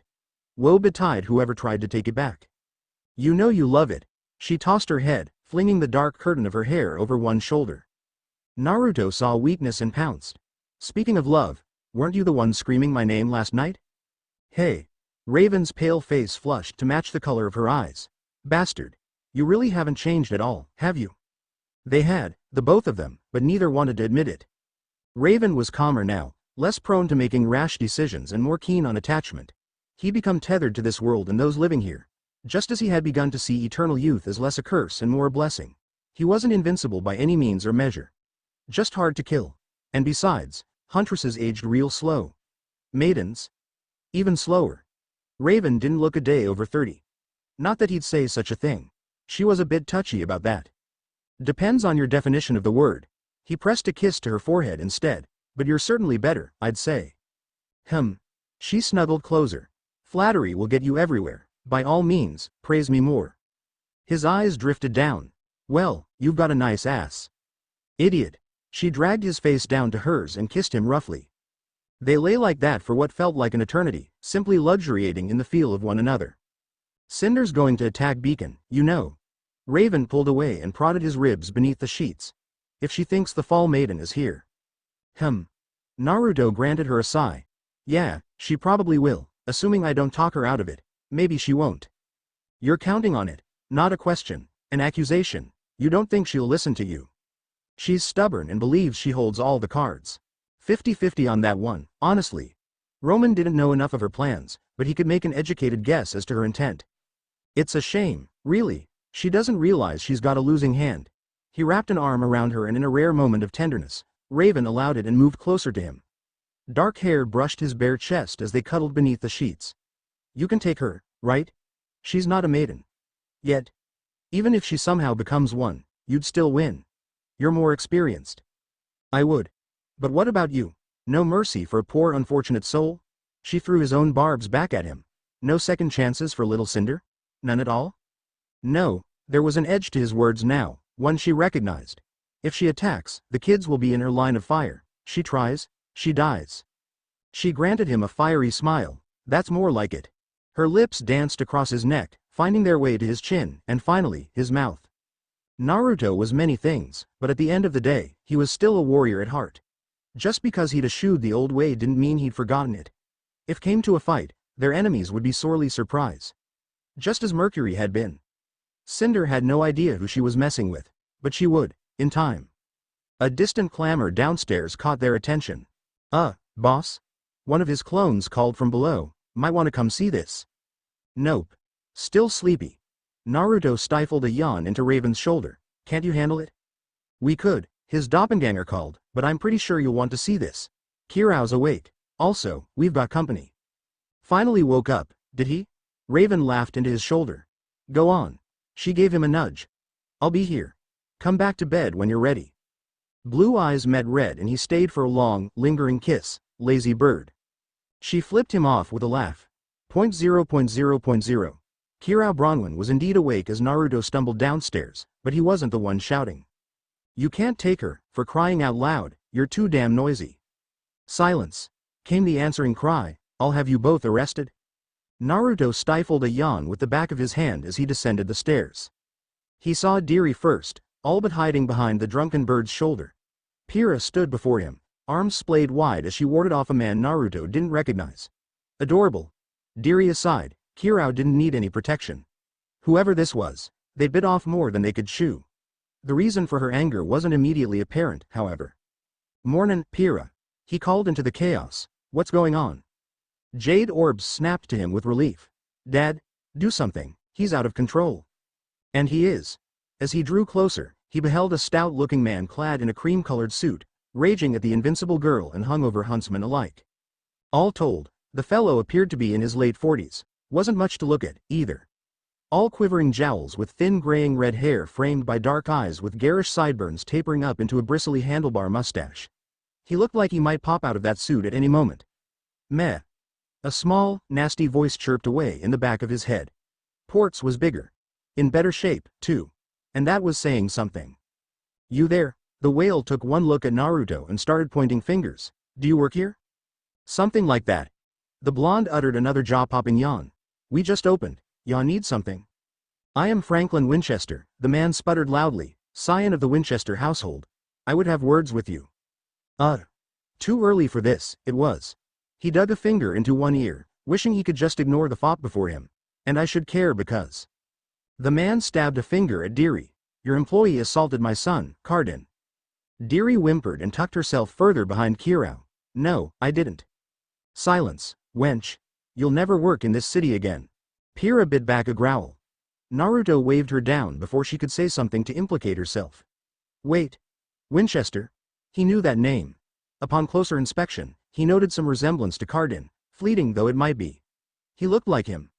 Well, he would have if Cardin had completely let himself go, stopped exercising and gained 200 pounds overnight. Bletch. Moreover, what he just said. Oh, is that the lie he told? A lie, if there ever was one. Coward. Cardin didn't want to admit that he'd been manhandled by Nora. This faunus beat him up. Diri wilted. I really didn't. Indeed.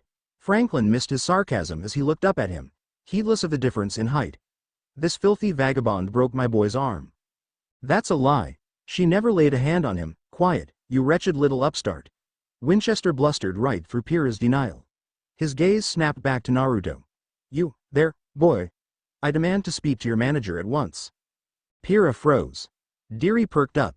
A wicked grin split Naruto's face. Kirao swore softly to himself. Ah, bugger. He wants to speak to the manager? A clone chuckled. Did you hear that? Another echoed. He wants to speak to a manager? In that moment, any pity Naruto might have felt shriveled up and died. Oh. This was going to be one of those days, wasn't it? Fine. He erupted into an ear-piercing shriek of laughter then, a deep, throaty sound that left Winchester on the back foot. 3 quick strides carried him forward. Another placed him well within striking distance. A 5th saw his forehead pressed against Winchester's now puce-colored face. Here at last, a faint look of alarm passed across the portly man's sweaty visage. "I am the manager, little man." Behind him, Pyrrha preened, but he wasn't done. "Your boy's a bigot. He was harassing my employees, so I threw him out. Dearie didn't sew a damn thing. Also." He lurched forward, grabbing a fistful of the man's coat. "That's my darling daughter you just insulted." Clenched knuckles blurred upwards. .0.0.0. Such a homely little place, this bakery. Vanessa Nikos had glimpsed it from afar and knew she had arrived. Nestled in the very heart of Vale, Baker's Dozen was immediately visible to the naked eye. Easily accessible off a main thoroughfare, she recognized the sign immediately. This must be the place. After all, her daughter's directions had matched with those given by Naruto, and neither were the sword to lie. But with each step she took toward it, her heart began to hammer. Even from here she could hear a lively commotion within. What if they didn't want to see her? No. Stop. She shook her head fiercely, crimson hair flying about her head like a halo. Focus. She could do this. She just had to reach out. Grasp the handle. She had only just done so when someone came crashing through the wooden frame at breakneck speed. Instinct took over, years of poised reflexes compelling her to act. She lashed out, backhanding the brute before he could collide with her and ruin her outfit. A meaty thunk greeted her ears and then he was gone, crashing past her. Only then did she realize what she'd done. Chagrined, she looked backward. "I'm sorry," she called out after him. Franklin Winchester didn't answer, rather, he lacked the capacity. He was already halfway across the street, tumbling like an oversized boulder and squealing all the while. Vanessa briefly considered assisting him before she thought better of it. Meh. He had aura. He'd be fine. Probably. Besides, that looked like a Winchester, and everyone knew the Winchester family was a big, ol' bag of dicks. No love lost there. Humming, Vanessa hummed softly as she stepped over the broken timber and into the shop. My, she sighed. I didn't expect this place to be quite so rowdy. Pyrrha's voice greeted her almost immediately. Mom? Vanessa saw her daughter for all of a moment, then she saw the man standing behind her. Blue eyes bulged. Jade orbs narrowed. The world ground to a halt. Any lingering reservations she might have felt in that moment burned to ash as she laid eyes on him. He saw her. She saw him. He was just as she remembered. A switch flipped in the back of her head. Naruto saw it. Knew what was about to happen, and made no move to flee, nor did he try to stop her. Good boy. Target. Acquired. Hey, Nessie. He raised a hand. How was your flight, MMPH? Vanessa didn't speak. There was no need for words here. Her arms flung themselves around the back of his neck, hauling him forward. Her mouth crashed against his, silencing any hope of protest. Naruto stiffened for all of a moment before he melted into her, gently cradling her waist, and her heart soared for it. She felt like a young girl again, wild and spirited and free. Even as she forced herself to retreat. Quite nice, thank you for asking. The warrior purred as she pulled away. This is a lovely place. Needs a bit of sprucing up, though. Wait. Pyrrha noticed the large case slung over her shoulder and regarded it with something akin to dread. Did you really bring your weapons? Of course I brought them along, dear. Vanessa smiled sweetly and patted her head. I've got a man stealing hussy to slay. Or seduce. Whichever comes first, I suppose. Now, where is that little birdie? A distant crash above her answered immediately. Is that who I think it is? Vanessa's smile turned malicious. Second target, acquired. Right on time. Mercury had yet to return. Cinder wasn't sure if she should feel disappointed or validated by her minion's absence. Unfortunate and irritating certainly, but no great loss. On one hand, his failure told a tale all its own. If dear Mercury was not here in the dorms with her and Emerald, it meant he had been delayed, captured, or perhaps even killed by a far greater foe. When the dawn came and still he did not return, Cinder became more and more certain. He had failed, then. Unfortunate. No matter. His was no great loss. He could be easily replaced. She laid one leg over the other and languidly drank from a flute of wine, considering the matter further. Had Roman found him spying and killed him? Unlikely. He would not dare harm Mercury for fear of rousing her ire. A quick text confirmed that Torchic and that little minx of his were quite all right and ignorant where Mercury was concerned. If they knew she'd set them up to fail, then they were playing their cards remarkably close to their chests. Neo, perhaps, could have slain Mercury, but that would have endangered Roman. No, she wouldn't dare. And so Cinder Fall removed her from the list of suspects as well. Just as well, really, she already had her suspicions. It was probably that blasted baker. He struck her as the capable sort. Now that Naruto. He would make an admirable replacement, if he could be swayed to their side. And he would be. It was merely a matter of finding the right leverage. Everyone had a weakness. She would find his, sooner or later. Perhaps his was the Bronwyn woman. Or perhaps. A thought occurred to Cinder then, which in turn birthed a slow smile. Ah, now there was an idea. Mercury Black had not been disloyal per se, but neither could he be called loyal, either. Unlike young Emerald, he served by his own whims and with insufferable snark. Such a wastrel was useful in his own right, and even an easy scapegoat should things go south, yet ultimately, she'd always intended to sacrifice him. If not in the vital festival then later. So long as she kept Emerald in line, their scheme would proceed. And sweet, sweet Emerald was putty in her hands. Even now could feel the poor girl staring at her back, waiting for answers. Ma'am? Her pawn probed hesitantly. What are we going to do? Is the plan still viable? Cinder took another long drink and schooled her face into an impassive mask. Setting the glass aside, she turned to face the fawning girl. Such a useful pawn. Such a useful semblance, she'd been wise to snatch Emerald off the streets. A touch here, a caress there, and she'd follow her anywhere. Mercury's untimely departure may have thrown a wrench into their plans, but his end would not derail them. It was too late for that now. The die had been cast. It was only a matter of time. The might of the Fall Maiden would be hers. Just as soon as she found where that little bitch was hiding. Ah, but little Emerald was looking to her for guidance, and she must give it to her. Cinder graced her forehead with a chaste kiss. The girl shivered in delight, as well she should. I have a task for you, Emerald. Listen well, for I'll not repeat myself. Perhaps a visit to the bakery was in order. 0.0.0.0. Hey, Mum. How are ya? Sapphire Torchwick did not rise from her coma to answer her son's call. She did not blink. She did not move from her bed. She didn't do much of anything beyond breathing, really. The faint drone of a heart monitor filled the room with a low, steady bleat. As ever, the faint rise and fall of her chest was her sole response to his inquiry. That was all right. Roman hadn't expected an answer. It was the thought that counted. So long as she still drew breath, well, that was more than enough for him. You know, I've had a busy night. He chuckled to himself. Real eye-opener. You wouldn't believe it. Even got a new job. The pale woman did not answer. She could not. Her once long hair had been cropped short just below her chin, her once lively face now pale and sunken, a breathing tube forced down her mouth to keep her lungs going. She was in every way a shell of her former self. A wraith clinging to life. Sunlight slanted through the window, further highlighting her pallid complexion. She seemed broken and shriveled in the light, a single gasp from death's door. Like one good nudge would send her crashing through. A shiver shook the thief and he steepled his hands against such thoughts.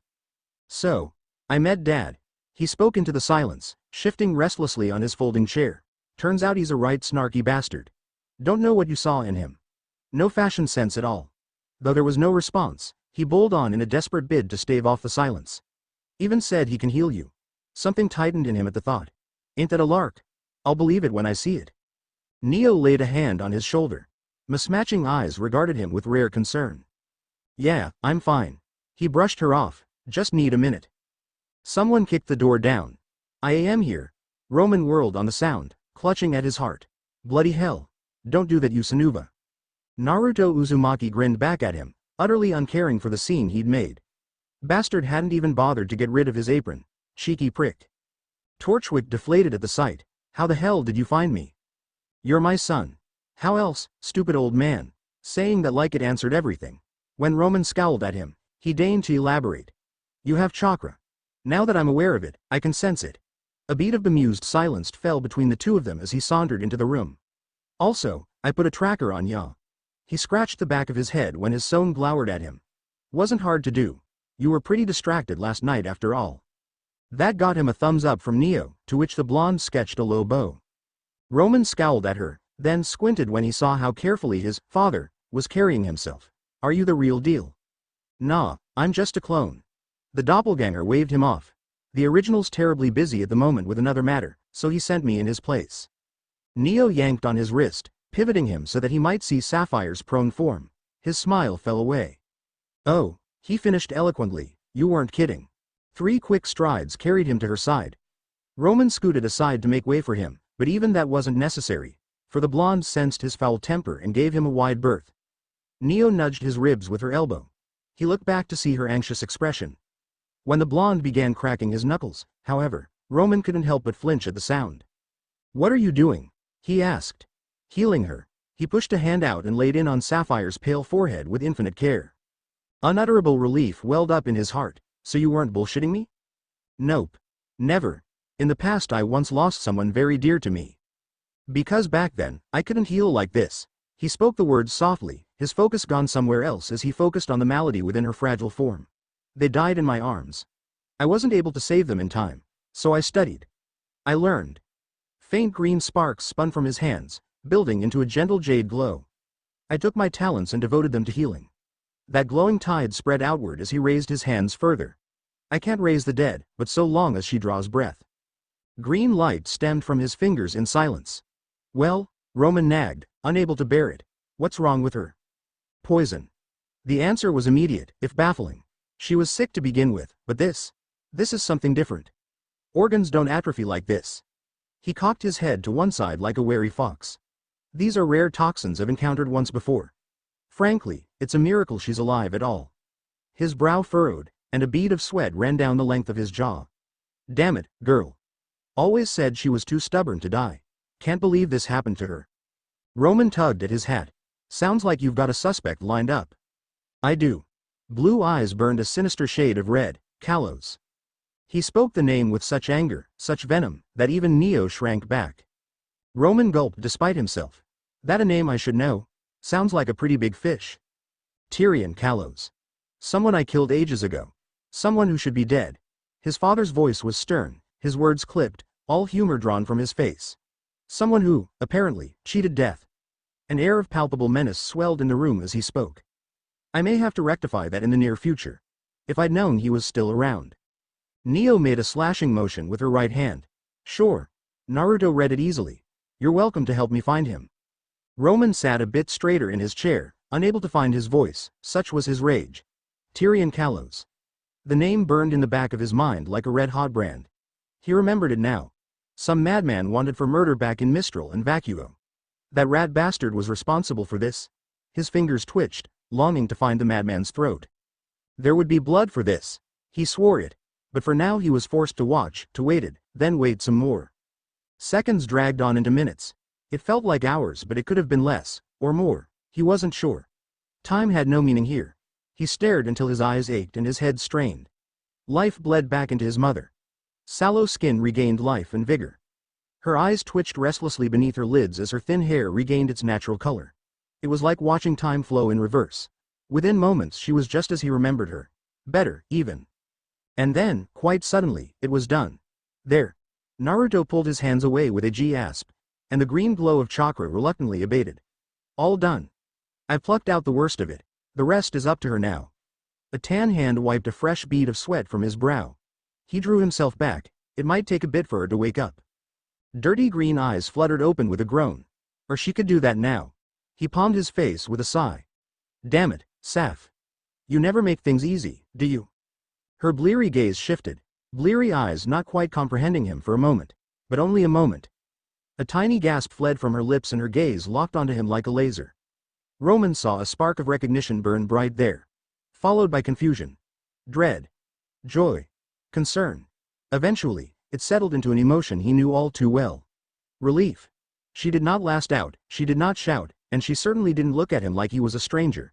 Her lips parted again for a rusty peal of laughter. "Hello, lover," she whispered, voice gone hoarse from years of slumber. "That would fade in time.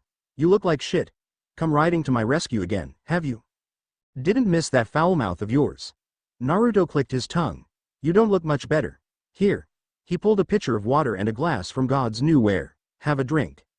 Roman nearly choked on his spit as the man who claimed to be his father pressed a cool glass of water to his mother's mouth.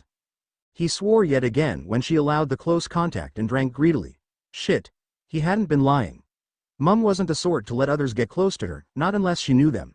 When she laid her head against his shoulder, the thief released a breath he hadn't realized he'd been holding. So. This was it, then. Whiskers had told the truth after all. A weight fell from his shoulders. His voice went with it and betrayed him. "Hey, Mum." Sapphire Torchwick shifted among the pillows and briefly blinked up at him, blinking away the cobwebs of slumber. She blinked once. Twice. Thrice.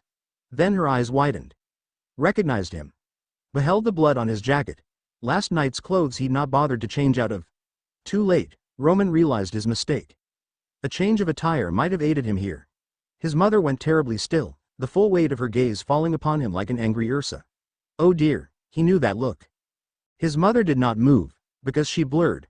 Her body all but exploded out of the hospital bed. A firm hand latched onto his right ear, and yanked his forehead down to hers. Who are you? She snarled at him, and what have you done with my son? Faced with such a fury, Roman could only conjure a singular response. Oh wow, he cried, Mum, quit it, you're embarrassing me. Naruto's laughter echoed long and through the room. Neo clapped her hands in merry approval. 0.0.0.0. 3 hours had elapsed since Vanessa's untimely arrival. 180 minutes on the dot. Then 1,800 seconds. No more. No less. That was precisely how long it took for all hell to break loose. Raven had stormed downstairs, taken one look at her competition and challenged her to a duel then and there. Angry barbs were exchanged. Insults flung about like daggers. Word spread like wildfire, and once more the backyard of Baker's dozen transformed into an arena, just as it had been some days before, with one notable exception. Fight, fight, fight, 100 lean on the black-haired beauty. I'll take that wager, the redheads got this in the bag. Open a bakery, they said. Naruto bit back a long-suffering sigh as yet another wad of lean crossed his counter. It'll be fun, they said. His head came down in his palms, muffling the groan that followed.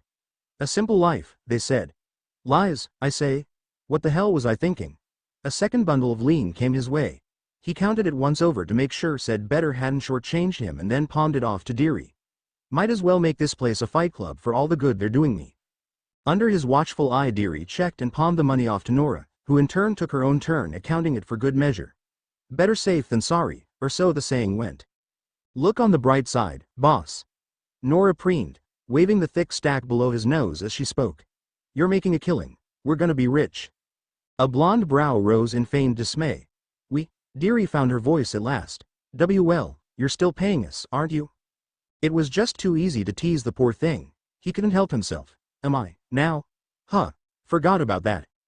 He immediately regretted it when the waitress hung her head and made a tiny noise of discontent.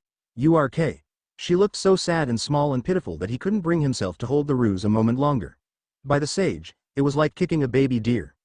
The antlers made it worse. He felt like a Scrooge for even making a joke like that. Deary wasn't quick on the uptake when it came to jokes. He'd nearly forgotten that. Oh, dear. Were those tears in her eyes? They were. No waterworks. Don't cry. I'm only joking. His hand moved of its own accord, seeking the space between them to tousle her hair. You know what? I think you deserve a raise. I'll double your pay. How about it? Double? Deary's head bowed a little more under the pressure and she tucked her chin into her chest. Really? I haven't been here that long. Nonsense. Naruto was having none of it. You've already got room and board here. I doubt you'd want to live in the attic forever. Her posture bent a bit more as her eyes sought the floor. A faint flush lit her cheeks. I wouldn't mind it, you're nice. Nice, was he? Try as he might to stamp it down, the parent in Naruto reared its head at those words. Such a good girl. Maybe he should see his way to teaching her a bit of self-defense. Wouldn't do to have her encounter someone like Carden again on her own. And why stop there? She clearly didn't have any family to speak of. Poor thing. Why not look after her? Could you adopt someone on a whim? Was that a thing? Raven would kick up a fuss to be sure, but really, what was that harm? Hey. Nora butted her way between them before he could ponder the matter further. What about me? Naruto pulled back and rolled his eyes in a good-natured way. You can have a raise too, Nora. Huh. Blue eyes flashed in triumph as pumped a fist. Bitchin'.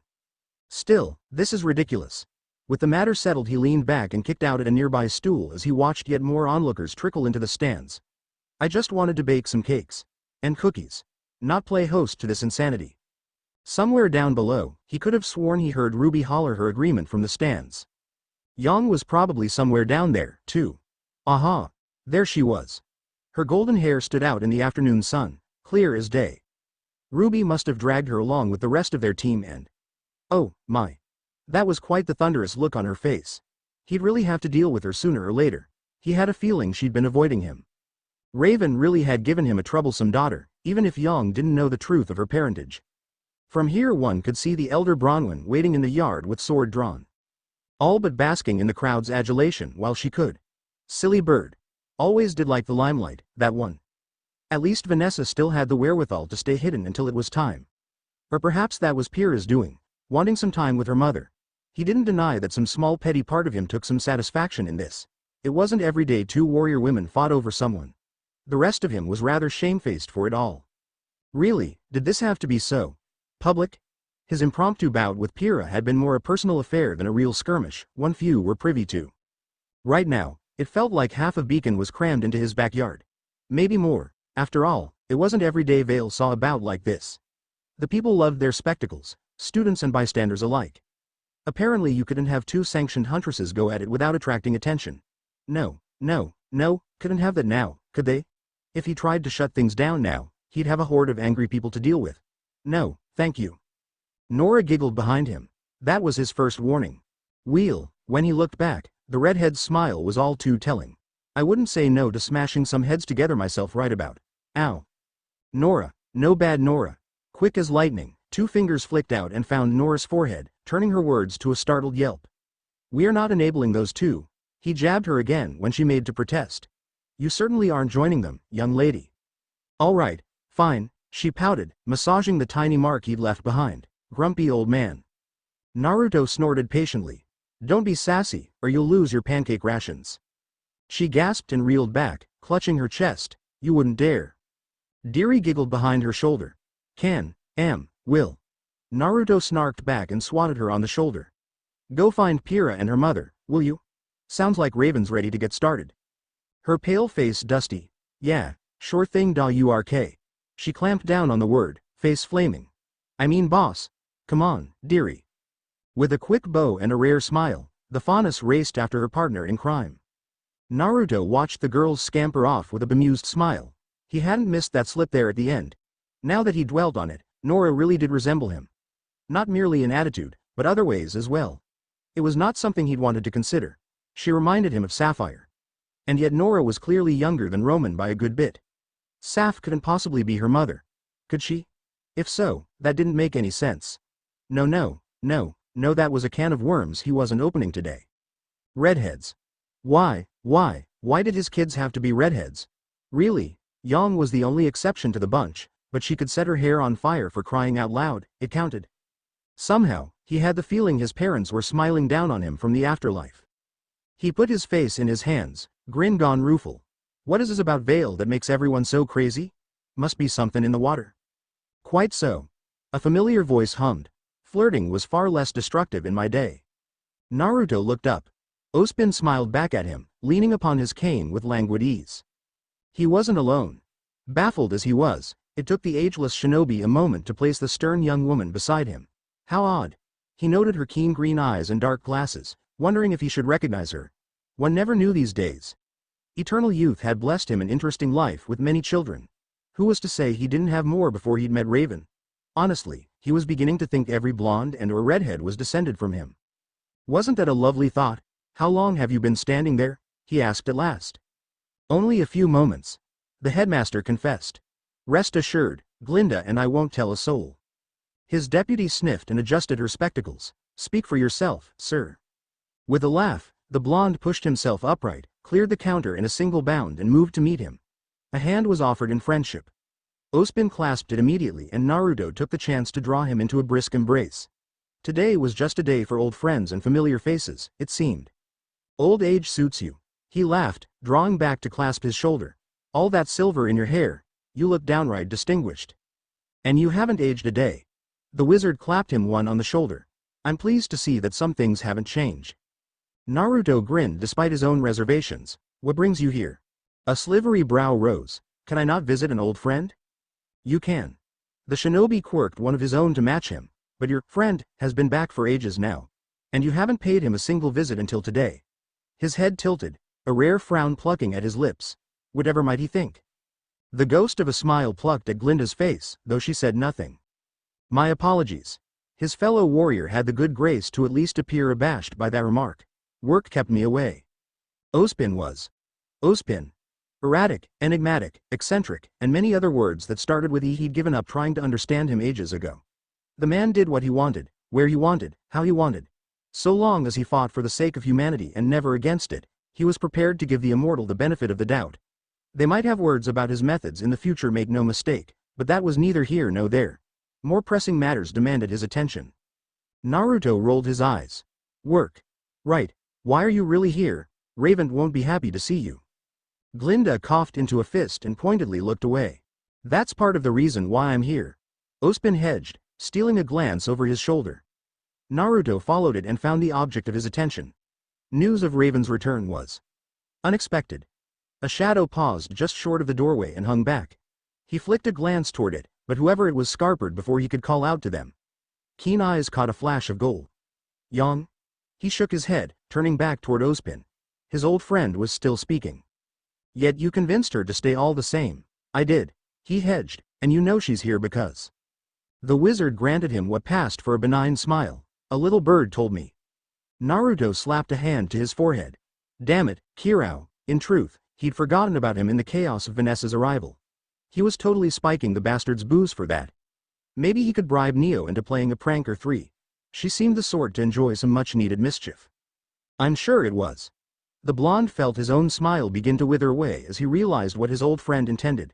He planted his feet and stowed both hands in his coat pockets. I didn't exactly call her here myself. A rueful smirk tugged at the corner of his mouth in spite of the tension. She hunted me down like a prize stag. You know how she is when she wants something. That drew a chuckle from his erstwhile ally. I do, indeed. A pall of unwieldy silence fell between the two men. Naruto broke it with a shake of his head. She's done with that life, Ospin.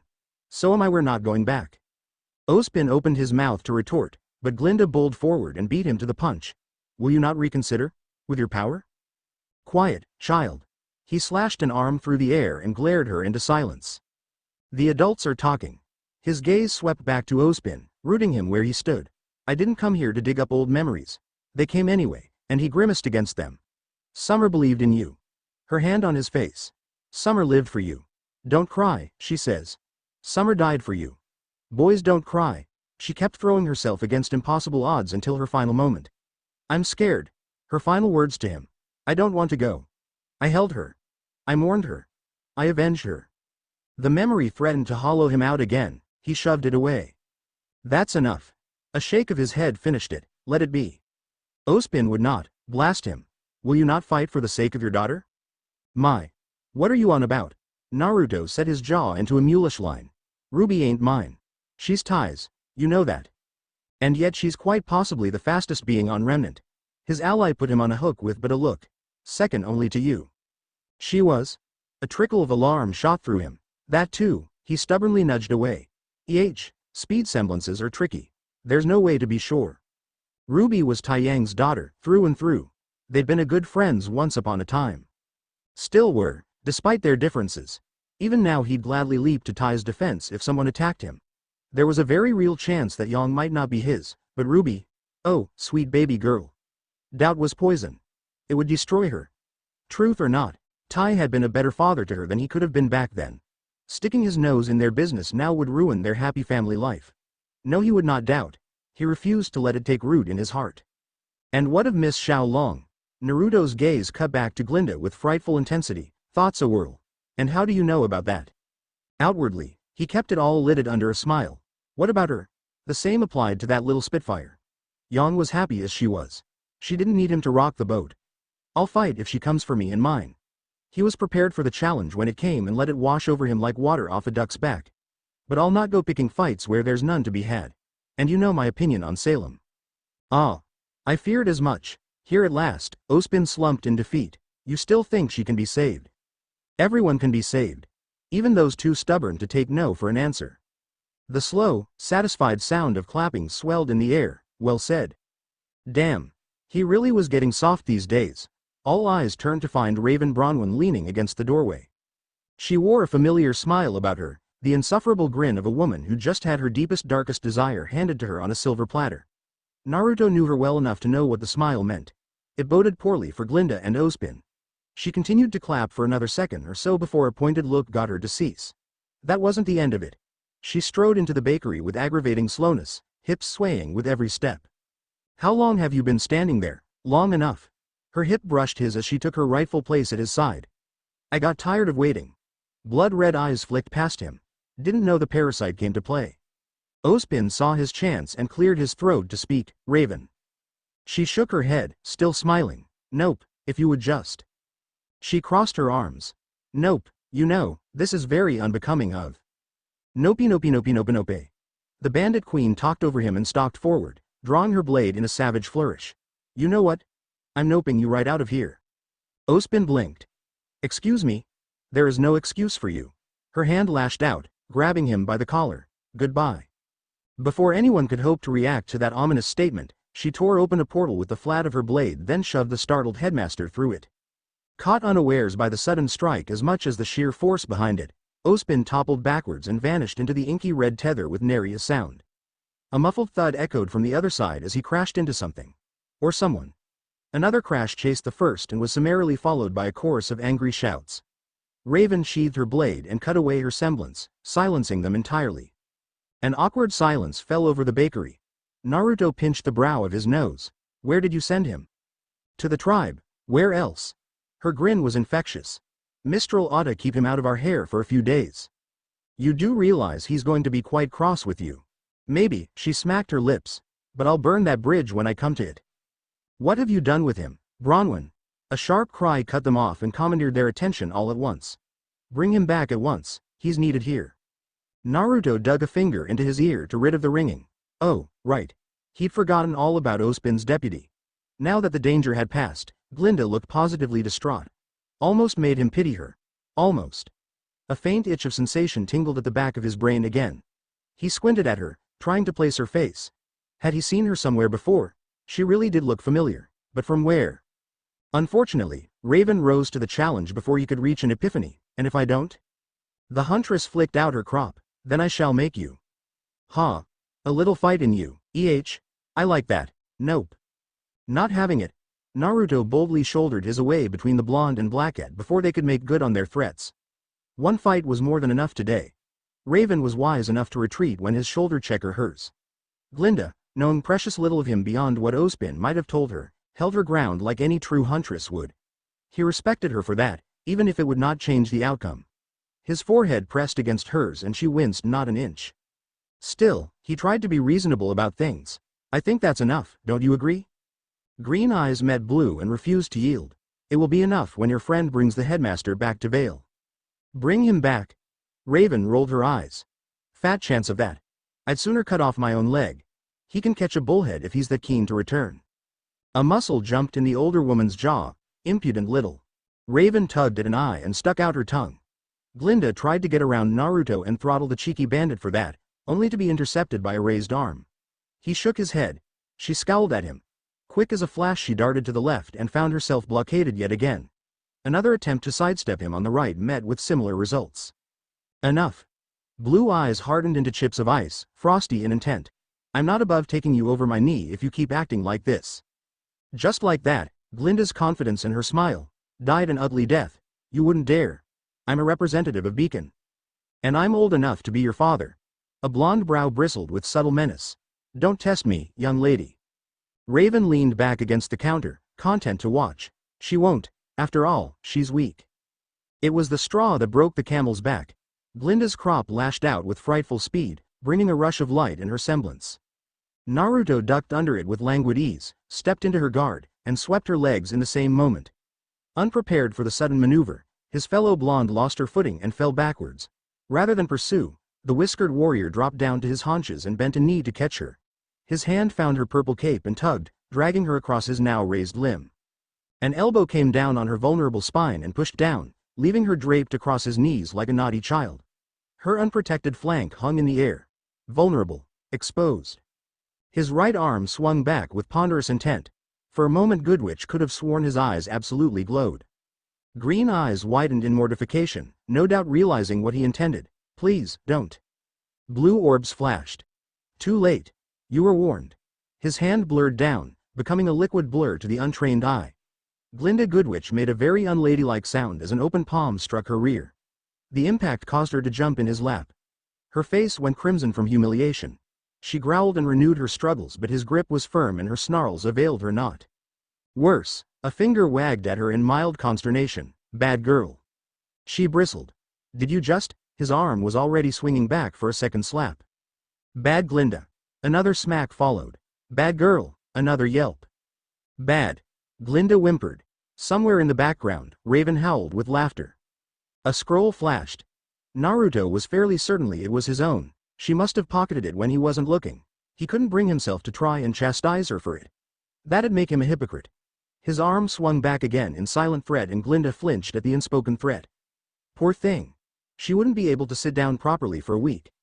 The photos that Raven had took would prove a more dire threat, he thought.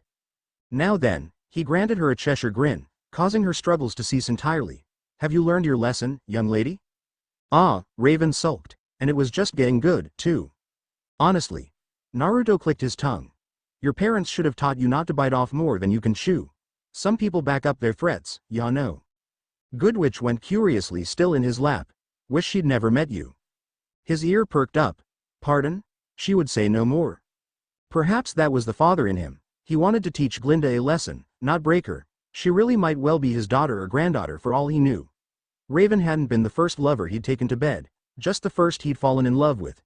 These days his offspring tended to be redheads or blondes. And Glinda had already shown a very familiar temper. Who knew? Regardless, he decided to let her off easy. Just this once. Blood relation or not, he rather liked her spirit. Well, he held his hand high, just in case she got uppity again. Do you give up? I can do this all day, you know. Glinda looked fit to spit or use her semblance on him and then some. His arm twitched. No, she wailed. No more. I concede. Will you release me now? That depends entirely on you. Are you done? Glinda nodded mutely in kind. Off you go, then. With his point made, there was no more need to hold her captive. She didn't so much stand as she did stagger when he let her up. If looks could kill, he would have been ashes at her feet. Raven stomped a foot and dreading a one-way portal trip for herself. The deputy headmistress was quick to make her escape. Just as well, too, because that's when all hell broke loose. They're finally ready. Nora stormed downstairs in a whirlwind of motion, all but dragging poor dearie behind her. By contrast, Vanessa emerged at a more sedate pace with a bemused Pyrrha in tow. The champion took one look at the retreating Glinda, noticed her limp, and frowned. Did we miss something? Nope. Naruto clammed right up. Not all. Raven's grin was all too vicious. Not a thing. Naruto swung his gaze back around with a smile of his own. Well. Someone had found their armor. Vanessa looked good in it even, after all these years. All red and gold and blue with matching boots, leaving her legs and shoulders bare. Her crimson hair had been let down to spill over her shoulders, burning in the slanted sunlight like a living flame. Were her eyes burning too? Or was it just a trick of the light? Impossible, of course. All the maidens were accounted for. He frowned at that and shook such thoughts off. She looked just as he remembered her. A warrior. A fighter. A wonder. She caught him looking, of course. Not bad, huh? She hefted the golden shield bound to her back. I've still got it. A low whistle left him.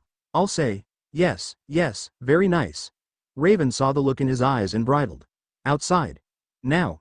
Time to eat dirt. Pyrrha bridled. Her mother, however, took the insult with poise and grace. This from the woman who's been squatting in a tent for the last decade. How quaint. Now it was Nora's turn to whistle. Dom, all right, outside, go find your seats. Naruto planted a palm between her and Dearie's shoulders and started guiding them toward the door before someone could say something truly foolish and start a brawl outside the ring. They went begrudgingly and with the promise of 24 pancakes to satiate Nora's appetite, but went they did. Unfortunately, that left him alone with Vanessa and Raven. And Pyrrha, of course. One mustn't forget Pyrrha. He flicked her an anxious look and she went to join her teammate. Now well and truly alone, he stood his ground against them both. The silence that followed was stifling indeed. If you're waiting for my blessing, then you have it. Naruto flicked a hand outward when they started to talk over one another. Try not to kill each other out there. Raven manged to look a little chagrined about that, at least. Not my fault this is happening. She huffed and tore her gaze away. Everything was fine until she showed up, I was first. Vanessa saw the opportunity and pounced like the champion she was. First to run away, dear. The bandit queen made a keening noise between her teeth. Why you? Naruto bit back a treacherous chuckle. Who would have thought it? Raven Brahmin, bandit queen. Spring maiden and terror of Mistral. Could actually be quite clingy when she wanted to be. Adorable. He still wasn't used to this side of her. Just went to show that you couldn't judge a book by its cover. You were. He conceded with a nod. We've been over this. You left. A look of anguish flashed over her face and he was quick to mollify it. You came back. His words had her preening all over again. Your position isn't being threatened here. I'm not sure why you think it is. She scuffed a boot against the dirt. Masori, honestly, if I had a lick of sense, I'd be running for the hills right now hollering at the top of my lungs. However, he slashed a hand through the air before either could protest. I'm taking responsibility for my actions in the past. The two of you can do the same at the very least. Vanessa raised a vambrace-clad arm. To be fair, I'm quite willing to share. Raven absolutely roared. Piss off, Red, I told you I don't swing that way. Naruto pinched the brow of his nose, not helping, Nessie. 0.0.0.0. Cinder settled into the stands to wait. Even from here, one could hear the squabbling coming from the bakery. A small, sultry smile played at the corner of her mouth. Her eyes flashed, how very quaint. Pyrrha was the invincible girl. It was a title she'd both carried and cursed in equal measure. A looming shadow that seemed to stalk her wherever she went. She was Mistral's champion, the apple of their eye. She'd come to Vale to escape that. For the most part succeeded. She had a team now. Friends. Family. She'd reconnected with a father who loved her dearly. Mother was over the moon with joy. Life was good. But here, now, in this moment, she felt that specter looming over her again. More than a few patrons had come out to see she'd seldom seen her mother in full kit before. Not like this. Vanessa had armed herself to the teeth. Wearing a golden circlet round her head, Vanessa strode down into the ring, hefted her swirled shield, and drew her sword. She took a stance that her daughter remembered all too well. Pyrrha couldn't help but notice the golden cord looped low near her blue combat skirt. 3 then. She'd a sword. A shield. And her lasso. Brought her entire arsenal with her. None of her weapons were a makeshift. Mother never used one. She had no need of them, nor did she name her weapons. There was no need. After all, Mother Vanessa held a title of her own, a name some still whispered to this day. For what came after a girl, but a woman? Who could be better than an invincible girl? Her mother had been a woman of wonder to be sure, but in the fighting circuit the phrase had taken on a life of its own. The people of Mistral longed for a name that rolled off the tongue, and so they devised one of their own for Vanessa Nikos. They'd called her Wonder Woman for her feats, because Mother had never lost a fight even after her retirement. She was truly invincible. Mother raised her sword into the air. The crowd ate it up. Someone started stomping. She didn't know who. Within moments, the bleachers were shaking. Few knew Raven Bronwyn, but Vanessa Nikos? She was a bloody legend. A hue and cry went up, buzzing in her ears like a storm of angry rapier wasps. It didn't take long for the chanting to start. Nikos. Nikos. Nikos. Go. Raven. Pyrrha's head snapped toward the sound. It was that Faunus girl, even now ducking her head at being found out. She vaguely remembered her. This one worked at the bakery. Well, at least someone was cheering for Raven, and surely that was better than nothing. Ha! A familiar crowed over it all. I heard that. Good on you, brat. For her part, Raven Bronwyn cared not a fiddle nor a fig for the crowd's fickle attention. Rather than sulk, she slammed a one-finger salute at the lot of them. She only had her eyes for her prey. No more. No less.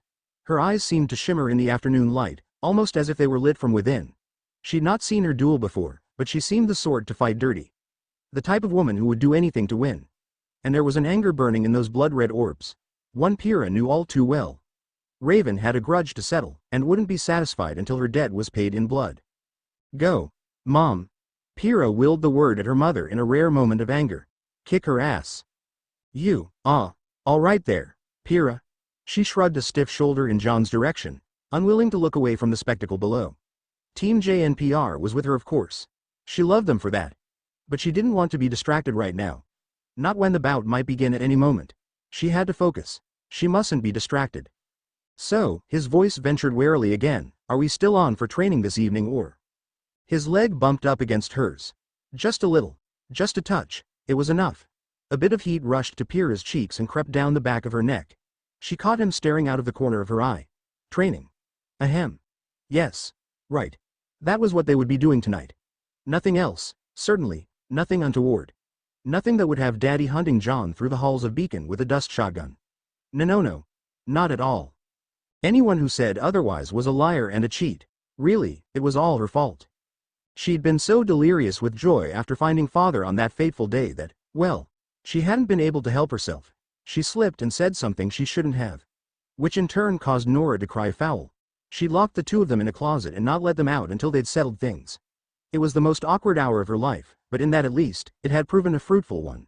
Daddy mustn't find out about this. He struck her as the protective sort. Instead, she flashed her paramour a winning smile. That sounds grand. His hand tentatively touched hers. Pyrrha squeaked and dared to thread her fingers through his. My, hand-holding.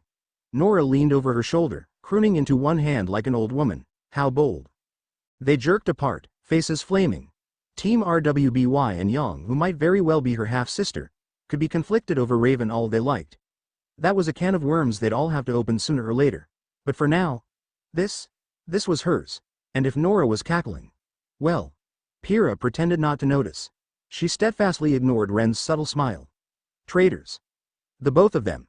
Maybe she should lock the two of them in a closet until they sorted out their issues. See how they bloody well liked it. Below the bleachers, Naruto stepped into the arena and placed himself between the two huntresses. An arm rose. All right, I know better than to have you fight to first blood. Neither of you will be satisfied that way. At their shared nod, he barreled onward. Conversely, you've both got aura for days. We'll be here all day if it comes to that. So you'll fight until ring out or yield. That good? Raven cocked her head, ebony tresses falling over one eye. Works for me. I'll have her begging for mercy. He patted her once on the cheek for that remark. Say that after you win, hotshot. She glared bloody red daggers at him. I will. Just watch me. Vanessa flourished her blade. Well said. Shall we begin? A beat of dreadful silence filled the arena. Naruto's arm slashed down. Someone moved. Omen carved a crimson swath through the air, seeking Vanessa's head in a vicious stroke. Rather than evade like any sane huntress would, the champion stood her ground and brought her shield to bear with a grin. Raven's blade struck it with a sonorous clang and bounced back as if repelled by a physical blow. Her arms were forced high, and her blade flew from her hands as her feet lifted briefly almost imperceptibly from the dirt floor. Pyrrha saw the opening and knew what was to come. Mother was merciless. A quick step brought Vanessa well within the woman's guard. Her shield flicked out again and cracked the Bronwyn woman across the jaw in rapid succession. Once, twice, thrice. That should have been the end of it. Raven was stunned and utterly unprepared for a fourth blow. Surely she'd go flying out of bounds. She did not. An armored hand arrowed out and caught the shield to stop her cold. Angry red eyes peered over it, narrow and intent. First blood to you. Raven commended her with an eerily calm voice. My turn now. Her head jerked forward, slamming into Vanessa's nose. The champion reeled back with a cry, narrowly warding the follow-through with her blade. Raven let her retreat. She could have pursued her, could have pressed after her, attacking all the while. Instead she knelt to retrieve her blade and brandished it once more, arm across an elbow. Vanessa climbed back to her feet, wiping a thin line of blood from her nose. She took her stance once more, an unmovable shield wall in the face of the coming storm. Raven scowled at the sight and surged in, sword trailing across the ground. Sparks skittered from its naked edge. You think you know how to fight. You don't. When Vanessa's shield blurred in again, she slapped it away with a crackle of aura, uncaring of the damage she sustained. You were probably taught by the finest instructors, yet you know nothing. Their blades crashed together with an awful shriek of metal. You were taught to stand, to duel with dignity. Bah, honorable little champion. A sonorous clang went up as they clashed again, and many covered their ears against it. Have you ever fought in the wilderness before? Raven's blade flicked out, carving an angry red line across Vanessa's cheek. They locked weapons, straining against one another. I care nothing for foolish honor. Raven spat in her face, startling the redhead and opening her up for a brutal knee to the ribs. I cut my teeth on Grimm and Huntsman alike. A blind jab followed and was summarily, transitioning then into a parry that left the latter on the back foot. A rousing roundhouse kept her there. Pyrrha felt sick to her stomach at the sight. Down below, unseen to others, gentle green eyes flashed with a rare anger. Enough. Vanessa's fist slammed through Raven's blade and found Shin, snapping the younger woman's head back in a sudden spray of blood and shattered steel. Pyrrha felt a little thrill shoot through her at the sight. Her mother raced in, ramming a shoulder into her foe's collarbone to knock her off balance. What followed was a beating, left, right and center. Body check. Rammed the hilt of her blade into Raven's throat. An angry gurgle greeted her as she tried to fight back. Too slow. Grab her head, slam it down into a knee. Throaty laughter greeted her. In spite of her wounds, Raven calmly pressed a hand between Vanessa's breasts and pushed. Wind howled, breaking the redhead's combo to hurl her away like a straw doll in a storm. It was only a momentary escape, but it gave the red-eyed warrior time to slam her hilt into its sheath and draw a fresh blade from within. Pyrrha grimaced at the sight. Just how many of those did she have? Vanessa must have thought the same, because she hesitated. It gave Raven a chance to retaliate. Their weapons clashed anew. Vanessa's longsword slid down the length of Raven's katana, spitting yet more sparks. Raven swayed aside, uncaring as it opened an angry red cut just below her right eye. Braving her blade with both hands, she cut down, forcing her foe to bring her shield to bear once more or risk losing an inordinate amount of aura. This time, she was ready for the counter that followed. Bronwyn leapt away, grinning like a madwoman. Not bad. Tanking the strike on one knee, she chambered a kick and launched her away, sending her shield whirring after her. Bronwyn skidded back yet again, digging a deep furrow in the yard. Her eyes snapped up. Wait, I've seen that style. Raven had a second to recognize the legend she was fighting. I thought it seemed familiar. Vanessa staggered upright and stabbed her sword into the ground. From there she slung her shield onto her shoulders and took another stance, arms crossed in a familiar X-shaped formation. Raven groaned. Ah, fuck me. Her foe smiled cheerily. We'll save that for later, dear. With a cry straight out of a hero's story, Vanessa Nikos reared back and smashed her golden vambraces together. Pyrrha recognized her mother's semblance with a wince. It was a simple one.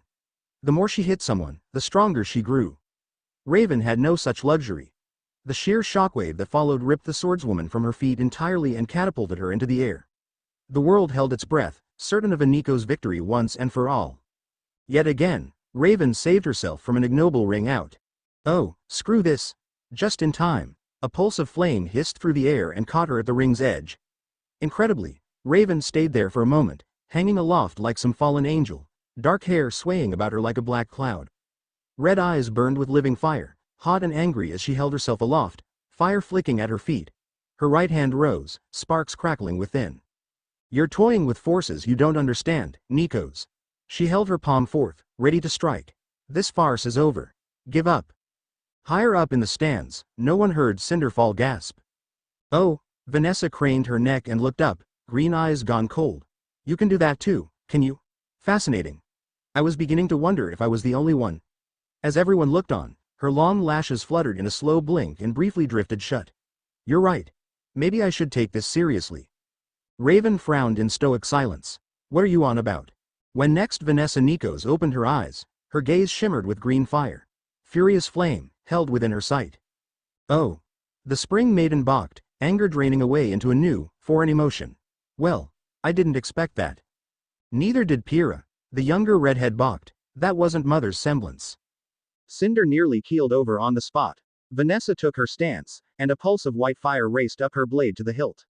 Another shimmered across her shield, sheathing it in holy splendor. Pyrrha saw it. The spectators saw it.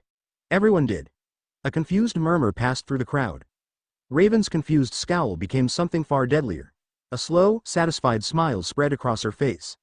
Vanessa mirrored it with one of her own. There was no fear to be found her in their shared gaze. Only breathless anticipation. Naruto saw those blazing orbs and swore softly. Raven shot down with a pulse of fire, howling for vengeance. Vanessa leapt up to meet her with cry of her own. And the battle was joined anew. Salem was nobody's fool. One did not live as long as she without learning a thing or two. Well, perhaps her curse might have something to do with that. Bah, semantics. Some might say Vale was ripe for conquest. Perhaps it was. Perhaps it wasn't. Who could say? Cinder certainly believed the former. She knew better. The sight unfolding before her was tempting, more than tempting, but she would not be undone by it. She would not be drawn in. She knew not to stick her nose where it didn't belong. Not while that monster was prancing about Ozma's kingdom. Blast it. After all these years, she begun to hope that he finally vanished off the face of Remnant. Fate, it seemed, was unkind. In less than a year, he'd already gotten his hooks into most of the population, and with what? Sweets. Ha, not bloody likely. She'd not be fooled. And so she would stay away, lest that fool infect her with his unique madness as well. Perhaps she would send Tyrion or Watts to make things difficult for him. They didn't seem the susceptible sort. Tyrion was utterly devoted to her and Arthur's ego wouldn't tolerate anyone getting the better of him.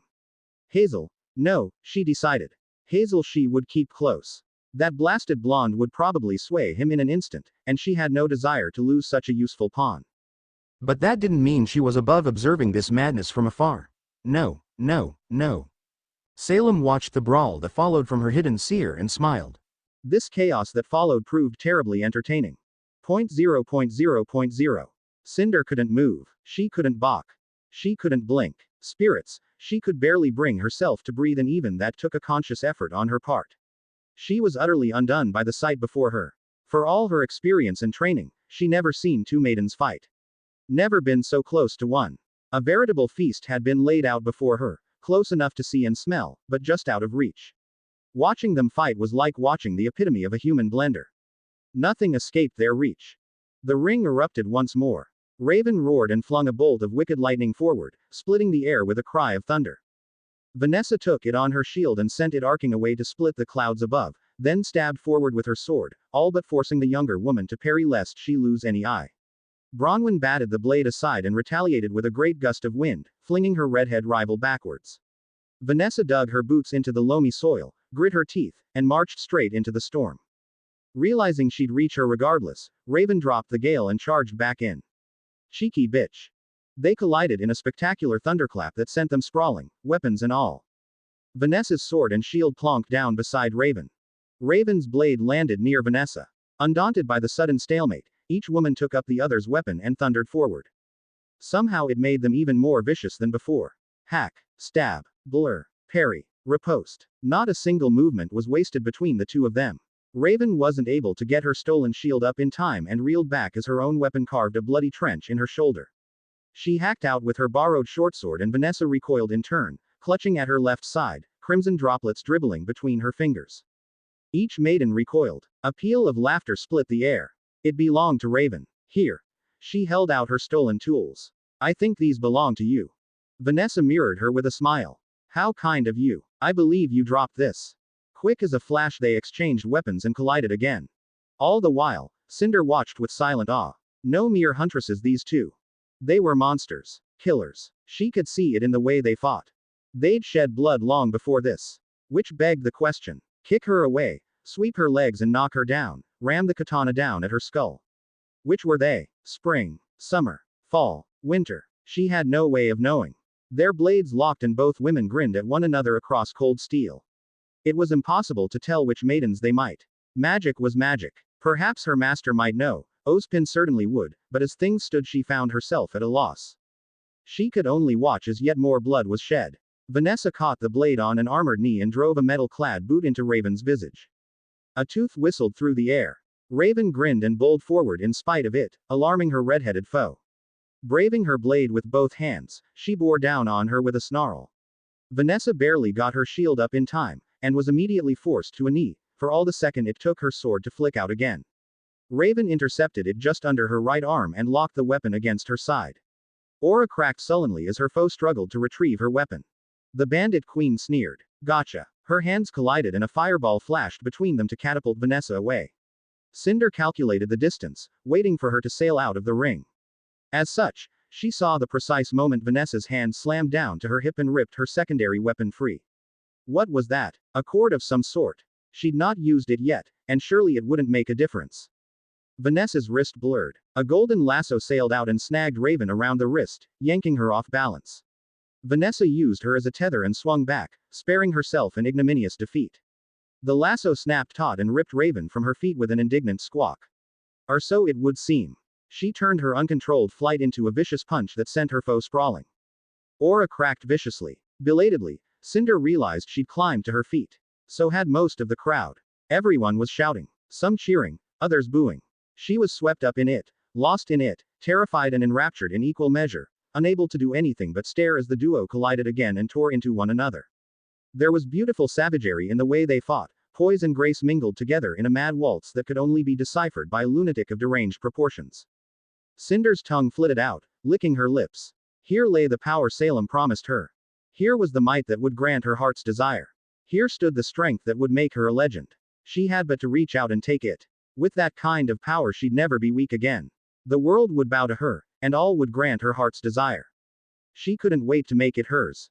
Raven and Vanessa fought like twin demigods, one an unstoppable force, the other an immovable object. Just how powerful would she be with both their powers under her belt?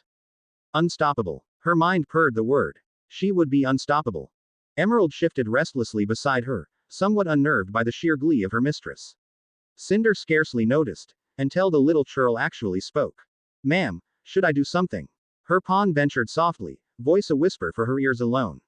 I can trap one of them in my semblance. What? No. Panic reared its ugly head in Cinder's heart and she rounded on her pawn with a hiss. You will do nothing. But why? The girl hissed back. Isn't this what you were waiting for? We could make them. No. The little fool would ruin everything. Cinder seized her by the face and squeezed. Do as you're told. Emerald grimaced, but demurred. Cinder missed the subtle flash of rebellion in those red eyes as she turned away. Yes, ma'am. In a controlled setting, Emerald's semblance would be just the thing to turn the tide in their favor. But not now. Not here. There were too many witnesses here. Heaven forbid if they actually killed one another. Who knew where the power would go then? If one of them even suspected a thing, they would be on her in an instant. Cinder was many things, but she wasn't a fool. Facing two angry maidens and their benefactor. No, that waylaid death had no desire to. Mercury was already gone to parts unknown and was the better fighter of the two. Most likely he'd been killed. Another explosion rattled the word. Raven cried out in triumph. Cinder didn't want to miss a moment of this. She couldn't bear to. The plan would have to change, of course. Emerald would understand. She wouldn't mind. No plan survived contact with the enemy. And if she had to sacrifice the girl in the future.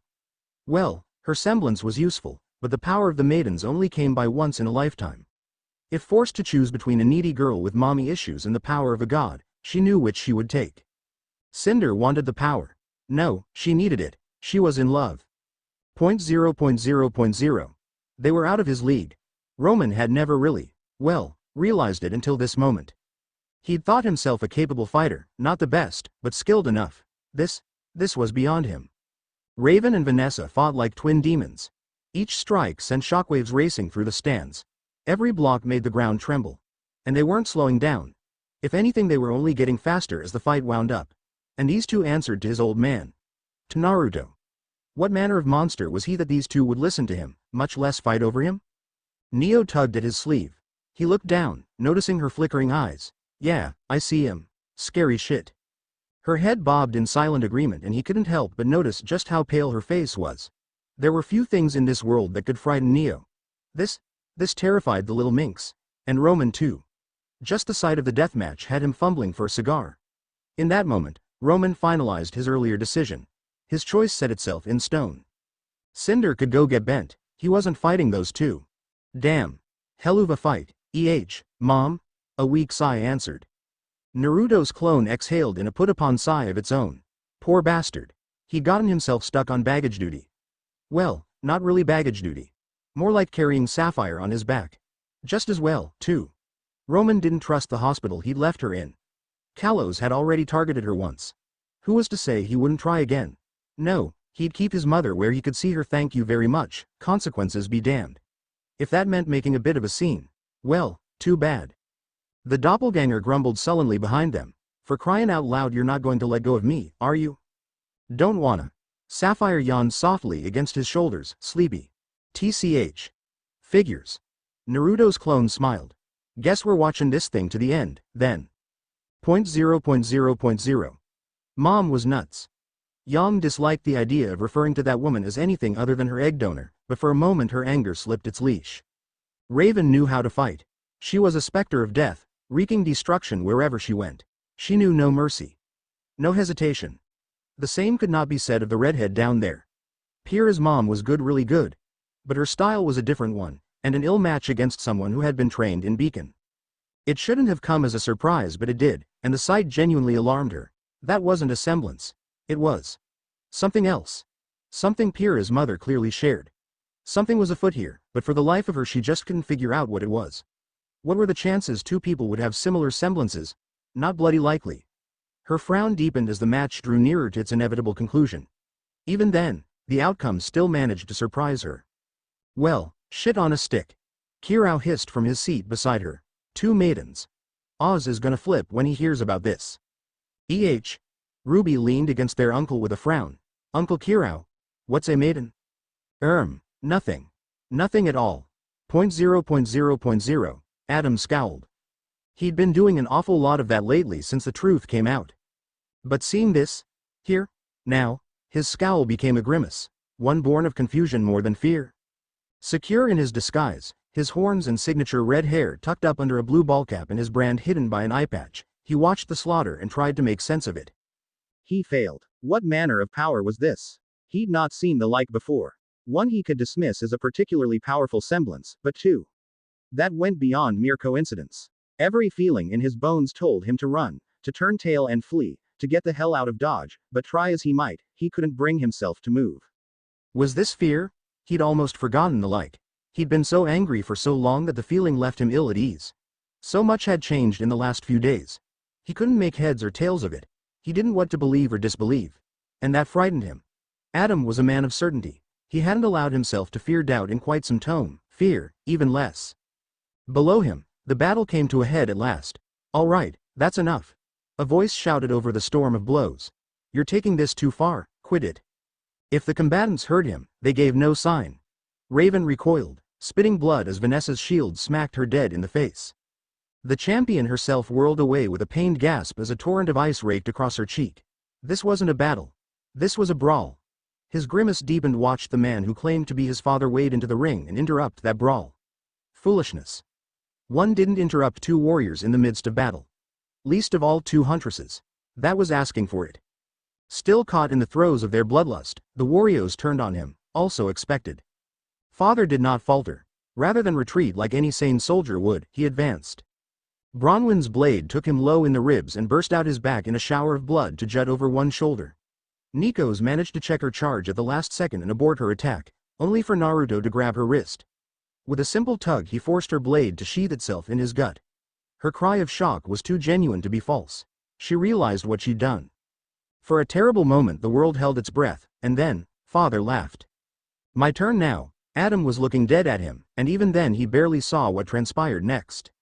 Naruto caught Raven with a vicious right hook that sent her spinning away. Simultaneously his left swung around at an impossible angle and socked Vanessa right on the jaw. There was an almighty flash of light followed by a terrible crack. Both shot out of the ring in unison. Raven smashed through the ground and crashed into a fence. Vanessa proved an able warrior in her recovery. She bounced back almost immediately and tumbled to her feet. Even from here, Adam saw the realization in her eyes, boiling with shared shame. A draw then. Well, they weren't going to like that. The crowd certainly didn't. Naruto turned to face them, uncaring of the swords still stuck in his body. Carelessly, almost lazily, he ripped them free, uncaring of the gaping tears left behind. He spun in a small circle, arms raised high. Cries of shock tore through the air, only to become frightful whispers as the wounds closed. No, that wasn't kind enough. They simply ceased to be. Adam saw them mend, watched fresh pink skin take the place of those grisly injuries, becoming hale and healthy tan once more. Some came loose deep inside of him. It felt like respect. So, Father grinned cheerily. Did anyone bet on a draw? Come on now. Let's see a show of hands. He didn't pay attention to what followed. His world was too busy crumbling. Those had been fatal wounds. The blonde had, quite literally, walked them off. To hell with that. Even a huntsman wasn't capable of regeneration to that extent. Wounds took time to heal. They didn't vanish like magic, it just wasn't done. At that very moment, he caught sight of Cinder lurking in the stands. She wanted to fight that? More fool she? The White Fang would be slaughtered to a man if they dared stand against. He choked on the word. If this man truly was his father, they would be slaughtered to a man. He wasn't having it. Adam grabbed a nearby napkin, pulled pen from his pouch, and penned a quick note. Then he stalked forward. Point zero point zero point zero. Cinder bristled as someone bumped into her. Here. A rough, vaguely familiar voice rose in her ears. Consider this my resignation. Firm hands pressed something into her hands. She frowned at it and looked down for but a moment. Amber eyes fluttered in a rapid blink, not quite comprehending what she'd been given. A napkin. Why would someone give her such a thing? When she dared to look up she found only milling bodies. Not so much as a hint of whomever had given her item. Vaguely unsettled, she turned back to the parcel in her hand. Warily, she unfolded it. Within lay but 3 lines of dialogue. She glared golden daggers at the letter. Dearest Cinder Fall. I fucking quit. Taurus. The letter turned to ash in her grasp. Adam. .0.0.0. You go on ahead, sis. I'll be a bit. Yang dug in her heels as the crowd began to disperse. More than a few grumbled about it. One or two lucky sods had come away with hefty winnings, but their glee was muted in the fury of their fellows. More than a few had lost quite a bit of lean today. Hey, poor bastards. This was precisely why she didn't gamble. Give her a strawberry sunrise any day. With the bout over, and wasn't that a bit of a buzzkill? She found herself lingering behind the stands. Uncle Kiro had all but stormed down the stands and gone after Raven, leaving them to their own devices. Weiss had muttered something about seeing her sister down there. Ice Queen had a sister, and Blake had gone and pulled another of her disappearing actions. Just as well. She didn't want them to see her like this. Ruby was fussing over her enough for all of them. Her sibling dithered. Bless her simple soul. Are you sure? Yang forced a smile she didn't feel. No, she wasn't. Not at all. She didn't relish the idea of talking with Raven or Naruto. Alone. But this was something she needed to do. Alone. She couldn't keep hiding behind her team like some frightened foal. She wouldn't have a better chance than this. If she kept putting it off, she'd wind up hiding forever. Yang Xiaolong didn't hide. Yeah, don't worry about it. She gave her a nudge. Save me a plate of cookies, yeah? Silver eyes danced with glee. Ruby didn't need to be told twice. She all but vanished in a whirl of red rose petals. Yang watched her go and felt her confidence shrink with each step. She felt small. Tiny. Exposed. Her left hand reached across her right, gripping her wrist until it creaked. She took a slow breath and exhaled, marshalling up the last battered dregs of her confidence. She could to this. She was strong. She was mighty. She was. Someone bumped into her. Her confidence cracked. Nope, nope, nope. Pardon me. A voice murmured. I didn't see you there. Hey, don't worry about it. She paused, just now noticing her unexpected guest. Tall, fair of face with dark hair and striking golden eyes. Give her a pair of cat ears and she could be Blake's sister. Well, if you ignored the red dress. Blake liked her blacks and white. This woman looked like she'd stepped right off a runaway. A faint spark of jealousy burned in her heart before she managed to quash it. Cinder, right? She fumbled for her name. You're one of the transfer students from Mistral, yeah? I am. Yang winced at her deadpan. Sue, heck of a fight, right? Bronwyn was impressive. The older girl conceded with a scowl, as was her opponent. MMHM. Yang pushed away her anger, offered a noncommittal grunt. Mom's a bitch, but she knows how to swing that sword of hers. Cinder went curiously still. Golden eyes flicked up and down the length of her, just now noticing the similarities between the two of them. Yang didn't much like that look. It was too sharp, too focused. Too intent. A flicker of something passed through Fall's gaze, gone before she could think to comment on it. Her posture relaxed just a little. Somehow, that put Yang even more on edge. I wasn't aware Raven Bronwyn was your mother.